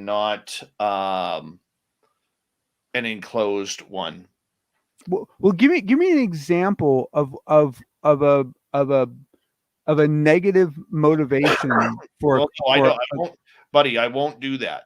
You're getting into stuff that needs to be talked about off the air. Oh, no. I'm sorry. I'm not. I'm trying to understand what could be bad. Why yeah, just like why would this, why could it be bad? Because I mean, because it all plays out to the negative narrative of the UFO field that we are in right now. Okay. All right. Okay. Look at the patterns of who's allowed to release videos and who's not. Okay. Look at the pattern of who's teaming up to get the stories and who is not. That's where I am getting to. I understand what you're saying. Yep. Okay. Yeah. Yep. No. That makes sense, and I think I agree with you. I think there's evidence for that. I definitely think there's evidence for that. The problem with this field is there's so much that going on behind the scenes that you really, really, when people are talking to you and giving you information, they don't want it to come out. So you have to respect that off the record type of talk. Okay. You can lean people towards where to look or what they should be, or where they should be focusing, but you can't give them the information. And that's what sucks. Okay. That's what really sucks about this. Right. I have talked to so many people privately who've said, look, I don't want this getting on SOR. And I'm like, fine, not an issue. Not an issue. But when you look at the entire narrative that is played out, okay, over the last 4 years, and who the players are and how they became who they are outside of the veterans who've been doing this for a while, like Knapp or Dolan or whomever, is very, very suspicious of what is going on. And people need to, instead of having blind faith, whether it's Lou, whether it's Sean Cahill, whether it's Hal Puthoff, whether it's Jeremy McGowan, whether it's UAPX, whether it's anybody, we have to understand that there is a narrative going on, and a lot of people are working that narrative because they have different sources in the government who is allowing them when they can leak things and when they can't. Right? And this is the talk that is going on behind the scenes with a lot of this. A lot of people will say, oh, Dave, you're full of shit. Okay. It's not going on. I'll give you a prime example of the blind faith that many people in UFO land are having. There was a discussion on UFO Twitter a few weeks ago regarding Lou Elizondo and him being considered a god to the UFO community. And I actually said, Lou actually hates being the demigod for ufology. He just wants to try and bring the story out. And he said that point blank. And he said that on this show.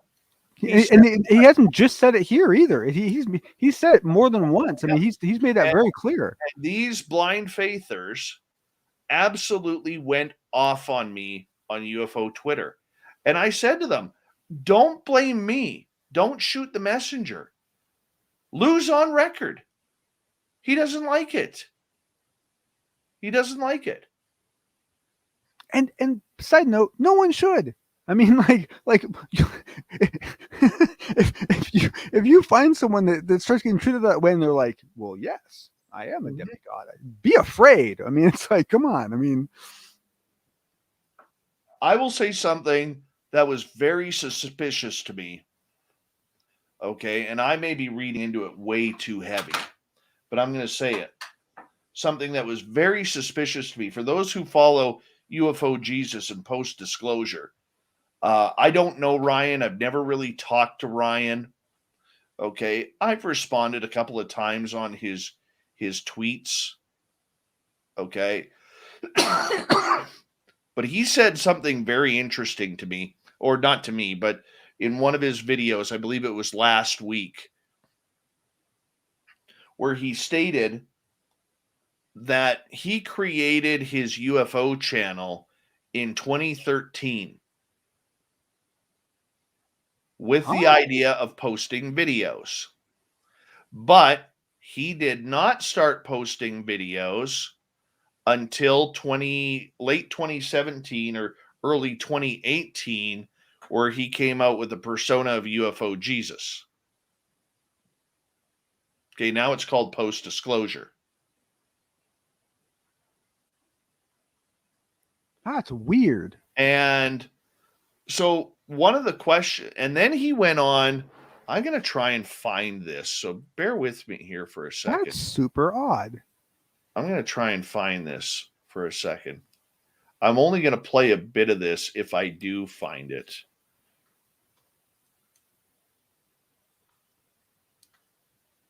I mean, I don't know. I mean, like I have a couple of domain names that I own that I think just have a really good chance of being a big deal at some point in the far future. And if those things happen, then I'll build something out on those domain names just because, you know, it'll be fun and it'll be cool.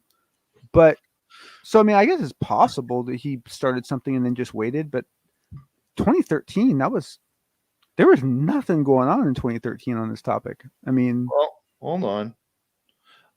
I found the video. I'm just going to. In this video, I will discuss how Okay, I'm just going to put my microphone on mute because I don't want to play the whole thing, but I want to play a part of it, okay? So bear with me here. I'm going to just put my microphone on mute, and I'm just going to quickly line this up, okay? Yeah, no worries. Yeah, no, YJ Canada. Yeah, no, I mean, that's the challenge is that, could there be these very organized, I hate to use the word conspiracy, but conspiracies. Yeah. But you could also have something a lot more practical in that essentially, Corbell and Knapp obviously built a relationship. I think mainly because Corbell hounded the guy for long enough that Knapp gave up and said, fine, you can be my Padawan. And then very early in the process, Corbell took a liking to Ryan.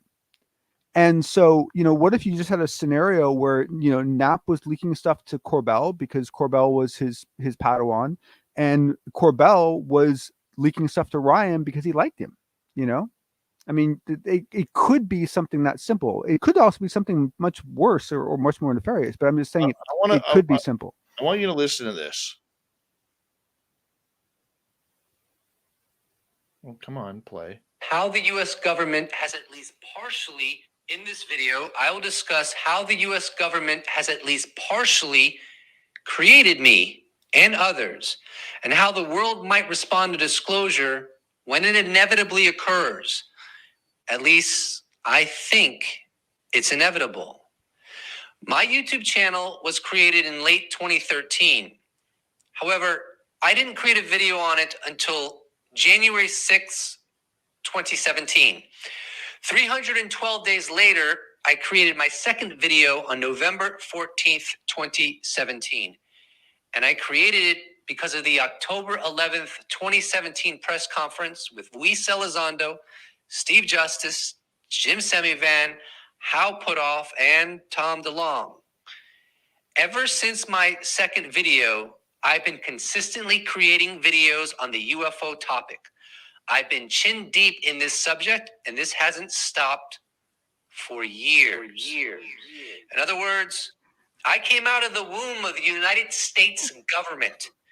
There is no UFO Jesus without the U.S. government. Absolutely none. I'm not the only one that has been partially created by the United States government. I will provide you with a few other people based on my opinion that also have. Perhaps the United States government is some sort of a manifestation of Mother Mary of God. And here are some people that have, in my opinion, come out of the womb of the United States government. Danny Silva of SilvaRecords.com, journalist Max Motzkowitz of the Netherlands, Ross Coulthart, a former 60 Minutes correspondent from the Australian division, Lieutenant Tim McMillan of the debrief.org, Tom Rogan of the Washington Examiner, Tucker Carlson of Fox News, Luis Jimenez of the Unidentified Celebrity Review, Brian Bender, who is the senior national correspondent for Politico, Zach Seitze of Project Human, and Mick West of the Metabunk Online Forum. Everyone I've cited has one thing in common. They have covered the UFO topic in a very public way, in ways they never did prior to October 11th, 2017, with the To the Stars Academy press conference, or the bombshell article from the New York Times on December 16th, 2017, when we learned about ATIP, we learned about Luis Elizondo, we learned about the tax-funded UFO program. Everything changed from there. Hope I don't get flagged for that. But the point that I'm making is, okay, out of the names that he listed that were made by the U.S. government, there's a number that don't make sense because Mick West is a journalist. That's his job. Brian Bender, Tom Rogan, Ross Coulthart are journalists. Wait, how do you see Mick West? Yeah. How do you see him as a journalist? He is. That's his career. Mick West? Yeah. He was a video game programmer. He retired and started debunking things. I thought he served as a journalist. No. He worked on Tony Hawk's Pro Skater, that really hot video game. So he retired on that money. Okay, so throw him out of there. You can't include Brian Bender. You can't include Ross Coulthart. You can't include Tom Rogan. They're all journalists. That's their job, to cover the story. Yes, but if what they were covering or what they were willing to cover immediately changed, why? Why? Because that's their job as a journalist, is to cover the story. It doesn't mean that they were made by the U.S. government, right? But Well, no, but you here okay. You got to let me speak, man. Please. Okay, all right. All right. If you look at the others, Danny Silva, great guy, came around because of the TTSA. Tim McMillan, previous to that, was nowhere, He came out of the blue, created himself as a writer for Popular Mechanics and Vice after blogging. All right. And then started the debrief. He was not a journalist prior to this. Right. All right. Lou Jimenez, who was just in our chat room, great guy. He just started his podcast on this like 7 months ago. Mm-hmm. All right. Because of a meeting that he had in a restaurant with Lou Elizondo. Yep. Where Lou was Lou's waiter. Serendipity. Exactly. Who else did he mention? Well, Mick West. All right. There are a lot of names on that list that aren't there, number one. But number two, saying that the government made you, and I think he was using that as a metaphor. All right. But saying that the government made you is not really correct. And how on that list do you leave out many others who were there through this whole thing? Okay. Where's Jimmy? Where's Coast? Where is Melinda? Where is Richard? Where is Grant? Well, what I'm saying is this is all part of the narrative.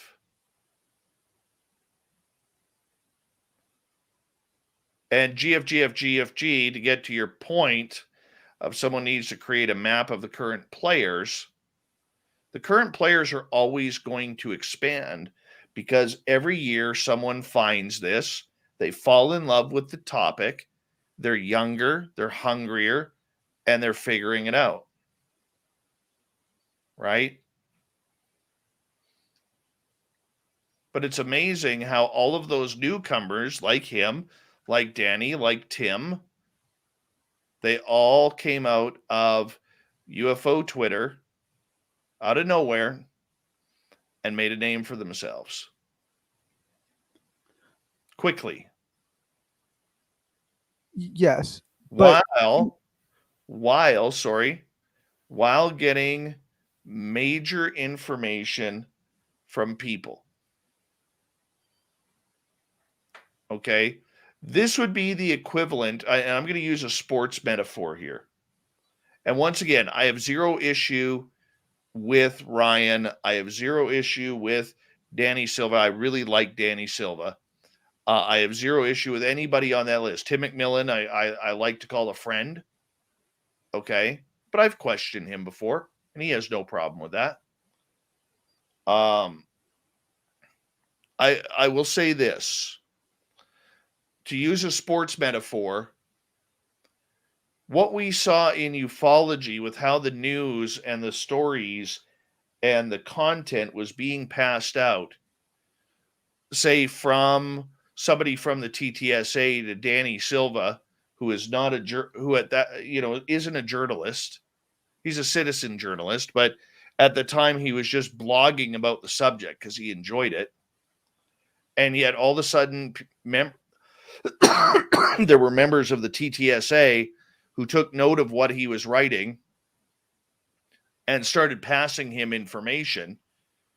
Would be the equivalent of Tom Brady getting traded to the San Francisco 49ers and some fan gets told by Brady that he's traded and puts it out on his Facebook page or his YouTube channel.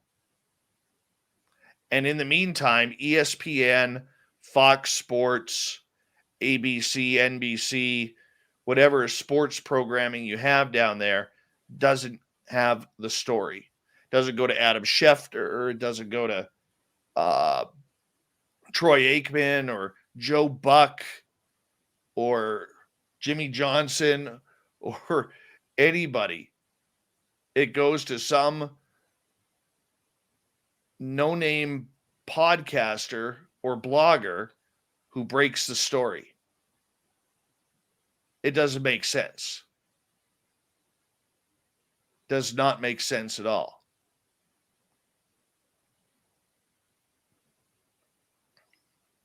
Well, I mean, first, so I apologize. I hope I'm unique in this, but your analogy just I made no sense to me whatsoever. But that's just because I don't really care about sports. John, I'll put it in a plainer text. When you want to break a story, you don't look for the common guy on the street. You look for a reporter. You look for a journalist. You look for a news outlet, or something along those lines that is going to get your story out to a bunch of people quickly. All right. Back then, UFO Twitter wasn't the size of what it was now. There was only maybe 100 people, if that, following UFO Twitter.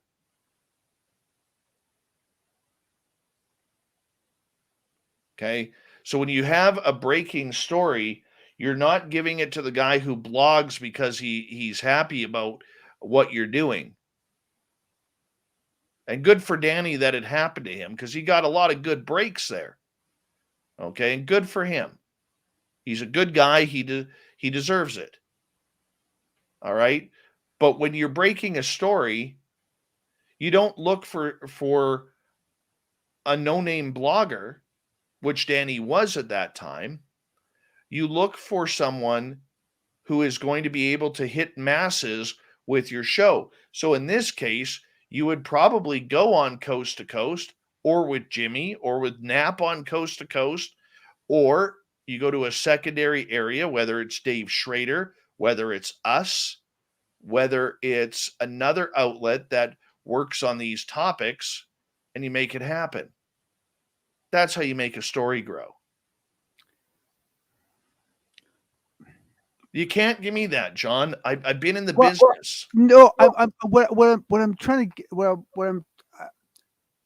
So I have an example of something like what you're describing happening in it. Essentially, in the tech field, we reached, a lot of us reached a problem a couple of years ago where we didn't really like how we were being treated by a lot of the mainstream industry outlets, right? And it was getting very and people were basically like not believing what we were saying when we were going through those venues. And so what we started doing was we started basically looking through Twitter and looking for like end users, like customers that use our product, who were really vocal about how much they loved our product and seemed to have a knack for writing and seemed to have a lot of followers. And we actually would reach out to them and say, hey, how would you like to become like an ambassador, right? Juniper even called it their ambassador program. And they basically picked people out of obscurity and started using them to funnel like new releases, like new features coming out, like breaking news about products, because those people were on our side. They wanted to help us. They weren't adversarial. But back then, Danny didn't have the following.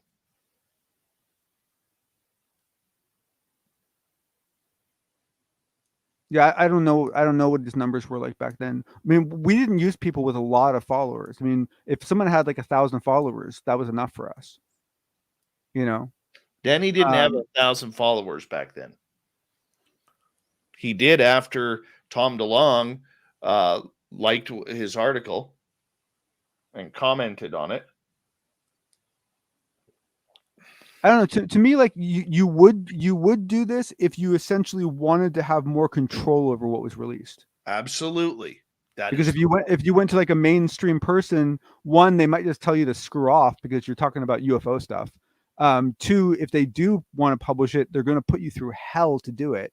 Whereas if you just go to some no-name person and build them up, now they owe you a favor and they're not going to question what you tell them. I agree with your comment, but where I disagree with it politely is the TTSA at that time had Jimmy Church under their wing. Jimmy was very pro TTSA.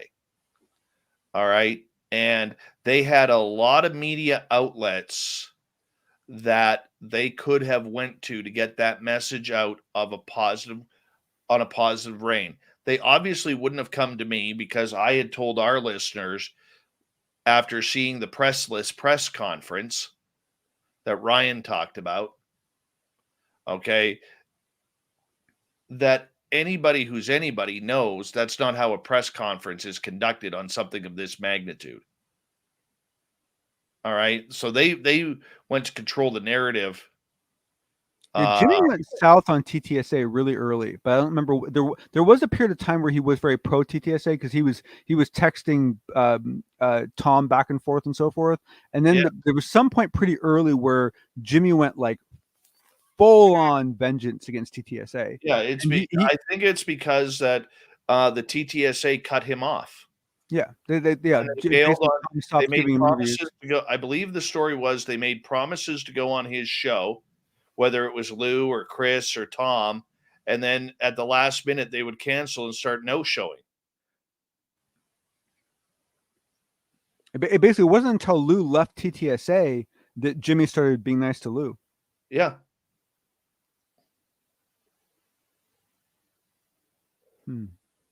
So what I'm saying, getting back to the original story, this is how these cliques have formed, right? And they all edge towards the narrative. But the thing is that, I mean, I think that's totally possible, but to me, it's because of because how much Ryan enjoys kind of playing up things. He likes to be theatrical.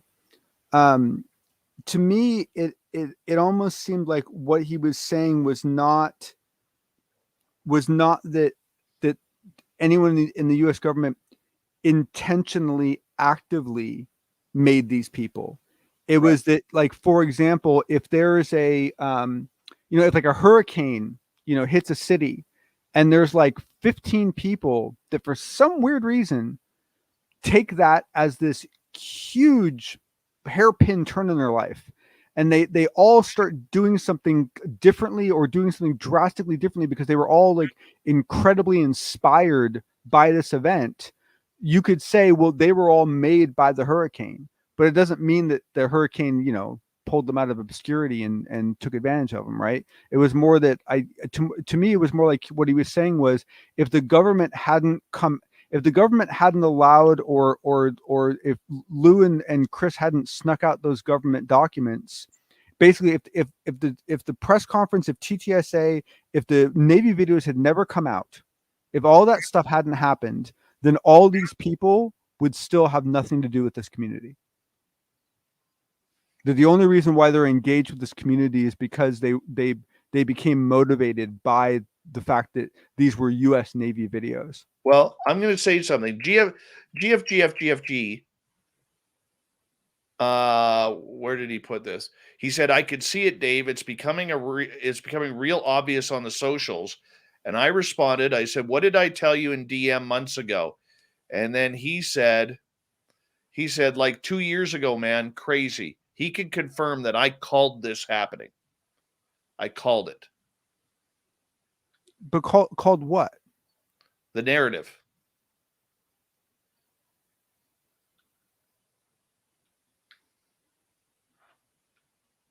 Okay.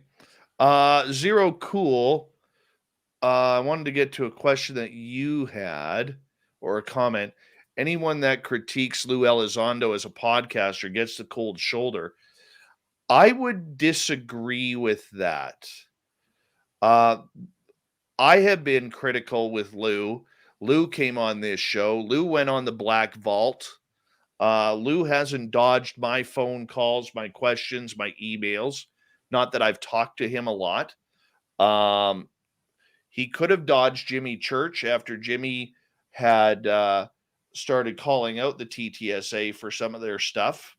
He didn't. He's gone on the show numerous times. I will say I will say this.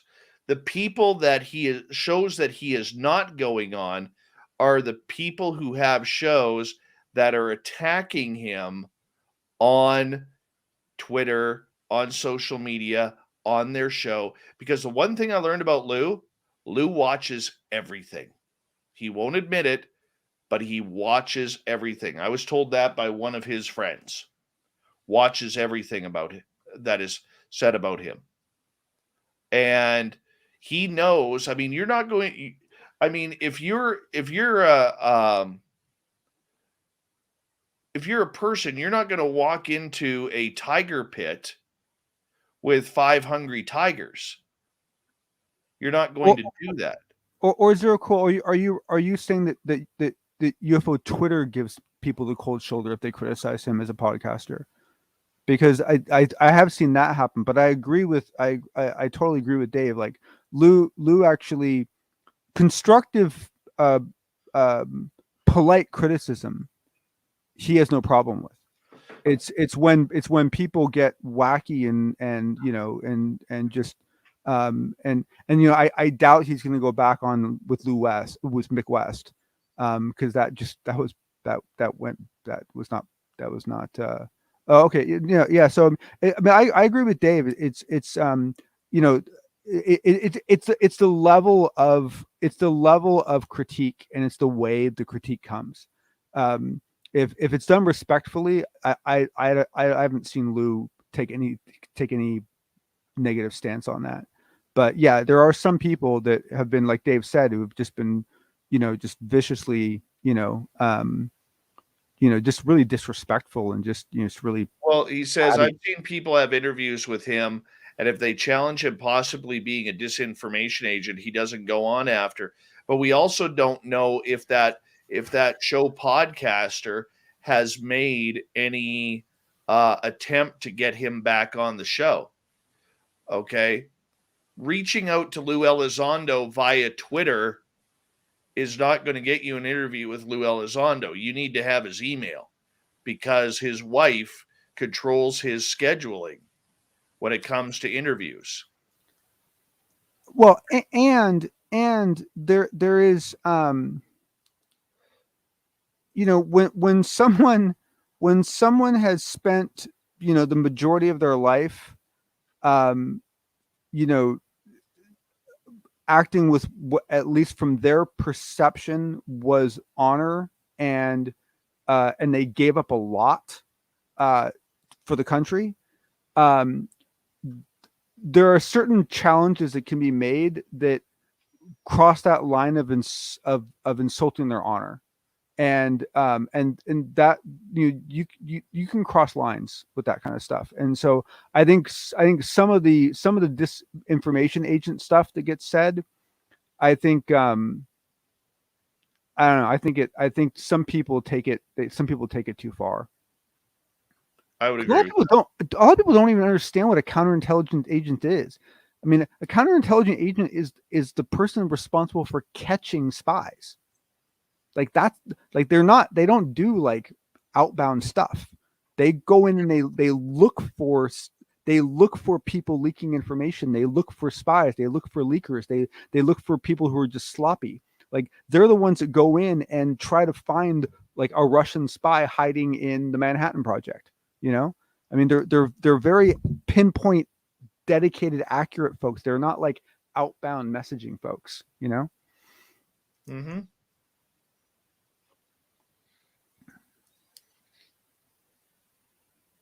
Well, honestly, man, for that, it depends on your opinion, right?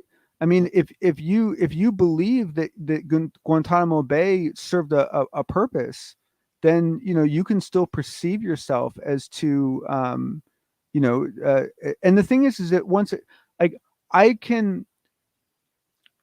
you can serve with honor to something that you don't agree with, as long as you act within that code that you believe in. So, and I mean, who knows? The flip side is it I don't know, maybe looted a bunch of really crazy, creepy stuff at Guantanamo. I have no idea, but my guess would be no. But that one's hard because Guantanamo Bay is so. I'm actually kind of suspicious that I'm kind of wondering if maybe the reason why his emails got deleted have nothing to do with ATIP. That the reason why his emails were deleted was because of his involvement with Guantanamo Bay and the current cases that are going on with certain people. That would be really interesting to me. GFGFG is asking, let's talk about disclosure. This will be the final topic for the night because I have to get to bed. I got to get up for hockey practice with my son at 6:45 in the morning so I can have him on the ice for 8. Let's talk about disclosure, time frame, when can you see it? Will it happen? What needs to happen for disclosure to happen? Here's what I will say on that, guys.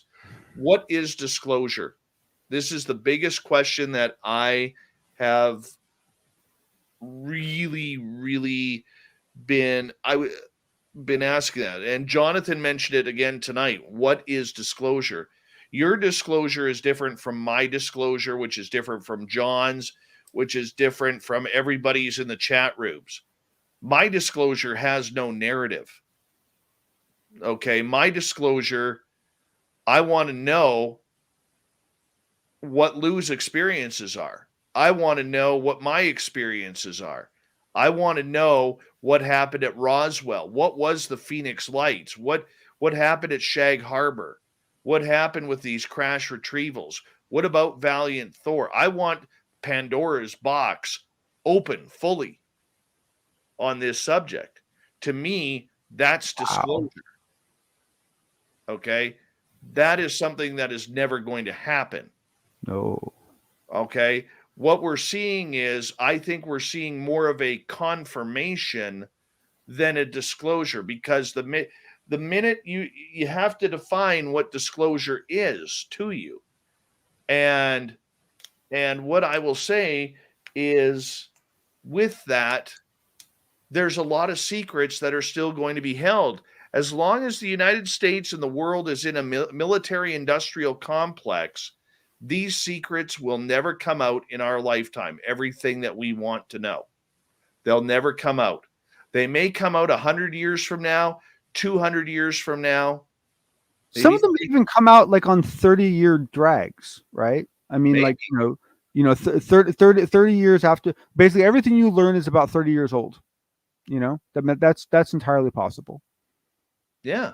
That's entirely possible. But yeah, no, I agree. No, one thing I think is going to be really interesting about disclosure is that, if you are measuring disclosure by the amount of transparency that exists, we're going to get into a situation in the not too distant future where countries are handling this differently. And you can almost get into a situation where there's a competitive landscape where essentially you have countries trying to release more information than someone else does because they see it as a way of getting some advantage. And that could get interesting, right? Because I mean, you could end up with some country that, ends up releasing a lot more information than say the US government wanted to, and then it forces the hand of the US government. So it could get interesting depending on which countries start getting involved in disclosure. Very true. And that's exactly it. That's exactly it. And that's where it comes down to.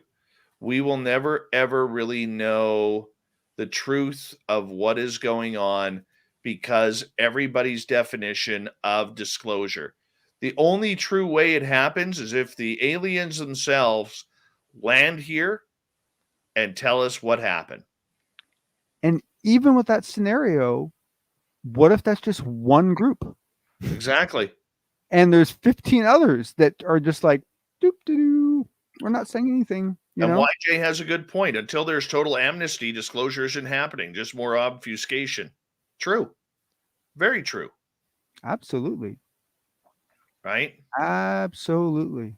On that note, I have to get going here, guys. And John, thank you for another awesome show. I want to say that next week we're going to be making a major announcement on on social media regarding some program changes to our programming. It's all for the good. I think you guys are going to be amazing. There's nothing negative that is happening. We're not cutting shows back. We're not cutting hours back or anything like that. We're actually going to be giving more. And I'm very excited about it to make this announcement. And I will do that next week on our Facebook page. This weekend, Lynn Wallington will have on tomorrow night Lori McDonald talking about hypnosis and and experiencers, and then she'll be talking paranormal skepticism with Kenny Biddle on Sunday. That should be fun. I'm back on Monday with Butch Witkowski, and yeah, we're gonna have a really, really good time here coming up this week on Spaced Out Radio, and I really, really appreciate each and every one of you for tuning us in. Thank you tonight to Dirt Road, Spooky, GFG, FG, Greg ×2, Chris in Europe, Laura, and Smithy ×2 for the amazing super chats tonight. Remember, guys, the super chat really does help us out, and we really do appreciate and love every super chat we get. And as much as a super chat really helps us out, what also helps us out is by clicking that subscribe button, ringing that bell, and being part of our community here on YouTube, and following us on social media like Twitter at Spaced Out Radio, Instagram at Spaced Out Radio Show, on my personal handles at Dave Scott SOR. Thank you, Chad Smith, for adding to the super chat. Really do. Let's all hear it for Dave's voice being back. Yeah. I made it. But also, if you're on Facebook and you haven't joined our Spaced Out Radio group yet, we'd appreciate if you did. Get your swag. Another great way to help us out is by getting your swag on our website, spacedoutradio.com/shop. We got everything from t-shirts to hats. So when you go look at the logos, you'll see a bunch of t-shirts, but if you click on each one of those logos that you like, it'll open up to hoodies. It'll open up to a lot of other stuff Chad on Smith there songs. as well. Good Thank stuff. you again, Chad. Really do appreciate that, man. I really do. So that's a great way to help us out and to keep the name going. Also, what helps us out is on your own social media. When you are posting stuff, share our posts. That means just as much. There's always a way for you as the audience to contribute to our growth, and we appreciate it, and we really do. Big thank you to all of you guys for listening and sticking with us. Thank you to all the veterans who tune in. We love you. You always have a safe place here on Spaced Out Radio in our chat rooms. And I'm going to dip out for the weekend. And maybe tomorrow night I might go look for some Sasquatch. Was that, brother? I said, there's 70 of you still hanging out with us at right? 4:48 in the morning, man. It's awesome. I know. But God, we got a great crew here, man. I'm so excited about this announcement. And I am very pumped up for it. And I think you guys will be too. And it's going to be a lot of fun coming up here in the near future. And yeah. And remember, one other thing that I want to just quickly say is you guys mean the world to me. You really do. And I think we have the best audience out there. And it means a lot. It really does. And guys, he says that privately. Like he honestly does, like no bullshit. Like he says that like you guys really do. I imagine you need more friends, Dave. But he really appreciates all of you. I mean, we all do, but I just want to make it clear. Dave talks about this completely on his own when no one's around. Yeah. So thank you so much, everyone. Have a great weekend. I'll see you on Monday with Butch Witkowski, and enjoy Lynn this weekend and show her some love with coming in, supporting the show, and throwing the super chats down, and and just having a good time in her room. And don't forget to get your drink on with her. We'll talk to you guys soon.